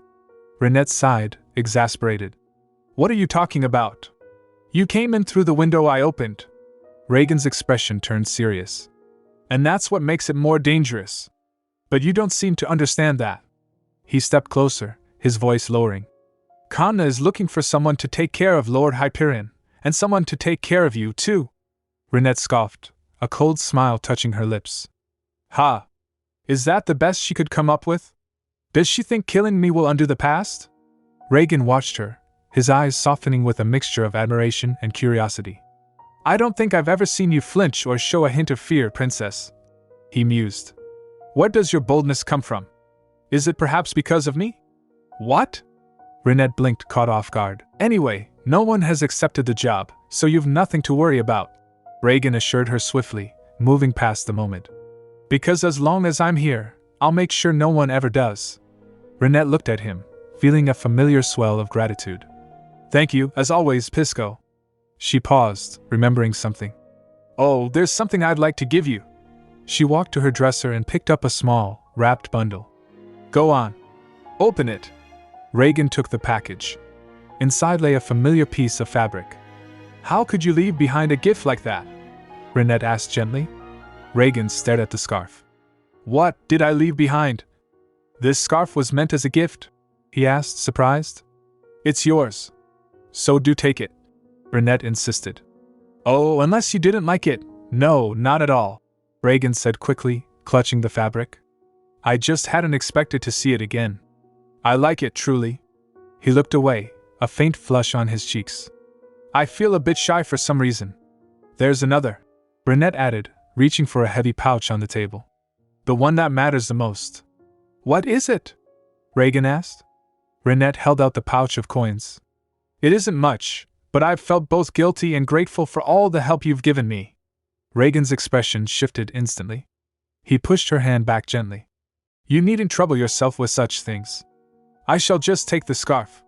"What?" "But," Rinette stammered. "That's all I came to say, princess," Reagan said, stepping back toward the window. "I'll return if there's any new word." Before she could protest, he was gone, disappearing into the night as quickly as he had arrived. "Wait! Pisco!" Rinette called out, but the window frame was empty. She stood in the silence of her room, clutching the rejected coin pouch. "He's gone. I simply wanted to show my gratitude," she murmured, confused. "I wonder why he wore that expression." Needing a distraction, she turned to her desk. "I should finish my book." She sat down, but her mind refused to settle. "Oh, heavens! I can't stop thinking about it. I can't focus on the words on the page," she groaned, burying her face in her hands. She flipped through the pages of the novel, The Summer of Osol. "It should be somewhere around here. Ah, I found it." Her eyes scanned the familiar text. Dorothy and Reagan wandered aimlessly through the fields. It was always Reagan who blushed whenever their hands brushed while walking side by side. Dorothy wore a crown of flowers, a beautiful crown woven from barley stalks, pomegranate blossoms, and forget-me-nots. She laughed, saying she felt like a bride, and Reagan simply smiled without a word. "Reagan, don't we look like we're getting married? Then you'd be the loveliest bride in all the world." Rinette slammed the book shut, her face burning. "What am I doing? What is wrong with me?" she whispered, her heart pounding in her chest. She glanced toward the window again. "He's not still outside, is he?" Her thoughts drifted to the enigma that was Reagan Chester. "Pisco, why did you look so sad?" she wondered aloud. "You didn't flinch when you were dragged before the Crown Prince, or when the constable beat you nearly to death. You always look so calm and unbothered." A melancholy realization settled over her. "I don't know if he has a family, where his home is, or how he's lived since leaving Troken. I don't know a thing. I still know nothing about Pisco." she admitted to the empty room. Even though he worries about what lies ahead for me and prepares for misfortunes that haven't even happened yet. Outside, hidden in the shadows of the garden, a figure watched the light in Rinette's window, his hands clenched at his sides, his expression dark and turbulent. What? The observer muttered, his voice thick with disbelief and jealousy. How come he can go into her chambers, but not me? The story continues in the dim, smoky atmosphere of a tavern as rain lashes against the windows outside. OMG. Reagan! A voice called out warmly. Reagan, known to Rinette as Pisco, sat at a wooden table across from a rugged, bearded man. Joel. Reagan greeted him with a weary smile. It's been far too long. Have a drink, my friend, Joel said, pushing a mug across the table. Reagan stared into the frothy liquid, his mind elsewhere, replaying the scene in Rinette's room. It isn't much, but I've felt both guilty and grateful for all the help you've given me, she had said, offering him the coin pouch. Reagan clenched his fist beneath the table. What were you expecting, you fool? He berated himself. I don't want anything from the princess. His thoughts darkened. The only thing I've ever wanted from her is the one thing I can never have. Wait, Pisco! Her voice echoed in his memory. I'm sure she must have been caught off guard. Reagan rationalized, taking a swig of ale. She went to the trouble of preparing a gift, and I simply walked away. Hey, love! A sultry voice interrupted his brooding as a woman leaned over his shoulder. You look awfully down. Care for someone to talk to? Reagan didn't even look up. No. Mind your business. My, that's no way to speak to a lady. A drunken man bellowed from a nearby table, slamming his mug down. You bastard! The drunk stumbled over, swaying aggressively. What is it you're after? Why are you always hanging around Rinette, like some shadow? Reagan's eyes narrowed, but he remained seated. If you're not here for a drink, then leave. Ugh! The drunk lunged, grabbing Reagan's collar. You arrogant bastard! I'll kill you, I swear! Reagan shoved him back effortlessly. MMPH. If you so much as show your face around my woman again, you're dead. The drunk spat, wiping his mouth. Your woman? Reagan repeated slowly, his voice dropping to a terrifying chill. That's right, you bastard! My woman! She's someone you could never even dream of. The drunk raved. Reagan stood, towering over him. Look at you, running your mouth while looking like a disgrace. He stepped closer, his presence suffocating. Stop dragging her name through the mud. WH what? The drunk stammered, shrinking back. Someone like you has no right to even speak her name. Reagan snarled, his fury boiling. That low-born wretch, how dare he forget his place? Later that night, the rain poured relentlessly as Rinette tossed and turned in bed. I can't sleep. She sighed, staring at the ceiling. I wonder if Pisco made it home safely. She sat up as a strange feeling prickled at her, walked to the window, and pushed the curtains aside. Pisco? There, on the balcony, stood a figure drenched in rain. Princess? Reagan looked up, surprised. I meant to return in the morning, but it seems I've been caught. Listen, earlier, he began, stepping closer to the glass. Rinette opened the window, her eyes widening as she noticed a red welt marring his cheekbone. I left behind the gift you gave me, Reagan said, holding up the scarf she had tried to give him. Will you be taking it back? Of course not, Rinette whispered. I'll be on my way then, Reagan said, turning to leave. Wait. Rinette reached out, grabbing his sleeve. Show me your face. Sorry? WHY? Reagan stammered, trying to hide the injury. What happened? This mark wasn't here earlier, Rinette insisted, pulling him into the light. Reagan sighed inwardly. Exactly. I should have just accepted your gift and gone home, princess, he thought. Instead of letting my pride get in the way and making you worry. Though truthfully, I was the one who couldn't stop thinking about whether I'd upset you. Not that it likely mattered to you at all. I'll go fetch some ointment. Wait here, Rinette ordered, turning toward her dresser. It's all right. I should be going, Reagan protested. Rinette spun around. If you leave now, I won't ever see you again. Reagan froze. Tell me, Rinette demanded softly. What is your family like? Where are you living now? Pardon? Why are you asking me these questions all of a sudden? Reagan asked, bewildered. Because it feels as though I know nothing about you, Rinette admitted. Reagan looked away, his expression pained. There's no need for you to know, princess. Being involved with me won't bring you any good. Why would you say that? Rinette stepped closer, but suddenly a loud crash echoed from downstairs. Wait, Your Highness! You mustn't barge in like this! Riley's frantic voice drifted up, followed by a furious shout. Rinette! Prince Argos? Rinette gasped as the door flew open and Argos stood there, soaking wet, his chest heaving. My lady, was there someone with you? Riley asked, peeking in, then gasping at the empty balcony. Argos glared at Rinette, his eyes wild. Why not me? He screamed. If I climbed through the window, if I made it up here, would you let me in? Rinette's heart pounded. Was he watching from outside? She glanced at the balcony. Pisco had been in dark clothes and wore a mask.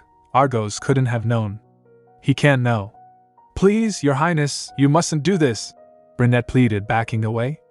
Hurry and take His Highness away. He's frightening me. What does that thief have that I don't? Huh? Tell me. Argos roared as the guards dragged him away. Riley watched them go, shaken. Why is Lady Rinette being so cold to the very man who saved her life? She wondered. I can't help but feel sorry for His Highness. Though he may be a bit rough at times, I believe he simply doesn't know how to express himself properly. She looked back at Rinette's closed door. But I wonder who came to see Lady Rinette tonight.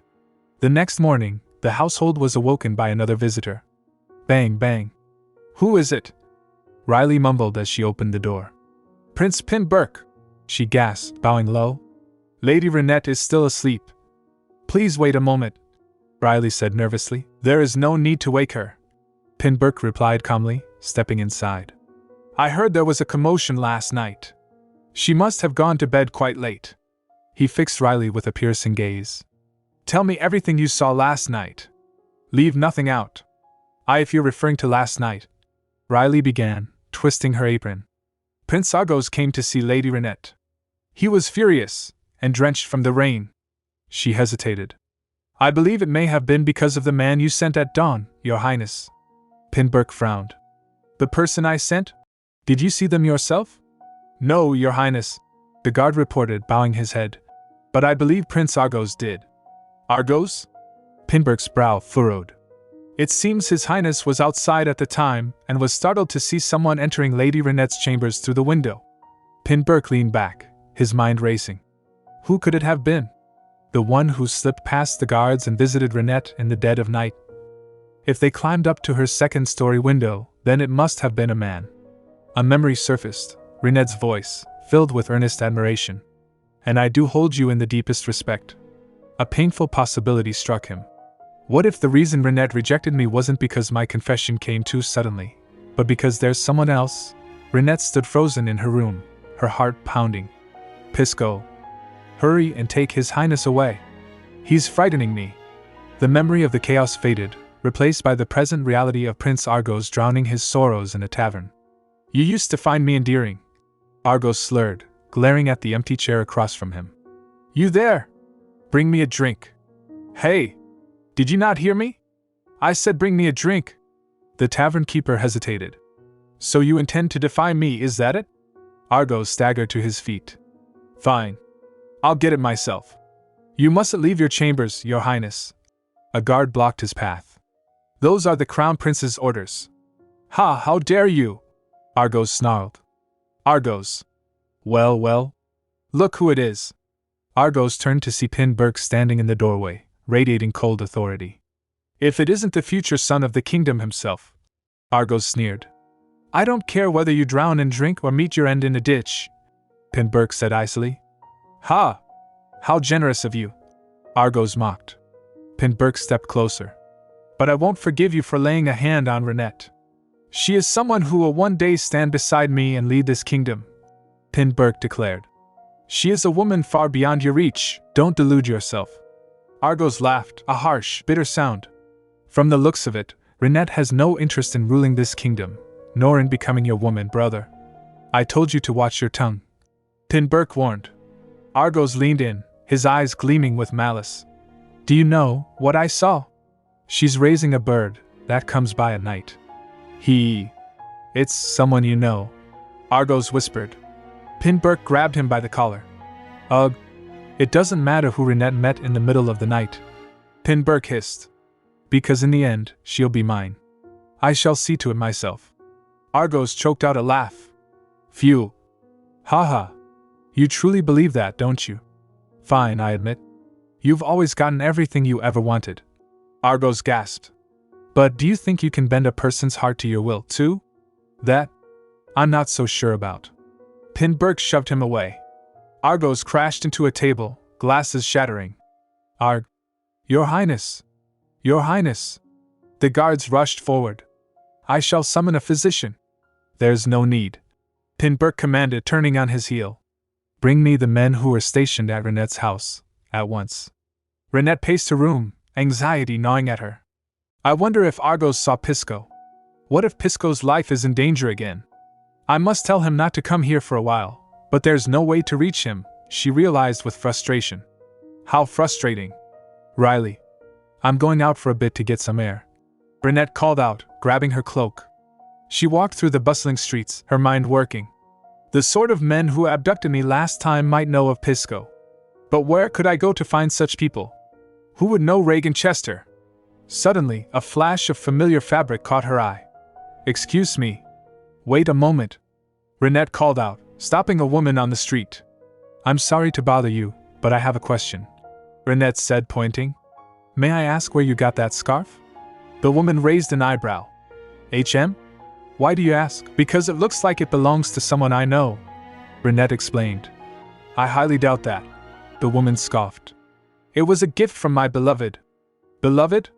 Rinette repeated, stunned. I didn't know Pisco was seeing anyone. Well, I suppose he might be. No, of course he would. He's the kind of man anyone could fall for. If you're quite done, I'll be going now, the woman said, turning away. Still, even if she is his lover, isn't it odd that he'd give her something he received as a gift? Rinette thought, suspicion rising. That scarf. I made it myself, Rinette blurted out. The woman stopped. I spun the thread and dyed it with my mother, Rinette continued, her voice trembling slightly. The uneven stitches gave it away immediately. Please, would you tell me honestly where you came by it? The woman sighed, looking guilty. Ahem. Well, you ought to have said that from the start. Some man left it at Joel's tavern and I happened to pick it up, she admitted. Do whatever you wish. Whether you keep it or return it is up to you. She tossed the scarf to Rinette and walked away. Rinette clutched the fabric, her heart sinking. Joel's tavern? Argos stumbled down the street, bottle in hand. Pinberg ought to know how this feels too, he muttered drunkenly. What it's like to be worth even less than a common thief. Hee hee. Hee hee. A carriage pulled up beside him. Argos looked up, squinting. The door opened, revealing a woman with pale ivory hair. I have something to say, Your Highness, Kanna said smoothly. I've nothing to talk about with the likes of you. Argos spat, turning away. Ha! But there is something you want, isn't there? Kanna called out. Argos paused. You want her, Kanna said, her voice dripping with promise. And I know how you can have her. Argos looked back. Please look at me, Your Highness, Kanna urged. I have always gotten what I wanted, and I give you my word, if you let me help you, she will be yours. Argos stared at her, desperation warring with pride. Can you truly promise that? Yes, Kanna smiled. But first, you'll need to help me. She gestured to the empty seat across from her. Why don't you step into the carriage, before we draw any more attention? Forgive me, Your Highness. I wish I could welcome you more properly, but the circumstances won't allow it. It seems you've practiced quite a bit, Kanna remarked, her tone dripping with condescension as she sat opposite Argos in the carriage. You almost sound like a proper noblewoman.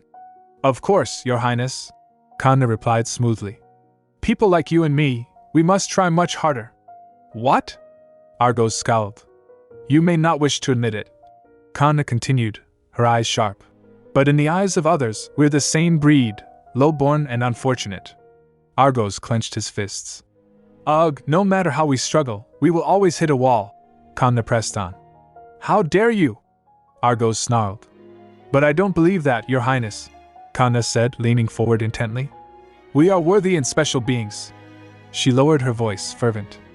I believe the heavens keep sending us trials and suffering to test whether we can break past our limits. Become king, your highness, Kanna urged. Ascend to the highest seat in the land and stand against the world's wicked schemes, so that people like us are never cast aside or persecuted again. Don't be absurd, Argos scoffed. Me? Ascend the throne? Why not, your highness? Kanna challenged. If just one person were out of the way, you alone would have a rightful claim to the throne, would you not? Will you yield without even trying, your highness, to the crown prince of all people? Argos fell silent, contemplating her words. She has a point, he thought. I've never once allowed myself to imagine becoming king. But perhaps the issue isn't that I lack the right. Perhaps I was simply led to believe I didn't deserve it. Argos looked up, his resolve hardening. Pin, I'm ready to help you reclaim the place that rightfully belongs to you, your highness, Kanna declared, offering her hand. So what do you say? Will you join forces with me? Argos stared at her hand, a dangerous alliance forming in the shadows of the carriage.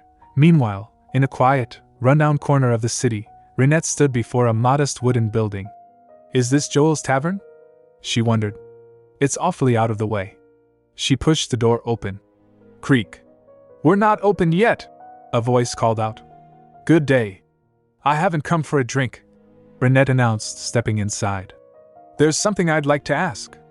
You know Reagan Chester, don't you? The tavern keeper, Joel, froze. He remembered Reagan's instructions clearly. Joel, if anyone comes looking for me, tell them you don't know me. And no, I'm afraid I don't, Joel stammered, wiping a glass nervously. He stuttered. He definitely stuttered, Rinette noted. For someone who runs a tavern, he's surprisingly guileless. I came because I know he frequents this place, Rinette insisted gently. You're being awfully persistent. I told you, I don't know who this Reagan is, Joel protested, sweating. I only came to return something to him, Rinette said, holding up the scarf. It's something he cherishes, and it's dear to me as well, so I'd like to see that it gets back to him. Joel glanced at the scarf, conflicted. Just leave it here then. I'll ask around. See if I know someone who can get it to him. Ugh. Really? Then, Joel, could you tell him Dorothy left this scarf for him? Rinette asked with a smile. Tisk, fine. I will, Joel grumbled. Thank you, Joel. Rinette beamed, placing the scarf on the counter. She turned and left the tavern. As she walked down the street, she sensed movement behind her. Excuse me, she said, stopping and turning around. Why are you following me? Two burly men emerged from the shadows, looking sheepish. We're not trying to harm you, my lady. We only meant to see you safely home. Sorry? Rinette asked, confused. If Reagan found out we'd let you go off alone, he'd have our heads, one of the men explained. Please allow us to escort you. If Reagan found out? Rinette thought, surprised. We suggest you avoid places like this in the future, my lady, the other man added respectfully. This isn't the sort of place a lady ought to be. Now then, please take care. They bowed and retreated. Rinette watched them go, touched. He's still protecting me. Back at her townhouse, Rinette noticed something odd. What's this? There aren't any guards out front, she observed. His Highness didn't say a word about removing them. She entered the house. Welcome back, my lady, Riley greeted her. Riley, did Prince Pinburk happen to stop by while I was out? Rinette asked. His Highness did come by early this morning, while you were still asleep, my lady, Riley replied. What? And you didn't think to tell me? Rinette exclaimed. It's just, you were asleep, and I meant to wake you. But His Highness said to let you rest, Riley stammered, dropping to her knees. Forgive me, my lady. I should have told you at once. Enough. Get up, Rinette sighed. Did His Highness say anything else? He asked me what I saw, Riley said, standing up shakily. So I told him that Prince Argos had come to visit, and I mentioned that you seemed quite startled by the man Prince Pinburk had sent. The man Prince Pinburk sent? Rinette frowned. My lady, was there someone with you? Riley asked tentatively. She means Pisco, Rinette realized with a jolt. I simply felt sorry for Prince Argos. That's why I tried to speak on his behalf. Riley continued, misinterpreting Rinette's silence. You felt sorry for him? Rinette asked incredulously. After seeing with your own eyes what he did to me yesterday? Her voice turned cold. You've forgotten who you serve. I've no need for a maid who won't stand by her mistress. And my lady, I was wrong. It won't happen again, Riley cried. I'll devote myself only to serving you. Rinette turned away, her mind racing with worry. What do I do? What if Pisco ends up in danger because of this? Knock, knock. Who is it? Riley sniffled, going to the door. She returned holding an envelope. I've come with a message from His Highness the Crown Prince, my lady, a messenger announced. Rinette took the envelope and opened it. Inside were tickets. The carriage of death will be performed once more tonight, exactly as it was originally written. A note was attached. I hope you keep your promise to me this time. Rinette stared at the tickets. These are. This was no mere invitation to the opera. A chill ran down her spine as she realized the truth. His Highness was making it clear. He may not care whom I meet or what I do, but in the end, I am the one who must stand at his side. Ha ha ha. Laughter rippled through the gathering of nobles, light and careless, as Rinette stood among them with a serene expression while they gossiped. About Lady Rinette, one noblewoman murmured.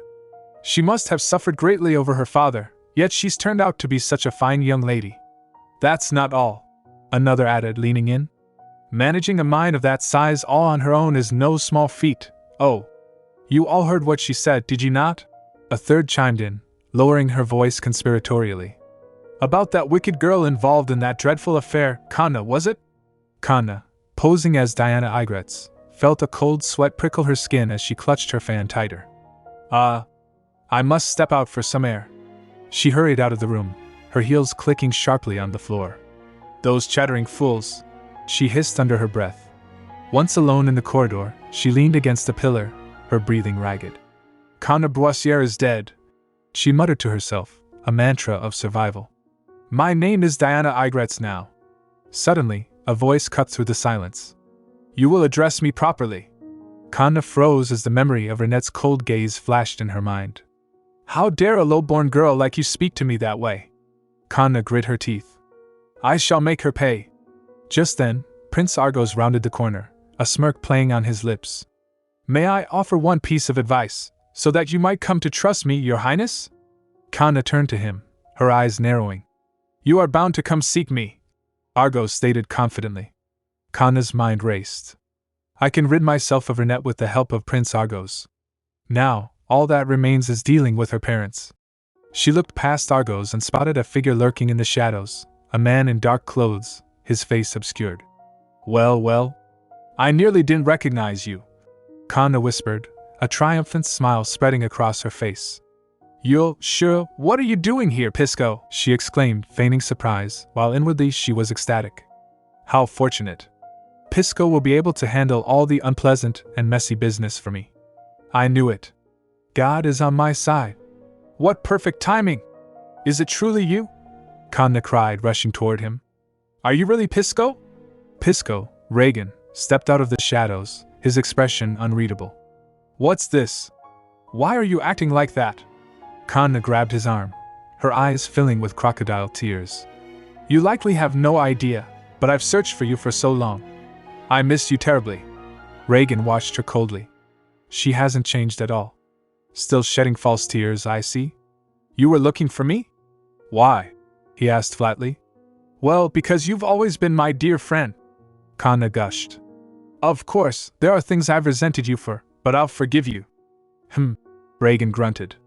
I'm sure you had your reasons. Kanna continued smoothly. Seeing you now brings back memories. We used to get along so well, didn't we? Ha! We did, Reagan scoffed. The truth is, I cared for you a great deal. Kanna lied, pressing closer. It was because of you that I was able to endure life in that wretched commoner's district. So please, help me. Reagan pulled his arm away. And why would I do that? Kanna paused, studying him. Why has he become so rigid? She decided to switch tactics, adopting a mournful tone. I understand now. A person ought to know their place. For a time, I thought I'd finally found clothes that suited me, but I was wrong. She looked up at him with wide, pleading eyes. If I were to return to the place I sinned and beg for forgiveness, do you think they would take me back? Or is it already too late? Reagan stared down at her. That would depend on the choice you make. Kanna seized the opening. Then will you run away with me? She whispered urgently. To a place where I can cast off these clothes that were never meant for me. Reagan was silent for a moment, then nodded. All right. Kanna suppressed a smirk, just as I thought. Now that I know he's on my side, it's time to figure out how best to use him. I shall return soon. Be ready, Reagan said, turning to leave. What? Kanna blinked, surprised. Why, you truly mean to come with me? Pisco! Wait, she called out, but he was already gone. He must be jesting, she muttered, shaking her head. Since that's the sort of man he is. Later that evening, the Grand Opera House buzzed with anticipation as Rinette sat in a private box beside Prince Pinberk. Pretending to be excited for the performance is exhausting, Kanna thought from a distance as she watched them. Pinberk turned to Rinette, his eyes warm. I wonder if tonight's performance will bring the same rapture you once felt years ago. Rinette offered a polite smile. I imagine it won't be quite the same, Your Highness. It's been some time, and much has changed. She bit her lip. Perhaps that was too honest. The words slipped out before I could stop myself. Pinberk nodded thoughtfully. Indeed. Much has changed. The stage is grander now, and the actors have no doubt grown in their craft. He leaned closer. But once the curtain rises, I believe we'll be swept back to a more innocent time, when we enjoyed this opera together. Rinette looked away. A more innocent time. Did such a thing ever exist for me? Her thoughts grew heavy. Ever since I returned to the past, all I've thought about is driving Argos to ruin, and nothing has changed. So why do I hesitate now? I need only take the hand Prince Pinberk has offered. What is it that's holding me back? There are times I miss the quiet days spent far from the capital. Pinberk mused softly. Perhaps that's why I wish to see this performance as it was originally written, to remember the time I spent with you. I also hold those memories dear, Your Highness. Rinette replied. Is that so? Pinberk asked, his gaze intense. They are precious to me, an honor. It was a joyful, happy time. Rinette said sincerely. I want more than that, Rinette, Pinberk declared, his voice firm. Rinette met his eyes, startled. I wish to be part of the reason for your happiness, Pinberk confessed. I hope for it, and I believe. I have every right to be. Rinette's breath hitched. Pinberk smiled gently, breaking the tension. But for tonight I shall yield my place to this magnificent performance. The audience applauded as the lights dimmed. Prince Pinberk's words feel unusually weighty tonight. Rinette thought, her heart racing. As the music swelled, filling the hall, Rinette closed her eyes. The song that began to play just then carried me back to the theater in Troken, that small, rundown place with a river behind. A different face flashed in her mind. Reagan. I must see Pisco, she realized with sudden clarity. I have to tell him he mustn't come looking for me for a while, that he must be careful. She gripped the railing of the box. Will I be able to see him if I return to Joel's Tavern? The Opera House, a place of high culture and whispered secrets, had transformed into a ballroom in an instant, the air thick with the scent of expensive perfume and the soft murmur of conversation. The capital truly is something else, a guest remarked. What did you think of the opera? Rinette stood beside Prince Pinberk, her expression thoughtful. The performance was just as splendid and magnificent as I remembered, Your Highness, she said. You once said it would feel even more impressive on a larger stage. Pinberk smiled, pleased. Do you find that to be true? You remembered my comment, Your Highness. Rinette noted with a faint chuckle. Yes, I believe it was better. Suddenly, a hush fell over the room, the chatter dying down and replaced by a tense silence. The ballroom has suddenly gone quiet, Pinberk observed, scanning the crowd. What's going on? It's a beautiful evening, a familiar voice drawled. Wouldn't you say? Rinette turned and stiffened. That's Prince Argos, isn't it? Argos strode into the room, his presence commanding attention, his usually wild hair now a different shade and his attire impeccably neat. His hair has changed color again, a guest whispered. He looks especially handsome tonight, another murmured. There's something more refined about His Highness than usual. Argos approached them, a smirk on his lips. How have you been, Pinberk? Then he turned to Rinette. You look lovely, Rinette. Thank you, Your Highness, Rinette replied cautiously, unease stirring within her. Argos stepped closer. I need to speak with you. Could you spare me a moment?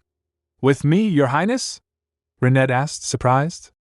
Pinberk stepped forward protectively. Argos, what do you think you're doing to my partner? I heard the two princes are not on good terms, a bystander whispered. It seems the crown prince has taken offense. Rinette glanced between the two men. If I refuse him, it may spark even worse rumors, she calculated. Your Highness, I'll return shortly after speaking with Prince Argos, she told Pinburk. I'll only be a moment. Pinburk hesitated, then nodded. Very well. Rinette turned to Argos. Shall we, Your Highness? Pinburk watched them walk away, his expression unreadable. If you've chosen to go, I have no right to stop you, he thought. For there is nothing official between us, at least, not yet. On the balcony, away from prying eyes, Rinette faced Argos. What was it you wished to say, Your Highness? Argos rubbed the back of his neck, looking unusually sheepish. Ah, right. What I meant to say was...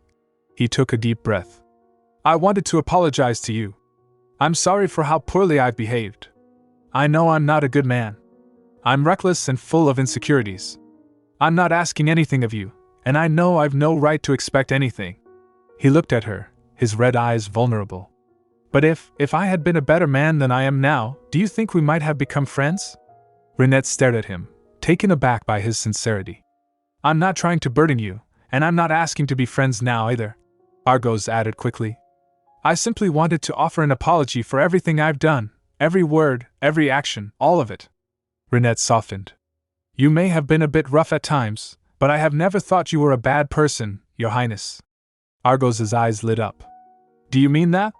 Yes, Rinette nodded. Let us be friends. Argos beamed. You've shown me such sincerity, so I ought to respond in kind. I won't ever show you that pitiful side of me again. I promise. All right, Your Highness. Rinette smiled, though inwardly her thoughts raced. I know all too well that people don't change so easily. Argos is holding back his emotions and desires, but why, all of a sudden? What is he really after? Your Highness, now that we're friends, may I ask you for a favor? Rinette ventured. Of course. Anything you wish. Argos agreed instantly. I don't need one right now, Rinette said. But someday, when I find myself in need of help, you will be the first person I turn to, Your Highness. Argos blushed. Then, would it be alright for me to think of us as special friends? That is up to you, Your Highness, Rinette replied diplomatically. Argos grinned like a schoolboy, and Rinette noted how he still wore his heart on his face, just as he always had. Thank you, Rinette. Well then, I've no more business at the ball, so I shall take my leave, Argos announced, practically skipping away. Rinette watched him go, her suspicion deepening. Argos couldn't have changed so suddenly on his own. Did someone advise him? Could it have been Kanna? No, unlike in my past life, the two of them now despise each other, she reasoned. Still, I should not dismiss the possibility of her using Argos. She sighed, tugging at her gloves. Ha, these gloves are stifling. Suddenly, a scent drifted on the breeze. I smell a familiar scent of grass. How did you know I was here? A voice asked from the shadows. Rinette turned. I did not fly here today, Princess. Pisco, Rinette breathed. Reagan stepped into the light. You always manage to find me, and at just the right moment. His expression turned serious. I have something to tell you. The golden-haired prince seems to have met with Kanna. Rinette's eyes widened. Do you know what they talked about? I don't know the details, Reagan admitted. Only that the two of them spent quite a while inside a carriage together. They must have used the carriage to avoid being seen, Rinette realized. Yet you still managed to find out. Reagan smirked. Well, I don't just fly. I've got about 50 eyes too. I see, Rinette nodded. Pisco, there's something I need to tell you as well, she said urgently. You mustn't come by my place anymore. Someone saw you entering my chamber that night. I'm aware, Reagan replied calmly. You are? I appreciate that you tried to warn me, Princess, Reagan said, his tone turning stern. But how could you even think of visiting the tavern? Rinette flinched. If you're seen in that alley, it won't end with just a few harmful rumors. Reagan scolded. Don't come looking for me again. Ever. I only went because I was worried about you, Rinette protested. Why are you speaking this way? Think of me as a shadow, Reagan said coldly. Someone who doesn't exist. What? Rinette gasped. How am I supposed to pretend you don't exist, when you clearly do? Because that is how it must be, Regan insisted. If you ever need information, I will always bring it to you, just as I have now. No matter where you are, I will find you, princess, whether I must walk or fly, by any means necessary. Rinette looked at him, her heart aching. Then what if I want to see you? Regan froze. It could be that. I just want to see you. She whispered, it could be that. I just want to see you. No, that will not happen, and it must not. Rinette stared at Regan, her heart pounding. Why? Why? You know the reason better than I do, princess. Regan turned to face her, his expression raw and unguarded. But if I had been planning to set aside my true feelings so easily, I would never have revealed them in the first place. He stepped closer. You are more perceptive than anyone, princess, so I know I must not squander the second life I have been fortunate enough to gain, Regan confessed. Yet, I do not wish to let this matter go. Pisco. There is something I must do, he continued, his voice dropping to a whisper. For myself, who was wrongfully killed. Rinette's eyes widened. Pardon? Wrongfully killed. Hatred and resentment have been my only driving force. Regan explained, his fists clenching. And vengeance upon those who took everything from me, that has been my life's purpose. Wait, what do you mean? Rinette asked, confused. Because of those festering emotions, I have not been honest for a single moment in this life. My tears, my smiles, everything was crafted for the sake of revenge. He looked into her eyes, pleading. But now, for the first time, I am being honest. Princess, I have set aside the blood-soaked past, and the anger and hatred with it. I am listening only to my own heart. I am not asking you to do anything for me. I simply wish to be honest before you alone, he said softly. Pisco, no, Regan Chester. Can I do that? Rinette trembled, tears welling in her eyes. No, you cannot! Regan flinched as if struck. I can see how anxious you are. I know you need something, someone, to lean on, Rinette said, her voice shaking. But you've chosen the wrong person. It cannot be me. She took a step back. I said it because it was you. I think you're confusing sympathy with affection. That can happen when life grows difficult. Regan stared at her, hurt flashing across his face. What? Perhaps I crossed the line. I only meant to help you in good faith. Rinette continued, hardening her heart. But that was not the only reason, was it? You're right. It wasn't. It was also about the money. Helping you meant I would be paid handsomely. She lied, the words tasting like ash. I know what you are trying to do. Don't play such an obvious game. And you should not behave so foolishly, princess. Regan grabbed her wrist, pulling her close. Foolish? Shall I show you what true foolishness is? He wrapped his arms around her in a desperate embrace. Please, Lady Rinette. I want to wander aimlessly with no destination in mind. He whispered against her hair. A crown woven from barley stalks, pomegranate blossoms, and forget-me-nots would be enough. Can't we live like that? Rinette stood frozen in his arms, her resolve crumbling. Suddenly, Regan released her and stepped back. You must return to the ball, Lady Rinette. He looked at her with a sad smile. I can go on living as Regan Chester, but you can never be Dorothy. He turned and walked away into the darkness. Rinette watched him go, tears streaming down her face. When I heard his voice, strained as though holding back tears, it was as if a storm had swept through me. But one thing became clear, she realized, wiping her eyes. I felt I could now do anything in pursuit of my revenge. She walked back toward the opera house, her steps heavy. Pisco's right. A crown woven from barley stalks, pomegranate blossoms, and forget-me-nots belongs only in a story. Love and romance lie only within written words. I can never be Dorothy, she thought bitterly. What a fool I am. There you are, Prince Pinburg called out as she approached. Your Highness, you seem troubled. Has something happened? Rinette composed herself. No, nothing at all. Pinburg stepped closer, concern etched on his face. Rinette, I know this is ungentlemanly of me, and far from proper decorum, but I must know what troubles you. Just as I wish to share in your joys, I also wish to share in your sorrows. I'm truly fine, Your Highness. Rinette insisted. That is a lie. Pinburg said sharply. What did that bastard say to you? Rinette froze. That bastard? Does he mean Pisco? Did Argos perhaps make you an offer of marriage? Pinburg demanded. Rinette looked at him, stunned. For an instant, in His Highness's pained expression, I saw myself pleading before Pisco. She lowered her gaze. Right. I must stop putting my own feelings first and hurting everyone around me.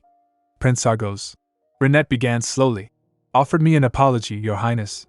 An apology? Pinburg asked, surprised.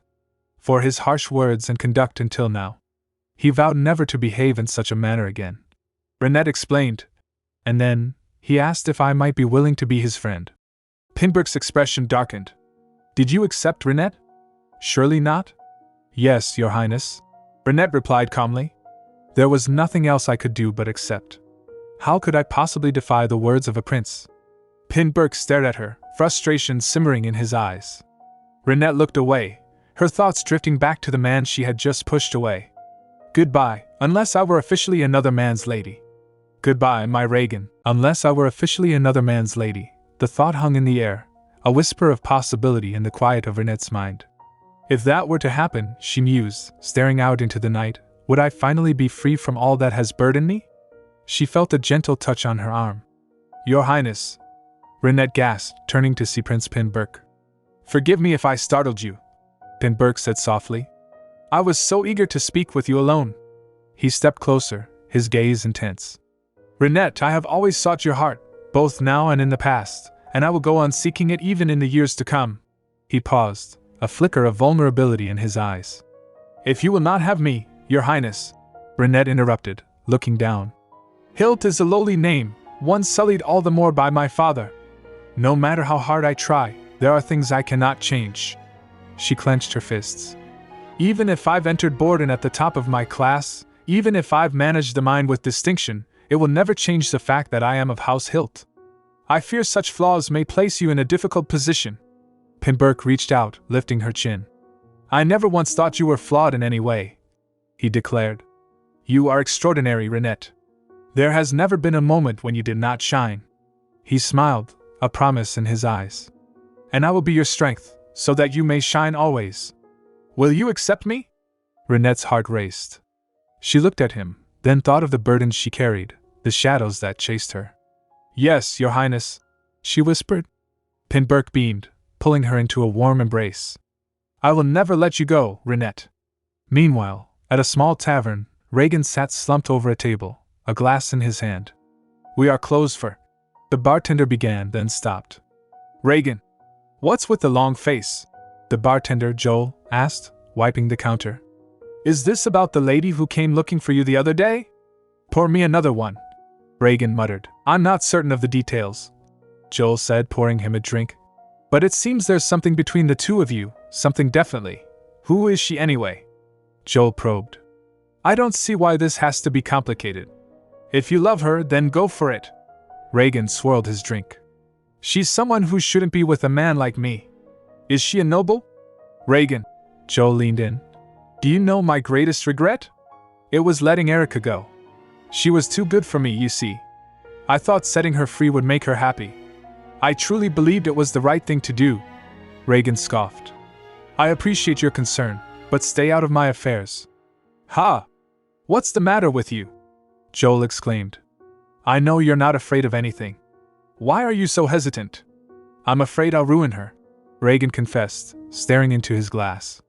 She is more beautiful, strong, and wise than anyone I've known.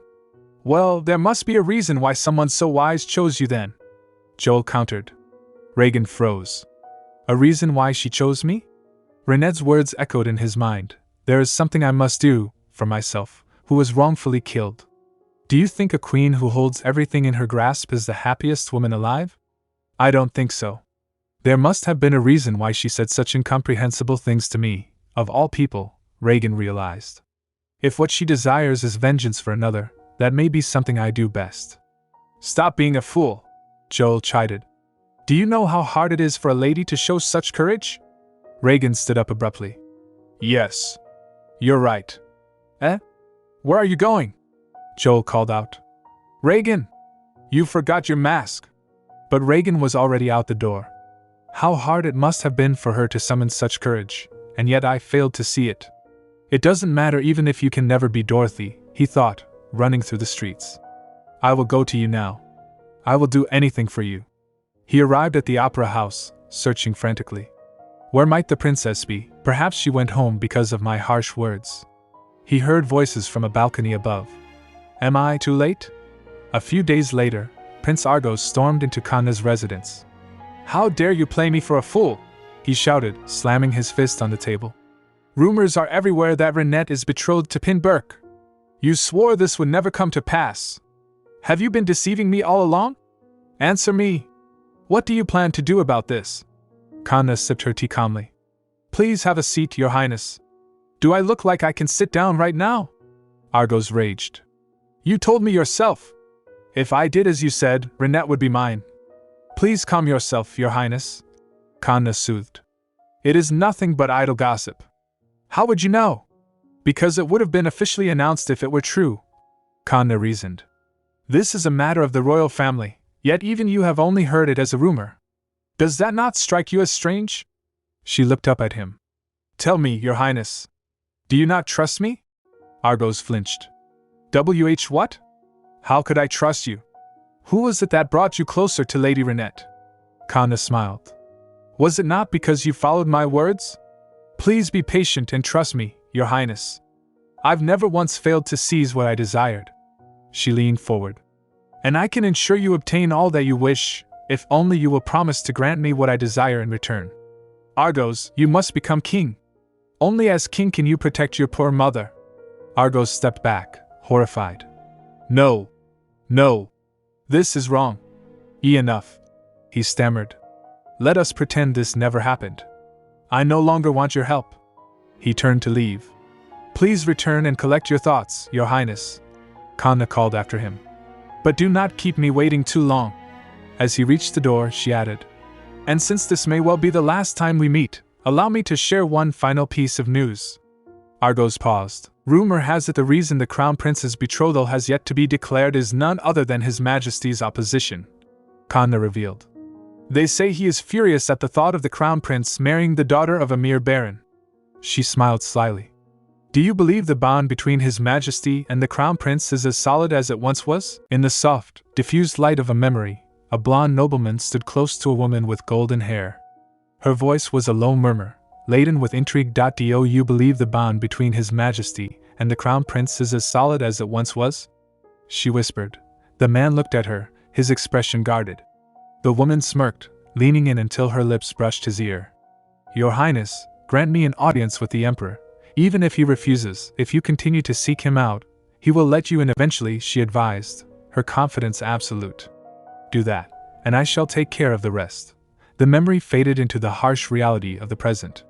The woman's voice echoed in the man's mind, never seek me out again? I wouldn't be so sure about that. Inside the opulent office of the Emperor, the air was thick with tension. Sunlight streamed through the tall windows, casting long shadows over the Crown Prince, Pinberk.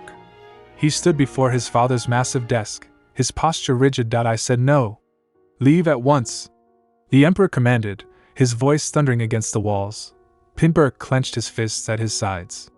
I expected resistance, he thought, but father's opposition is fiercer than I imagined. I know she is a lady of fine character and sharp mind, Pinberk argued, trying to keep his voice steady. But that is where it ends. The Emperor cut him off, his gaze cold and unyielding. I will not stop you from enjoying her company. But do not forget who you are, Pinberk faltered. Father, you are the Crown Prince of Canchones, the Emperor stated, rising from his seat to emphasize his authority. Do you think it makes any sense for you to be caught in a scandal with a baron's daughter? A scandal? That is far too harsh, father. Pinberk exclaimed, stung by the word. The Emperor slammed his hand on the desk. This is where I draw the line, my son. Ask me for no greater mercy. Pinberk sighed, a sound of deep frustration escaping him. He bowed his head slightly, hiding the fire in his eyes. No matter how strongly you oppose me, you cannot break me down, father, he vowed silently. Pinberk turned on his heel and marched out of the study. As he strode down the gilded corridor, footsteps approached from the opposite direction. Well. Look who it is.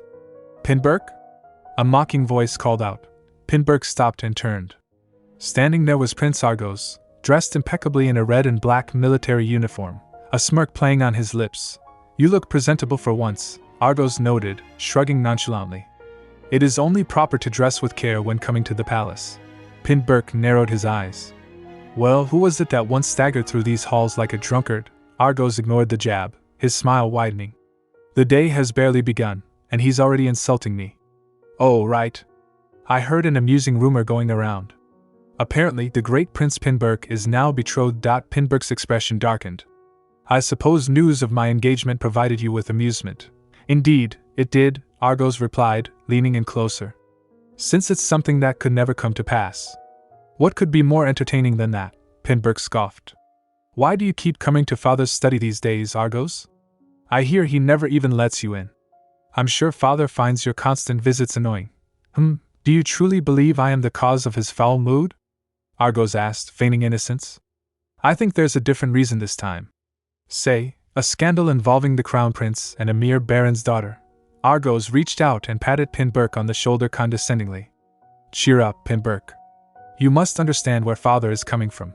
Pinburk slapped Argos's hand away sharply. Don't touch me. A shudder of rage passed through Argos, but he quickly masked it. Damn it. I let myself lose composure, he thought.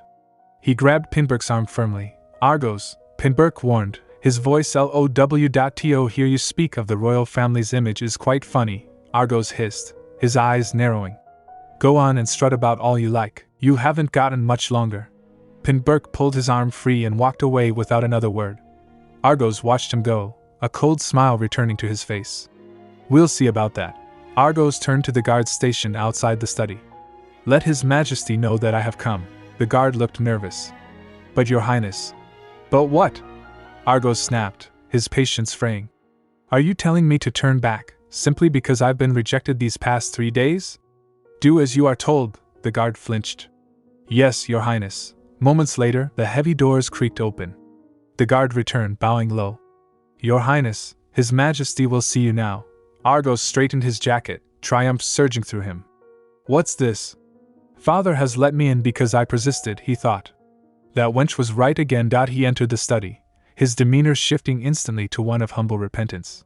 Father, I trust you have been well. The Emperor did not look up from his papers. Spare me the pleasantries. Tell me why you insist on seeing me. Argos placed a hand over his heart and bowed his head. I have come to atone for my past behavior, and to beg for your forgiveness. I know I have conducted myself like a lout, unworthy of my station as a prince. He looked up, his eyes wide with feigned sincerity. But I intend to change, Father. I shall give you no further cause for disappointment. The Emperor stared at him for a long moment, silence stretching between them. Finally, he waved a dismissive hand. If you're done, leave. Argos bowed deeply. Your Majesty. As he exited the room, Argos let out a breath he didn't realize he was holding. Did it work? Did he believe me? He wondered. Well, I wasn't thrown out, so I suppose that counts as a partial success. He walked down the hall, his mind racing. Kanna was right. Father and Pinburk are no longer on good terms. A sinister grin spread across his face. Things are getting interesting. Meanwhile, in a quiet library filled with the scent of old paper and dust, the Baron's daughter sat at her desk. A maid approached, holding a sealed envelope. A letter has come for you, my lady, the maid announced. It was left on the doorstep, just as before. A letter? The lady took the envelope, her heart skipping a beat. Could it be? She tore it open eagerly. The letter was detailed, outlining political movements. 2 days hence, negotiations between Enrio III and House Igretz are set to begin, she read. Both sides seek a bargain over the Canchonese wastelands, yet their dispute over the division of quarry production remains unresolved, and the talks are likely to collapse. At the bottom, the signature read Pisco, but it was the postscript that made her blood run cold. P.S. I considered killing her. But I doubt that is what you would want. But I could take her far away if you wish. I will make sure she lives a quiet life. He plans to leave. The lady's hands trembled as she lowered the letter. Her eyes widened in shock as the realization hit her. He plans to leave, she whispered, her voice barely audible. With Kanna, the thought hung heavy in the air, suffocating the woman who stood watching from the shadows. He plans to leave. With Kanna? She watched the silver-haired man, her heart twisting with a mixture of disbelief and venom. His gaze was distant, his mind clearly occupied by thoughts of his wife. Does he even understand what it means to take her with him? Why would he leave with her? The woman's hands clenched, the paper in her grip crumpling under the force of her rage. A dark, murderous impulse flared within her. I considered killing her. She leaned into the man, her arms wrapping around his arm, her expression softening into a mask of devotion even as her internal monologue screamed for blood. But I doubt that is what you would want. She pressed closer, her eyes gleaming with malice. No, I want Kanna dead. In the most wretched, horrific way. In the quiet solitude of her study, Kanna sat at her desk, the soft scratch of a quill against parchment filling the silence. The flickering candlelight cast long shadows across the room, illuminating her focused expression. She shook her head slightly, forcing herself to concentrate. This is not the time to let my emotions take precedence. She looked down at the documents spread before her, calculating the political landscape with a cold, strategic mind. His Majesty demanded 50% of the quarry's yield in exchange for ceding the wastelands to House Igretz, she murmured to herself, yet Duke Igretz will not concede to more than 20%. She tapped the quill rhythmically against the desk. It seems His Majesty has no intention of handing over the wastelands. Her thoughts drifted to the opposing faction, Rinette. She recalled seeing the woman recently, walking through the gardens with a confident stride. Rinette. There will be a grand banquet in a few weeks' time, Kanna mused, her pen scratching across the paper again. Father wishes to invite Duke Igretz. To invite the Duke to a banquet means the possibility of negotiation is still open. She paused, considering the leverage held by her rivals. The mine owned by the Igretz family produces marble of exceptional quality. By contrast, our family's mine yields only coal and copper, which surely does not satisfy His Majesty. A sharp, knowing grin curled Kanna's lips. But that is only because he has yet to realize the true potential of Lois Mine. She leaned back, her eyes gleaming with the knowledge of a future that had not yet come to pass. In my previous life, in the year I turned 20, a massive vein of gold was discovered there. The memory was vivid, miners shouting, the gleam of metal in the dirt, the frenzy that followed. That was the very reason I devoted myself to developing the mine after coming to the capital, to hasten the day that gold would be found, for a gold mine is the greatest bargaining chip of all. She resumed writing, her strokes bold and decisive. If His Majesty does not approve of me solely because I am the daughter of a baron, then I'll simply resolve that matter. The sound of a door creaking open shattered the concentration of the man painting in the sunlit studio. Prince Argos froze, his brush hovering over the canvas. I told you not to let anyone in when I'm paint, he turned, annoyance flashing in his golden eyes, only to stop short. A woman stood in the doorway. She wore a pristine white dress and a netted hat adorned with flowers, her long, pale blonde hair cascading down her back. Argos scoffed, his gaze hardening. How dare you show your face? The woman offered a polite, serene smile, undeterred by his hostility. I heard His Majesty has been confined to bed these past few days, she said softly. I am told he has long suffered from gout. Argos stared at her, unimpressed. So? You certainly are making yourself at home. She stepped forward, placing a small woven basket on the table beside him. From it, she produced a glass bottle filled with a glowing blue liquid. I have brought some effective medicinal herbs, Your Highness. Argos looked at the bottle with open skepticism. What, you expect me to give that to Father? You're joking, right? For all I know, you could have laced it with something. The woman placed a hand over her chest, feigning shock. How could you say such a thing, Your Highness? These herbs were sent by my father, Duke Igretz. They are well regarded in our duchy for their efficacy against gout. She pressed the bottle into his hands, her touch brief and professional. I thought it best that His Majesty receive them from you rather than from me, so please do not refuse. She turned to leave, her skirts swishing softly against the floor. There is no need to tell His Majesty that I was the one who brought these herbs. I only came because I was concerned for his health. With a graceful bow, she exited the room. Well then, I shall take my leave. The door clicked shut, leaving Prince Argos alone with the mysterious blue bottle. He stared at the liquid sloshing inside. Did she only come to give me the herbs? He muttered, bewildered. I thought for certain she would use them as an excuse to beg for an audience with Father. He weighed the bottle in his hand. What should I do with this? Should I give it to Father, as that wench said? Ambition warred with caution in his mind. If by chance it proves effective, I could certainly win his favor. Should I claim that I procured it myself? He frowned, shaking his head. No, If something goes wrong, the blame would fall squarely on me. A sudden realization lit up his face. Aha, I know. I am a genius. Later that evening, in a lavishly decorated parlor, Argos recounted the strange encounter to Rinette. He held the blue bottle loosely in his lap, looking pleased with himself. What is this, Your Highness? Rinette asked, eyeing the bottle. That wench.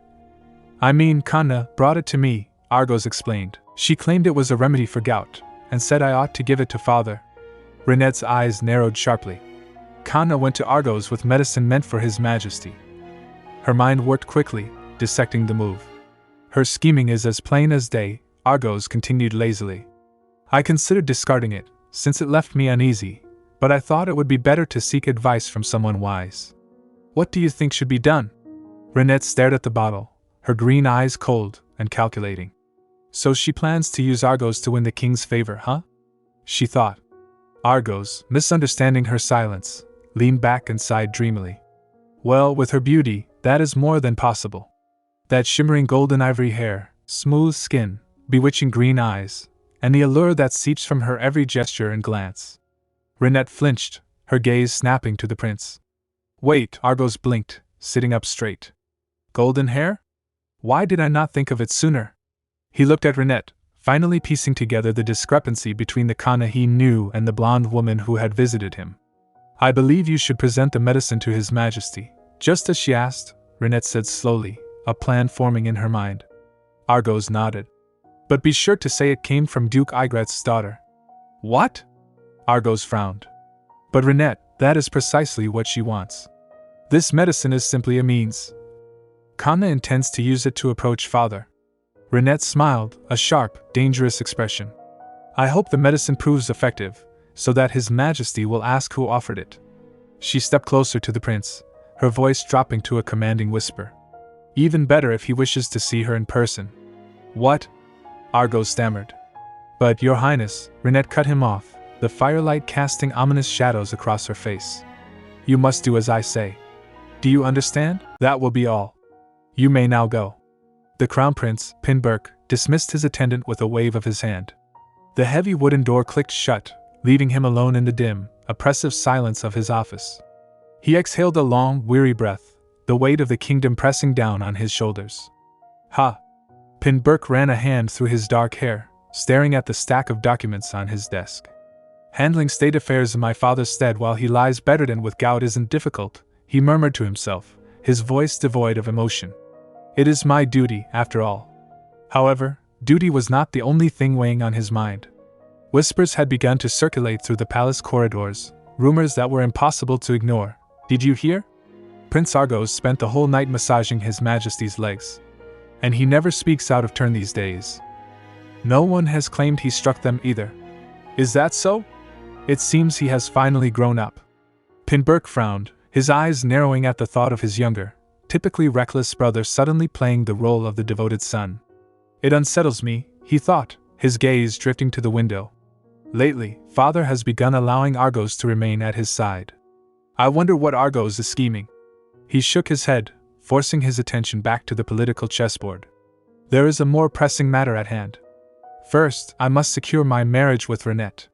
He paced the room slowly, calculating his next move. The consolidation of power required precise alliances. If I grant House Hilt the title in return for yielding Lois Mine to the crown, Lord Hilt will have no reason to oppose it. The problem is, Lord Hilt must be willing to accept this offer. A knock at the door interrupted his strategizing. Your Highness. Have you brought it? Pinberk asked sharply.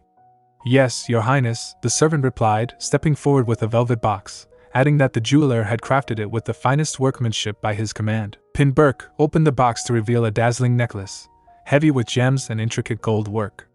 We shall see if that proves true, he muttered before asking if it would suit her. The servant bowed and replied carefully that it certainly showed his affection. Pinberk's brow furrowed, that was not what he had asked. After being prompted to speak freely, the servant admitted that while the necklace was beautiful, he did not recall Lady Rinette ever wearing anything so ornate. Doubt struck Pinberk as he looked down at the jewelry, realizing the disconnect between his intentions and Rinette's tastes. In my eagerness to give her only the finest, I never stopped to think about what Rinette truly likes.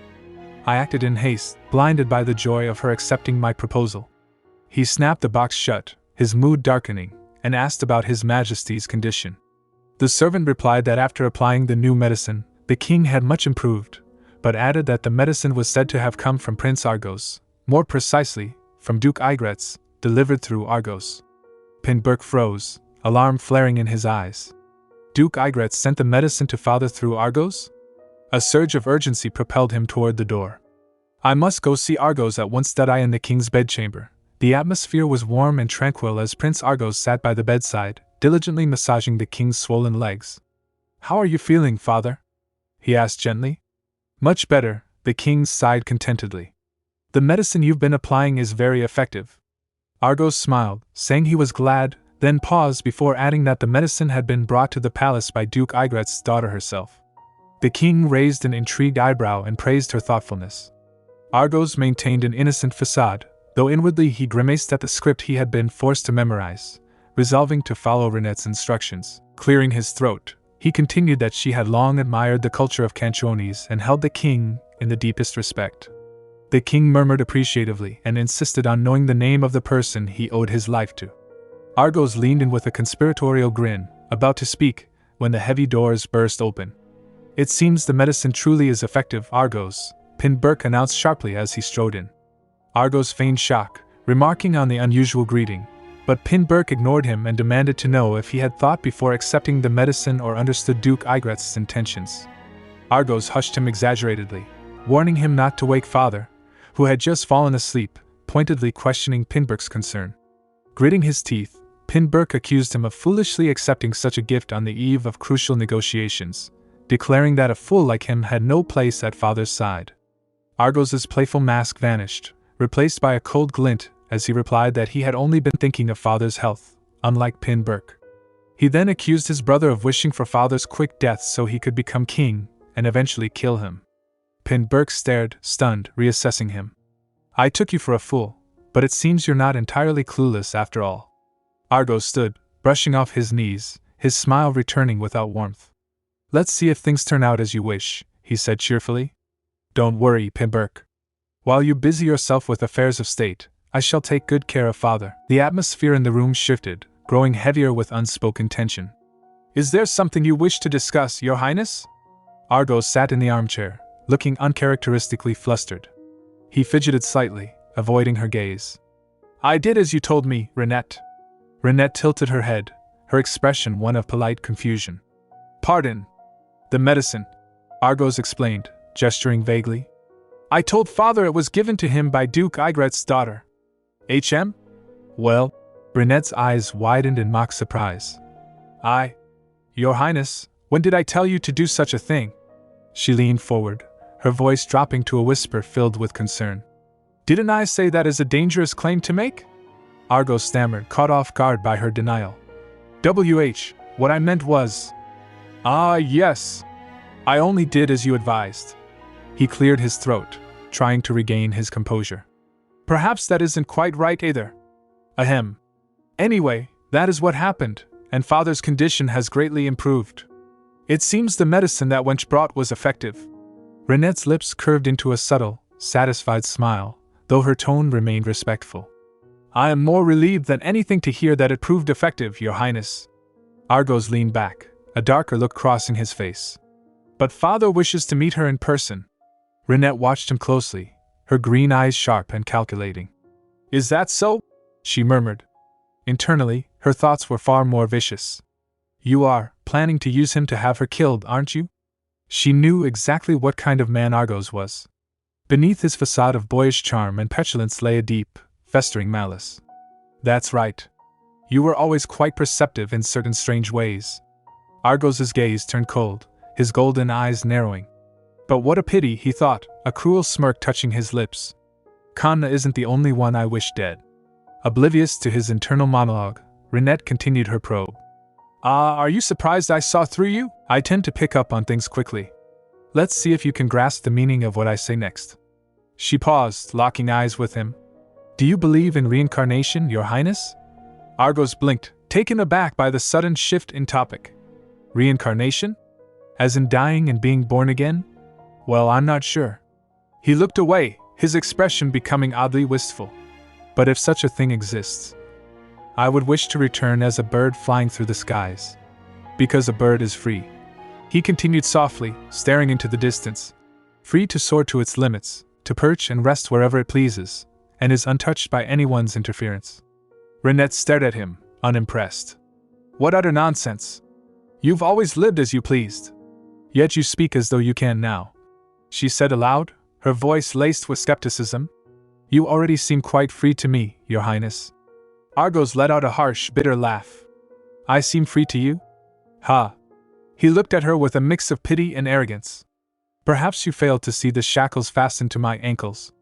Rinette felt a spark of anger ignite within her. If what you bear are shackles, then what of ordinary people? She challenged. And what of the residents of the commoners' district, who are shackled by their bloodlines? That is far more terrifying than the chains you speak of, Your Highness. She realized she had spoken too freely, her frustration bubbling over. The commoners, Argos murmured, confusion clouding his face. I snapped without meaning to, Rinette thought, taking a steadying breath. Ha! Still, I must say what needs to be said. She met his gaze firmly. Your Highness, there are many who are born carrying burdens heavier than shackles. She stepped closer, her voice firm. Forgive me, but I doubt anyone would ever think of you as one who lies in chains. Argos stared at her, stunned by her sharpness. Why is Rinette speaking so sharply? A sudden, dark realization struck him. Wait, could it be? Could it be because of that wretched bastard? His face twisted with rage. Someone like you has no right to even speak her name. Rinette, he hissed, his voice trembling with fury. Ha! How dare you compare my life to such a pitiful, wretched existence? He stood up abruptly, looming over her. Those are words that must never be spoken. Have you forgotten who I am? Soon you will see for yourself just how great I truly am, Rinette. Rinette watched him leave, her expression unreadable. A pitiful and wretched existence, you say? Just you wait and see, Argos. Her hands clenched into fists at her sides. I'll make sure you never speak of Pisco that way again. Later that day, Rinette walked through the winding, shadowed streets of the commoners' district. She pulled her hood lower, trying to blend in, though her fine clothes marked her as an outsider. I came here without much of a plan, she thought anxiously. I wonder if I'll be able to see Pisco. She glanced around nervously. I must meet him today, no matter what. The alleyway was narrow and dim, the air thick with an unsettling silence. I didn't notice the first time I came here, but this alley feels rather spooky. She recalled Pisco's warning from their last encounter. If you're seen in that alley, it won't end with just a few harmful rumors. Don't come looking for me again. Ever. A shiver ran down her spine. Is it because of what he said? I feel scared. It's not just in your head, princess. This place truly is dangerous. Suddenly, a figure stepped out from the shadows. Pisco! Rinette gasped, relief washing over her. Pisco looked at her with a mixture of exasperation and concern. Honestly, why have you come here? Rinette straightened, regaining her composure. Well, I came because I have an urgent request. Pisco crossed his arms, waiting. I want you to stir Kanna up a bit, Rinette said, her voice steady. Pardon? Stir her up? Tell her the king wishes to see her in person, Rinette instructed. I need her to imitate someone, and struggled desperately to catch His Majesty's eye. She looked at Pisco intensely. Which makes your role crucial. If that happens, Kanna will throw all her effort into winning Enryo III's favor. A cold smile touched her lips. Never even realizing whose likeness she is copying. Pisco sighed, scratching the back of his head. Very well, princess. But next time, please summon me if you wish to tell me something. He stepped closer, his voice dropping to a serious whisper. I warned you not to come into this alley. It's dangerous. I don't want you to. He trailed off, mumbling something inaudible. Sorry? Rinette asked, leaning in. Pisco looked away, flustered. But if you mean to grant my request, you won't be able to do that, will you? Rinette pressed. Pisco turned back to her, confused. Pardon? What does that? I don't want you going somewhere far away, Rinette said softly, her gaze unwavering. With her. I don't want you going somewhere far away, with her. The words hung in the air, a quiet confession that seemed to strip away the pretense between them. Pisco stared at Rinette, his eyes widening slightly. Do you realize what that sounds like to me? He thought, his heart skipping a beat. He lowered his head, a soft smile touching his lips. Very well. I will not go if it displeases you. Thank you, Rinette whispered, her shoulders relaxing. I'm sorry for always asking things of you. I will not come to you with matters like this again. She looked up at him, her green eyes earnest and full of a strange, desperate hope. Pisco, I want you to be happy. To live among people and lead an ordinary life, and perhaps even meet someone. Pisco let out a short, incredulous laugh. How ordinary? He thought. I'm only able to help you because I live the life that I do, princess. Do you understand? That is why I want to do something for you this time. Rinette continued, unaware of his internal musings. Go to Lois, Pisco. My family has a mine there. You should go and begin a new life.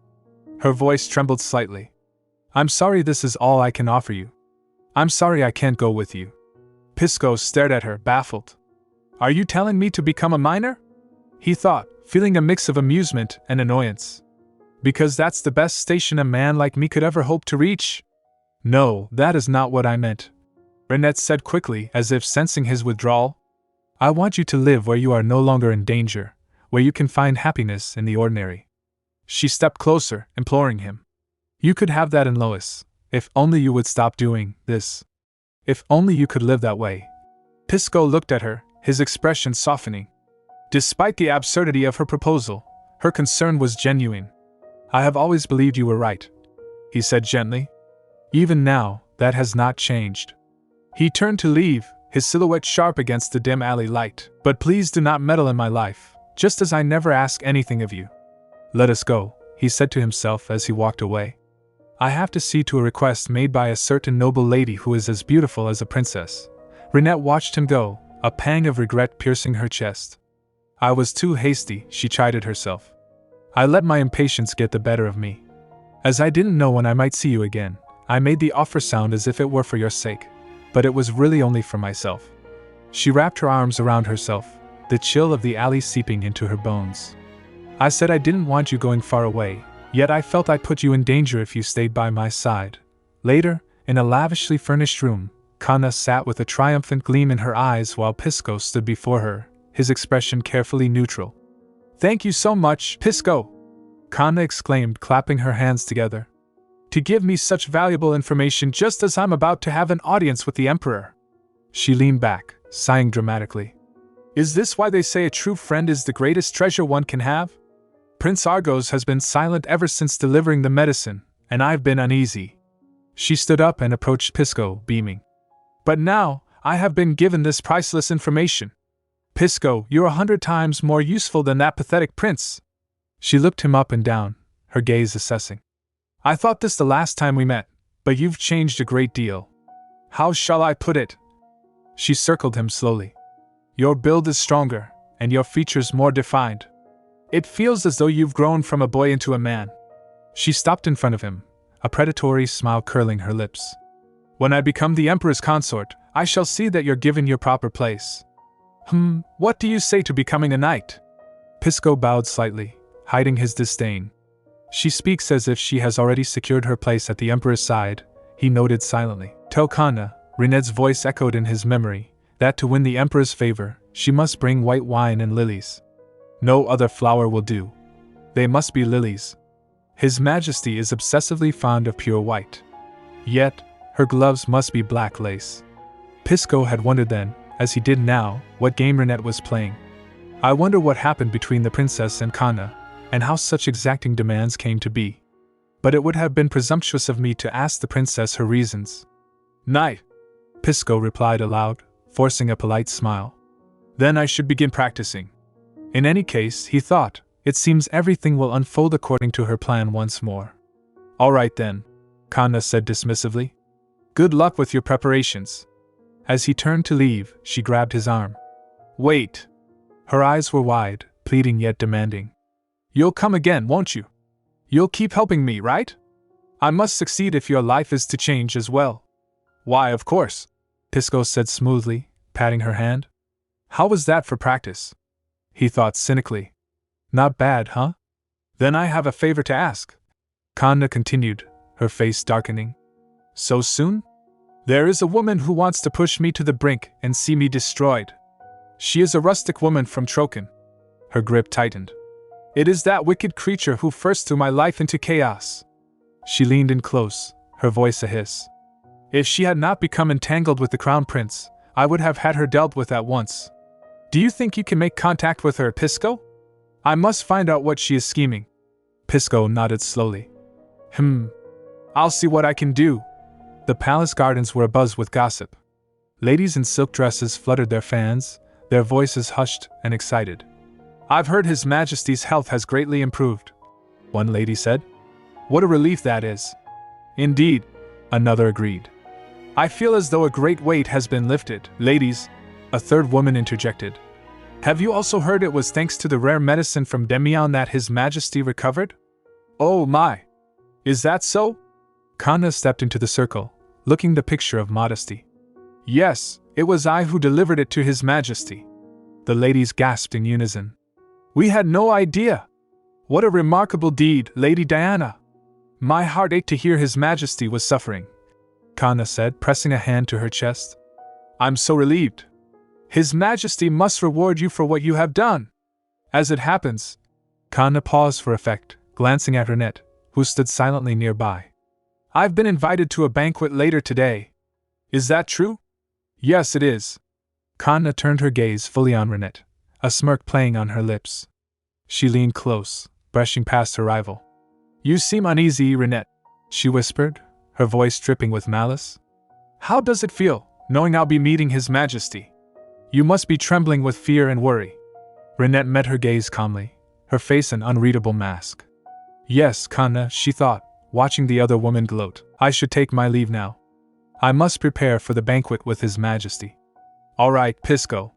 Rinette watched him walk away, her smile fading the moment he turned his back. She touched her chest, feeling the tight knot of anxiety there. I must step outside for some air, she murmured, slipping away from the crowded room. She found a quiet balcony, the night air cool against her skin, but her solitude was short-lived. What are you scheming? Rinette turned to see her maid, the woman's eyes narrowed in suspicion. Scheming, my lady? Rinette asked, feigning innocence. I only wish to be of help to His Majesty, who suffers so with gout. Lies, the maid hissed, stepping closer. You thought to use that medicine to win his favor and push me aside. Rinette blinked, genuinely confused for a moment before realizing the maid was projecting her own fears onto her mistress. I beg your pardon? Rinette exclaimed. Whatever do you mean? The maid's glare softened into something more pathetic. I know you've been sparing me, and that is why I've kept to myself. She looked down, her voice trembling.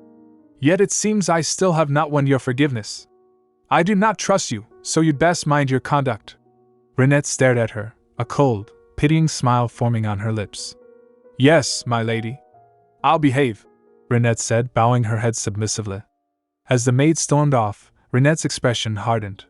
I warned you, didn't I? She thought, her eyes gleaming dangerously.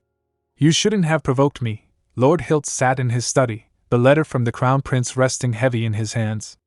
Oh, Alchemia, he sighed, addressing his late wife. What choice must I make? He reread the lines that seemed to burn into his mind.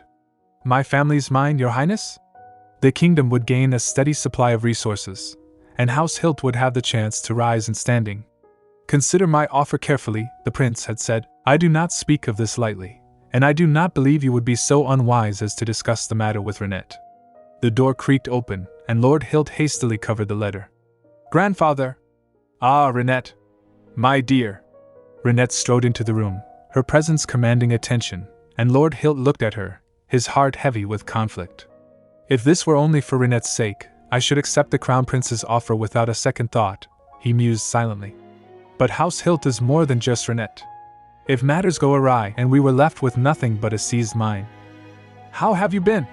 Rinette asked cheerfully, interrupting his spiraling thoughts. One thing is certain, Lord Hilt resolved internally. The time to make a decision is drawing near. Grandfather, you must be tired from your journey to Perithos, Rinette said, noting his distraction. I'm fine, he replied quickly. Rinette observed him closely. He looks concerned. Did something happen?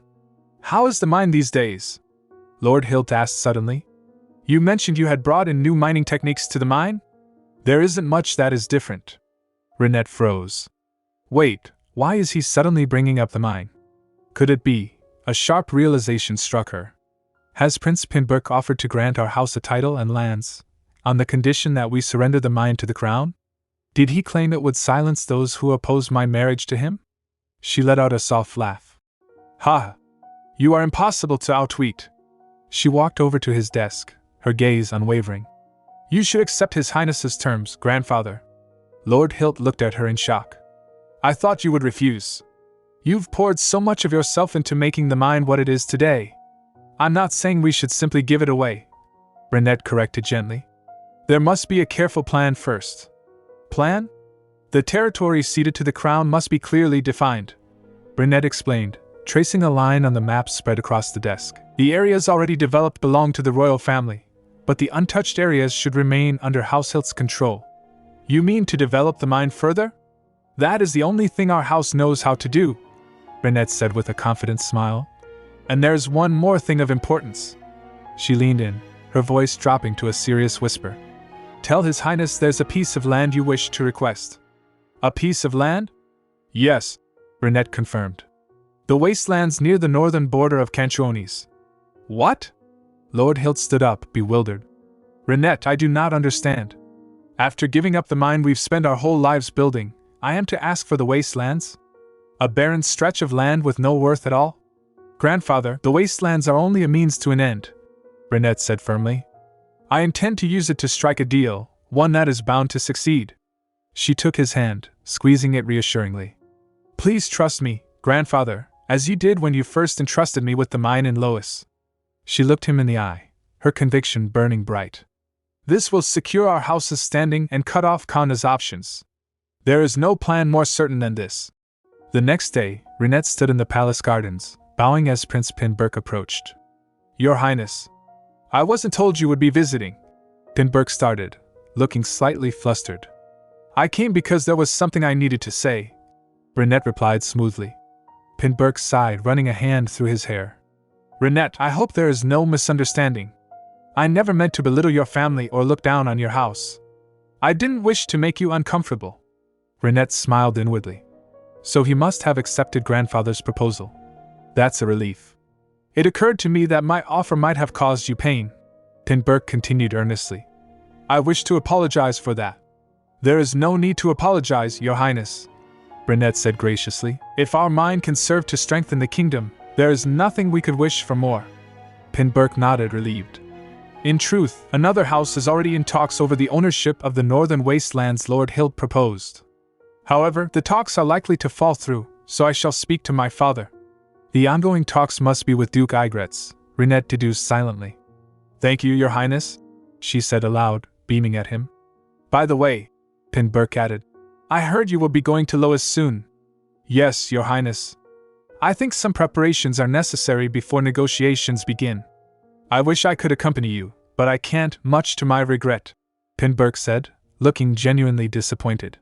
I will be fine, Your Highness. Your kind concern is more than enough for me, Rinette assured him. In her mind, she was already planning. Because I will be traveling to Lois with Pisco. I'll come up with ways for him to distinguish himself, and ensure he receives a share of the no. Pinberk's voice cut through her thoughts, firm and authoritative. I cannot allow my lady to go to such a dangerous place alone. Take my guard with you. If Zeros accompanies you, I believe my worries will ease a little. Prince Pinberk's voice was firm but laced with genuine concern. Rinette met his gaze, maintaining a polite, grateful demeanor. Lois may be a harsh place, but there isn't a soul there who doesn't know my grandfather or me, Rinette assured him gently. I'm grateful for your concern, Your Highness, but it's more kindness than I deserve. Pinberk studied her for a moment, sensing something unsaid. Is there another reason you cannot travel with my guard? Rinette fell silent, calculating her next move. Pinberk stepped closer, his expression softening into one of earnest appeal. I wish I could say that whatever it is, it makes no difference to me, he confessed, that no matter what you hide, I'll remain calm and understanding. He paused, a flicker of vulnerability crossing his face. However, I'm not sure how long I'll be able to keep patient. It feels as though your heart belongs elsewhere. His gaze intensified. That is why I don't think I should let you go alone. Or am I merely imagining things? Rinette assessed the situation quickly. Since His Highness is being so forthright, I should be honest with him, she decided internally. After all, this will be the last time I see Pisco. She looked up at him, her green eyes clear and sincere. There is someone who has helped me for a long time. Someone you've also met before, Your Highness. Pinburk listened intently. He was born a commoner and could never live an ordinary life, and that has always weighed on me, Rinette explained softly, so I wanted to give him a chance to start anew in Lois. She lowered her gaze respectfully. I did not wish to trouble you, Your Highness, as it was something I could handle on my own, and I was afraid it might seem improper to help someone go against the life they were born into. Pinburk's mind raced, trying to piece together the identity of this mysterious helper. Was he a tanner? No, perhaps a black market peddler. He lived in the commoner's district, yet he did not seem intimidated by me, a prince, and his clothes were shabby, but he had a handsome face. That is why I did not mention anything, Your Highness, Rinette continued. I did not think you would be so concerned. I should have been more thoughtful. Please forgive me. Pinburk shook his head, a relieved smile breaking through his earlier tension. Forgive you? There is no need for that. It is only natural that you wish to repay the person who's helped you, and someone as kind-hearted as you would feel that all the more. Thank you for understanding, Your Highness, Rinette said, bowing slightly. Then, do I have your permission? Of course, Pinburk agreed magnanimously. He has aided you for years. See that he is properly rewarded. Rinette beamed at him, grasping his hands. Do you mean that, Your Highness? Thank you, truly, from the bottom of my heart. Later, in the privacy of his study, Pinburk's benevolent facade vanished. He summoned his most trusted guard, Zeros. I need you to find someone for me, Pinburk commanded, his voice cold. He once lived in Trokan's commoner's district. All I know is that he had brown hair and dark eyes. Zeros bowed. It will not be easy. But if you find him... Pinburk's eyes narrowed dangerously. Bring him to me alive. Left alone, Pinburk paced the room, frustration gnawing at him. There is so little to go on that Zeros might not find him, he muttered. How can I be sure to catch that man? How? A memory surfaced, a whispered rumor he had overheard from the palace maids. Do you know what I saw? She's raising a bird that comes by at night. Pinburk stopped pacing, a sinister smile spreading across his face. Aha. That will do. Meanwhile, Prince Argos was in his own chambers, meticulously painting. I shall paint a proper portrait of Rinette this time, he declared to the empty room. I think I can finally capture her beauty. The door burst open, interrupting his artistic reverie. It was Pinburk. I take it you've given up on acting, seeing how you're holed up in your room doing something so pointless. Argos glared at his brother, irritation flaring. What kind of bastard dares? You were trailing after father like a dog not too long ago, Pinburk sneered. Oh, it's you. Father's a bit busy today, if you must know, Pinburk announced smugly. He's invited that wench, I mean Lady Diana, to dinner. What? Argos asked, feigning surprise. Apparently, he's been deeply grateful ever since he recovered his health thanks to the medicine she brought, Pinburk explained. I see. Then you can handle such trivial matters from now on, as I will soon be busy preparing to welcome the Crown Princess. Argos froze. Crown Princess? Pinburk smirked. I suppose Rinette didn't tell you. Well, that's only natural. This matter hardly concerns you. Argos scoffed, trying to maintain his composure. Do you think I wouldn't know what's being said in the palace? I simply choose not to repeat the pathetic rumors about Rinette. You care for her deeply, don't you? Pinburk asked, his tone mocking. I wonder if she feels the same. Argos stood up, his brush clattering to the floor. Ha! What are you trying to say? I have something to ask, Pinburk said casually, changing the subject. Are you the one accompanying Rinette to Lois? Argos blinked, confused. To Lois? Judging by your reaction, I take it that's not the case, Pinburk observed. Wait. Argos stepped forward. Rinette is going somewhere? With whom? She mentioned she'll soon be traveling to Lois on family business, Pinburk said, enjoying his brother's distress. I was worried since I wanted to accompany her myself, but I can't leave the capital right now. Fortunately, she said someone else will go with her. He paused for dramatic effect. a man she trusts deeply. Someone who's helped her for a long time. She said he's quite important to her, so I thought it might be you, but never mind. Argos felt a cold pit form in his stomach. A man? She's traveling with a man who's helped her for a long time. Since it's not you, Pinberg mused, turning to leave, I admit I'm curious who it could be. As the door closed, Argos stood paralyzed by jealousy and suspicion. Argos. Prince Argos, Your Highness? A sudden realization struck him, recalling a conversation from long ago. He knows the man I'm looking for. A chaotic storm of voices raged within Argos's mind, a torment he could not escape. A man who's helped her for a long time, for a long time. Ha, Nana! The voice shrieked, distorted and manic. What makes me any less than that thief? Argos clutched his head, his golden eyes wide with panic. Shh! I must not lose composure. I must steady myself. But the voice was relentless. That low-born bastard is nothing! Nothing! Nothing! Argos, Argos! Another voice joined the cacophony, softer but equally unhinged. Argos, you must become king. Only then can you protect your poor mother. No, no, Argos whispered, trembling. You must become king, the voice insisted, growing louder. I know that. You poor thing. I shall help you. Kill everyone who has tormented you. Kill them, Argos. For God's sake, be silent. Argos screamed into the empty room, staggering back. Get out of my head! He panted heavily, sweat dripping down his face. I must rid myself of this cursed voice. I in the royal dining hall, Kanna, posing as Diana, stood before the king, her face a mask of practiced charm. Thank you for today, Your Majesty, she said, dipping into a curtsy. I'm worried my excitement got the better of me and I talked too much. King Enrio smiled politely. Not at all. It was an honor to learn more about you and Demian, Lady Diana. Kanna stepped closer, batting her eyelashes. Ah, Your Majesty, please call me Diana. You promised you would. The king remained silent, his smile fixed but distant.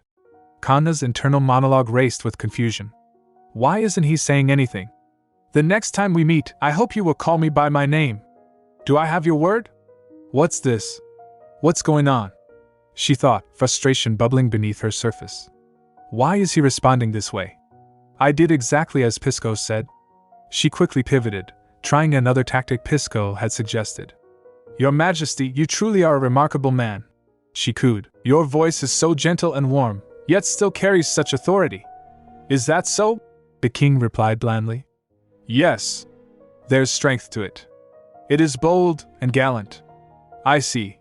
Thank you, the king said, turning away slightly. Kanna froze. Ha, is that his way of telling me he's tired and wants me to leave? Well then, I shall take my leave, Your Majesty, she said stiffly, bowing once more. As she swept out of the room, her composure cracked. How dare he act so indifferent in my presence? She raged silently. Just wait, he won't be able to stop thinking about me after tonight. Behind her, alone in the dining hall, King Enrio stared at the empty doorway, a look of utter bewilderment on his face. You love me, don't you, Your Majesty? The echo of her earlier words seemed to linger. How strange, the king murmured to himself. Indeed. The tavern was rowdy and dim, filled with the stench of cheap ale and unwashed bodies. Argos burst in, his appearance disheveled, his eyes wild. Give me a drink. Anything will do, he demanded, slamming a coin onto the counter. The barkeeper blinked. Sorry, sir? Anything? Pisco, sitting quietly in a corner, watched the scene unfold. It's the same spoiled noble from the other day, Pisco noted. He is still as foul-tempered as ever. You are still here? He observed Argos's shaking hands and frantic demeanor. Did something happen? He seems even more unsettled than before. More? No, just give me the whole bottle, Argos shouted. I beg your pardon? Didn't you hear me? Bring me the bottle. Sir. I'm afraid that's... The barkeeper stammered. Argos snatched a bottle from a passing server and downed a massive gulp, the liquid spilling down his chin. Pour me one as well, Pisco said calmly, sliding onto the stool next to the prince. Joel. Argos slammed the bottle down and glared at him. We've met before, haven't we? Thank you, Pisco said to the barkeeper, taking his drink. Then he turned to Argos with a smirk. Ha, that's rich. Did you just say we've met before? I suppose you don't remember. Pisco continued, swirling his cup. You really shouldn't drink so much. It dulls the memory. My father lost his wits that way and died far from home. Argos's face darkened with rage. Watch your mouth. Do you have any idea who you're talking to? Pisco leaned in closer, his voice dropping to a whisper. It's not just your drinking manners that are foul. You have a nasty habit of turning violent too. I'm worried someone might find out. Say, her ladyship, perhaps? The mention of her ladyship snapped something inside Argos. You insolent bastard! He roared, lunging at Pisco. He grabbed Pisco by the collar, dragging him off the stool. The tavern erupted into chaos as patrons scrambled out of the way. Huh! Excuse me, sir! The barkeeper cried out. I'm going to kill you! Argos screamed, his hands tightening around Pisco's throat. Die! You low-born! What on earth do you think you're doing? Oh no, Pisco thought, bracing himself. Suddenly, a commanding voice cut through the noise. Rinette? Argos gasped, freezing mid-motion.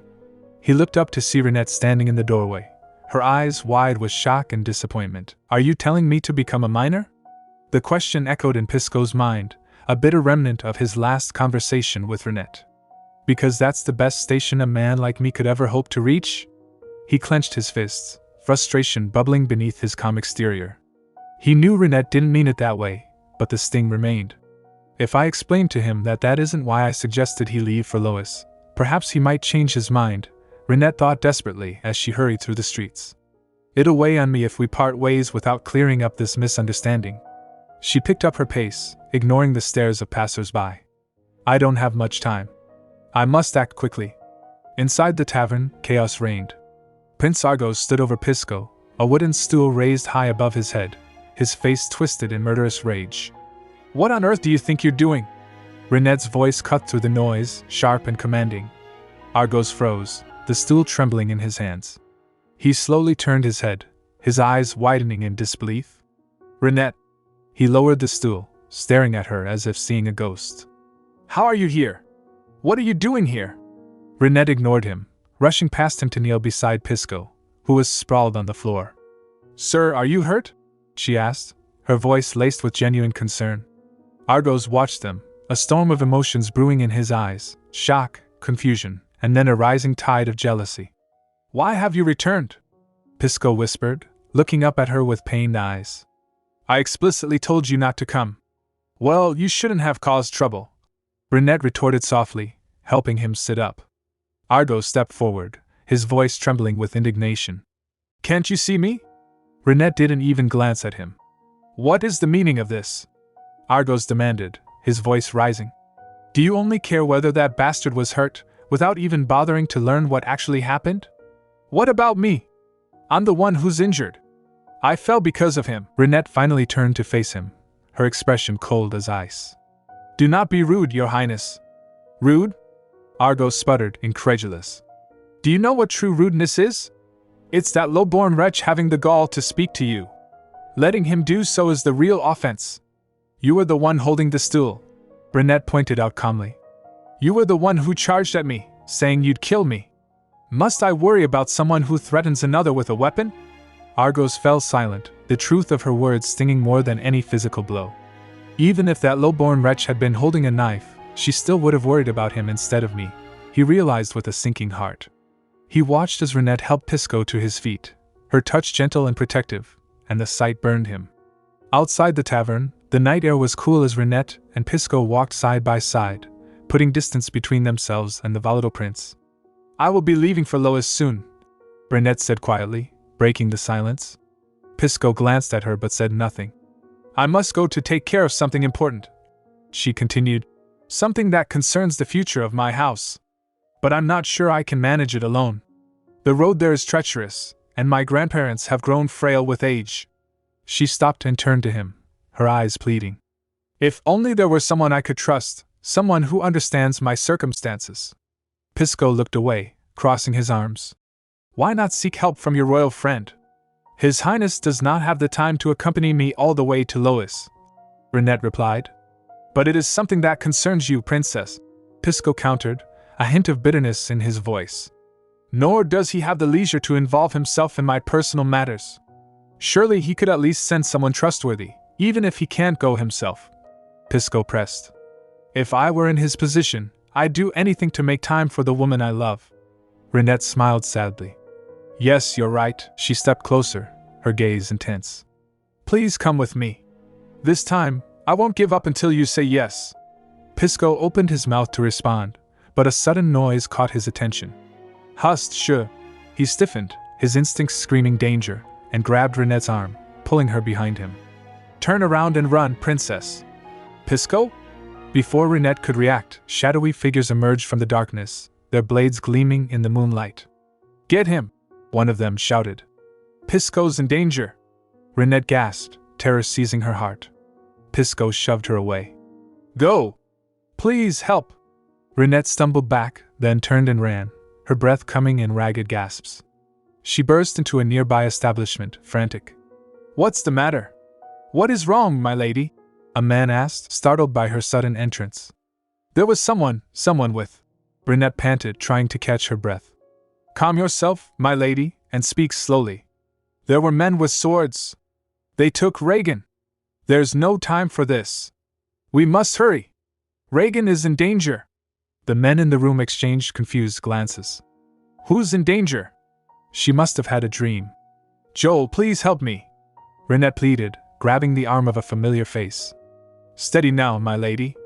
Please compose yourself. Is that the measure of your loyalty? Rinette cried, frustration mounting. If none of you will help, I'll go on my own. Please calm down and sit, my lady. The man urged gently. And offer a prayer. What? Not for Reagan, he clarified with a knowing smirk. But for the men that went after him. Back in the alley, Pisco stood surrounded by the armed assailants, looking relaxed, almost bored, despite the odds. Judging by the way they wield their blades, he thought, analyzing their stance, I have a good idea where they're from. He raised his hands in a mock gesture of surrender. How about we talk first? Peacefully, The men didn't respond, tightening their grip on their weapons. Ooh, how frightening, Pisco chuckled darkly. Do you really intend to use that? Are you certain? One of the attackers lunged. Don't say I didn't warn you, Pisco murmured, his eyes flashing with lethal intent. One of the assailants sneered. You're all talk. He lunged, his blade slicing through the air, but Pisco sidestepped effortlessly. Whoa! I'm going to kill you! The man roared, swinging wildly. Pisco dodged again, his movements fluid and precise. Honestly. Why make this harder than it needs to be? He ducked under a clumsy strike and delivered a swift, calculated blow to the man's gut. The attacker doubled over, gasping for air. Pisco glanced around at the other men, who hesitated, unnerved by his calm demeanor. The Crown Prince must have told you to bring me in quietly, Pisco deduced. He cracked his knuckles. Let's not waste time and just go, he said, offering a disarming smile. Let's do this peacefully, HM? A short while later, Pisco was roughly shoved into a dimly lit room. Ow. Take it easy, will you? He complained, rubbing his shoulder. You wretch! Do you even know whose presence you stand in? A guard barked. Pisco looked up to see Prince Pinberk sitting on a throne-like chair, his face shadowed and unreadable. Leave us, Pinberk commanded. The guards bowed and exited, leaving the two men alone. Pisco Adam, Pinberk said coldly. I should have had him dealt with long ago, the prince thought, his gaze piercing. If I let him live, he'll keep lingering at Rinette's side. Should I kill him now? Excuse me, Pisco interrupted, bowing deeply. Shall I pay my respects first? I offer my greetings to the esteemed small son of Canchones. Pinberk narrowed his eyes. Impertinent. I suppose he knows he won't be leaving this place alive today. I'm not sure I said it properly, Pisco continued, feigning innocence. Lady Rinette told me if I'd be meeting the Crown Prince, she instructed me to greet you exactly like that. Pinberk froze. Did he tell Rinette he'd be meeting me? A wave of unease washed over him. No, he couldn't have told her in the middle of an ambush, but if even a fragment of that claim is true, I mustn't kill him now. Do you know why I wish to see you? Pinberk asked, composing himself. Is this about my going to Lois? Pisco replied without hesitation. Lady Rinette said she needs someone she can trust. Does it trouble you that she chose me? Pinberg's hands clenched into fists. Lady Rinette this, Lady Rinette that. How dare he speak her name so freely? He stood up and struck Pisco across the face. Slap! Pisco stumbled back, tasting blood, but he didn't cower. He wiped his lip and looked at the prince calmly. Ha, I feel much better now, Pinberg sneered. Thank you, Your Highness, Pisco said steadily. The Crown Prince is the man who will stand beside Lady Rinette, Pisco thought, studying him. I've staked my life, so at the very least, I have the right to judge the man who'll protect her after I'm gone. Pinberg returned to his seat, unsettled by Pisco's resilience. He's a mere commoner, yet he doesn't lower his eyes before me. Canchonis is a merciful empire, Pinberg proclaimed, regaining his haughty demeanor. It grants freedom of movement, and even rights to low-born commoners like you. But rights come with duties, and you've failed to uphold the duty to live as one of your own kind. That's what he wants to talk to me about, Pisco mused. Unfortunately, my father has passed away, Pisco said aloud. However, if you wish for me to continue the Adam bloodline, I shall, Your Highness. No, that won't be necessary, Pinberg cut him off. You don't carry Adam blood alone. He leaned forward, a cruel smile playing on his lips. Pisco Adam's uncle is Hugo Alvidus of Quellen, an executioner infamous for his cold nature. Since he has no children, his line is on the brink of dying out. Pinberg paused for effect. Out of mercy, I shall permit you to become the adopted son of Hugo Alvidus. Go to Quellen and live as an executioner. He leaned back, satisfied.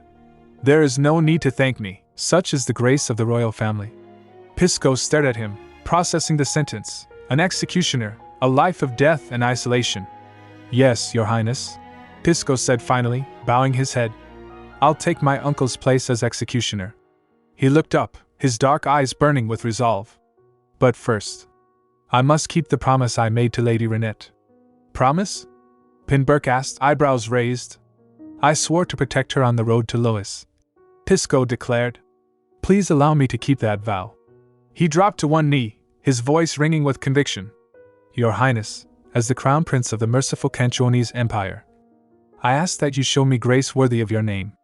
Later, Pisco ran through the dark streets, his breath coming in ragged gasps. My audience with the Crown Prince changed many of my beliefs, he reflected as his feet pounded the pavement. I began to realize that what I'd always believed to be right might have been wrong.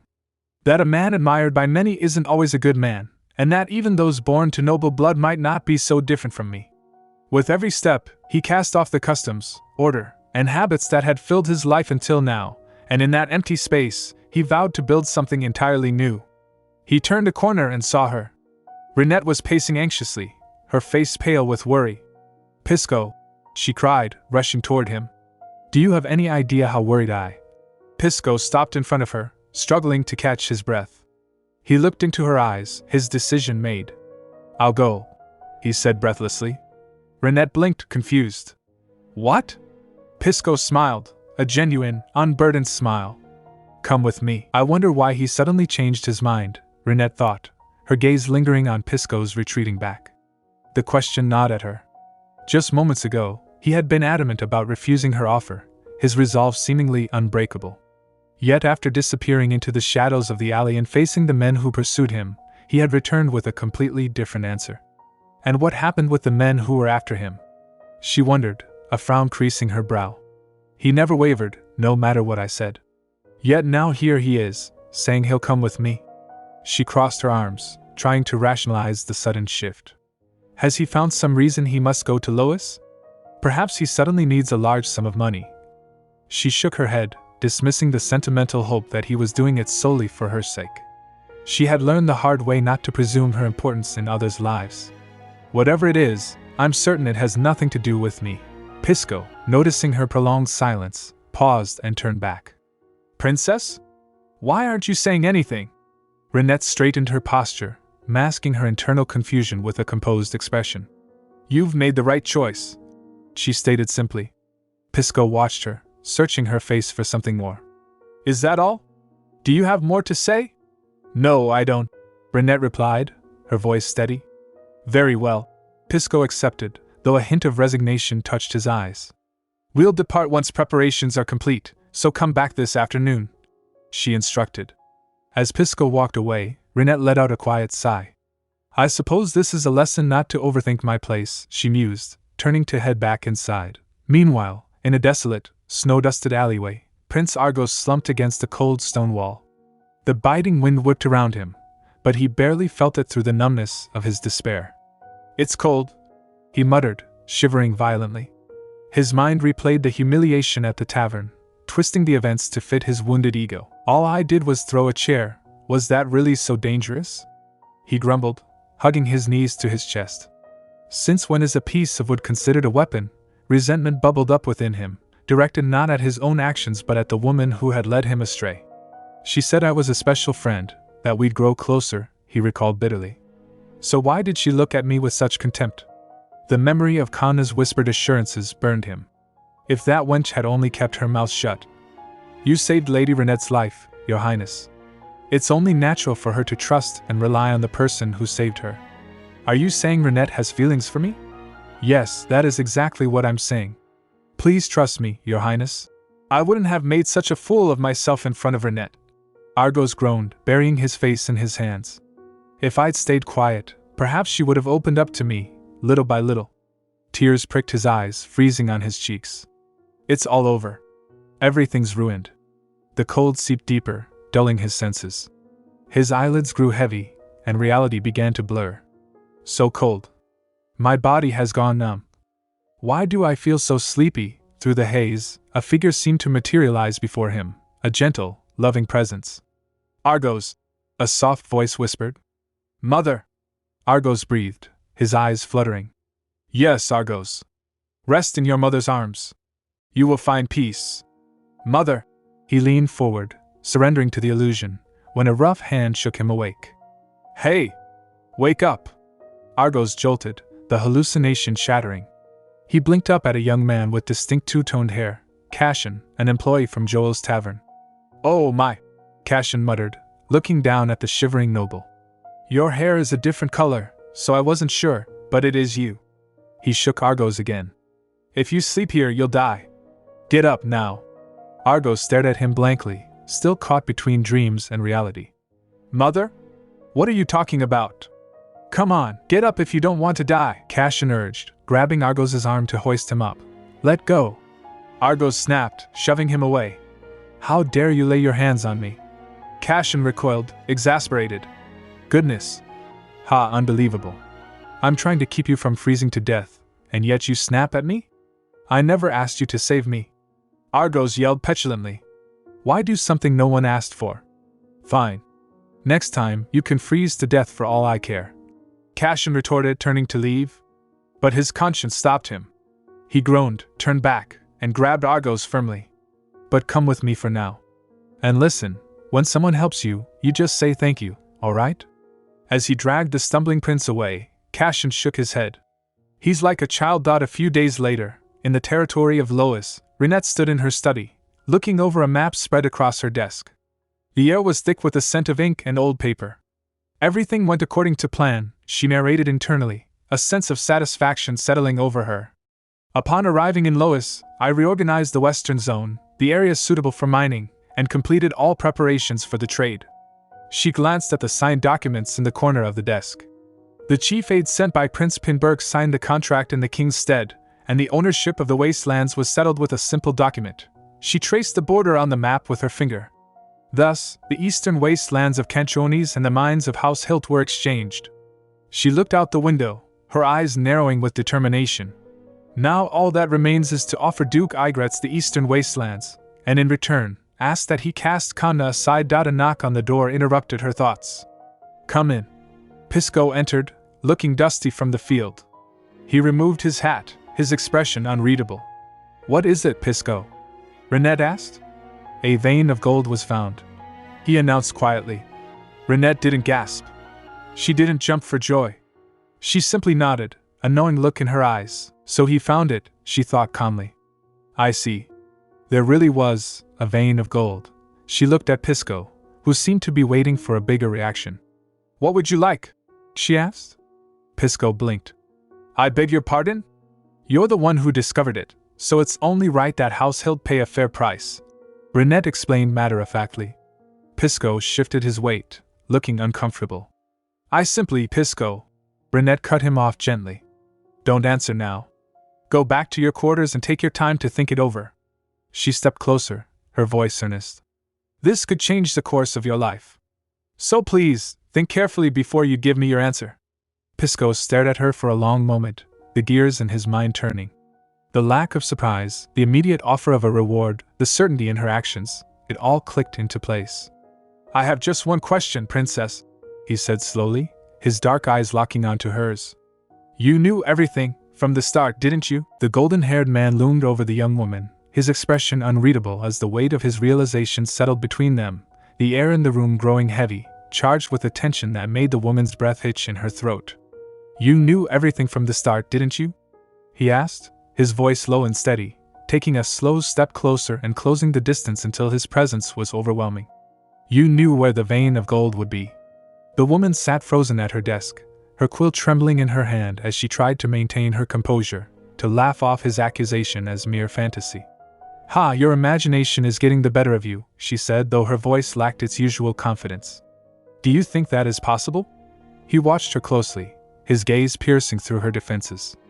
I did not understand at first, he admitted, his eyes narrowing slightly as he recounted the path that had led them here. Why you brought me here, when I had never worked in a mine. Why you came to me, saying you needed someone you could trust. Why you urged me to start a new life. He leaned in, his hand resting firmly on the edge of her desk, trapping her in his gaze. I began to wonder if there was something more behind that excuse of wanting to repay me. And sure enough, the moment your contract with the king was sealed, you gave me orders. It was almost as if you had been waiting for this very moment. She stared up at him, her heart pounding against her ribs, wanting to tell him to stop, but the words died in her throat.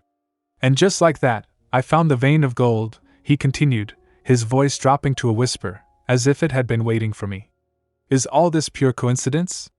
The woman turned away, unable to meet his eyes, gripping the fabric of her dress until her knuckles turned white. How could I have known where the gold was? She whispered, trying to deflect. I am no god. That is true, no one but a god could know that, he countered, his hand suddenly shooting out to grab her wrist, making her flinch as her pulse raced beneath his fingers. Unless, of course, you had been born again. The silence that followed was deafening, for he had struck the core of her secret, the truth she had guarded so carefully. Is my guess correct? He asked, his grip firm but not painful. Are you living a life you have already lived once before? He pulled her slightly closer, his eyes searching hers for confirmation. You said that you have lived twice as long as I have. That you were wrongfully killed. And that you have something left to do. The woman lowered her gaze, the fight draining out of her, as she could no longer hide it. There is something I must do, she admitted softly, her voice trembling with the weight of her past. For myself, who was wrongfully killed. He studied her face, his expression softening into something unreadable. You must have planned this for revenge, he said. You brought me here with that in mind, didn't you? She closed her eyes, preparing for his anger. I suppose my clumsy lies will not work now, she said, a bitter smile touching her lips. Even if I tell you that the only reason I led you to the gold was because I wanted to give you something, that I truly wished for a peaceful life for you, you won't believe me. She looked up at him, resignation in her eyes. Yes, that is right. That is why I brought you here. Did you use me? He asked, the question hanging in the air. Perhaps, she whispered. To her surprise, a short, amused laugh escaped his lips. Good, he said, a grin spreading across his face. She blinked, confused by his reaction, as he stood up straight, releasing her wrist and looking down at her with a renewed sense of purpose. You asked me what I would like, Princess, he said, his tone shifting back to the playful arrogance she knew so well. I have just thought of something. Will you grant it? Let's hear it, she replied cautiously. No, you must promise to grant it, he insisted, his eyes gleaming. If you do, I won't resent being used. She hesitated for a moment before making her decision. What is it you want? Give me the wastelands you acquired, he declared. Her eyes widened in shock. What? He leaned in again, his grin widening. There is something I wish to trade for them. A few days passed, and the atmosphere had shifted entirely as the bright blue sky hung over a grand estate, the home of a powerful noble. The young man stood before the imposing gates, tugging at the collar of his stiff formal suit, looking uncomfortable and entirely out of his element in such refined clothing.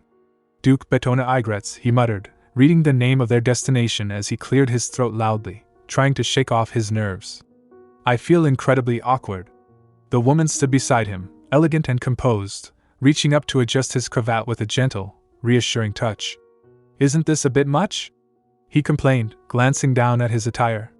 You are meeting a duke, so you should look the part, she scolded lightly, smoothing the fabric of his coat before stepping back to admire her work. It looks quite nice on you. It suits you well. He blushed slightly at the compliment, looking away, when she hummed thoughtfully and brushed a stray lock of hair from his forehead. I wonder if it would be better to sweep your hair back. He caught her hand gently, clearing his throat again to hide his embarrassment. I must focus, he said, his expression turning serious. I have an important deal to make today. A moment later, they were inside the Duke's mansion as a heavy wooden door creaked open and a servant announced their arrival. Come in, a deep voice called out. Standing by the window was an older man with stern features and a thick gray mustache, who turned to face them with a posture rigid with authority. Greetings, Your Grace, the young man said, bowing slightly. Welcome, the Duke replied, his eyes scanning the visitors. It must have been a long journey. So, you must be the representative Lord Hilt sent. The young man straightened, the awkwardness from outside vanishing and replaced by a cold, calculating confidence. No, Your Grace, he corrected smoothly. I am not here as a representative of House Hilt, but as the Lord of Grandeur. The Duke's brows furrowed in confusion. I was under the impression the wastelands of Grandeur now belonged to House Hilt, he said slowly. Did they not offer their mind to His Majesty in exchange for the wastelands?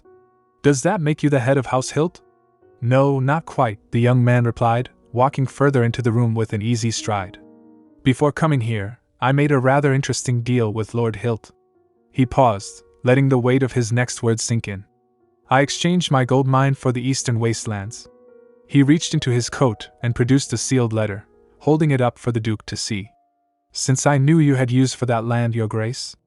The Duke flinched, his composure cracking for a fraction of a second as he stared at the young man, realizing this was no ordinary visit and that the land had been acquired on purpose. Have a seat, the Duke said, gesturing to the sofas, his voice guarded. As they sat across from each other, the Duke studied his guest with suspicion, wondering what he wanted, before asking aloud, Then tell me. What is it you want from me? The young man leaned forward, his gaze intense and unwavering, having given up a gold mine for this moment, and unwilling to leave without what he came for. Please grant me your family name, the young man said clearly, causing the Duke's eyes to widen in shock. I need the name, Igretz, the young man declared.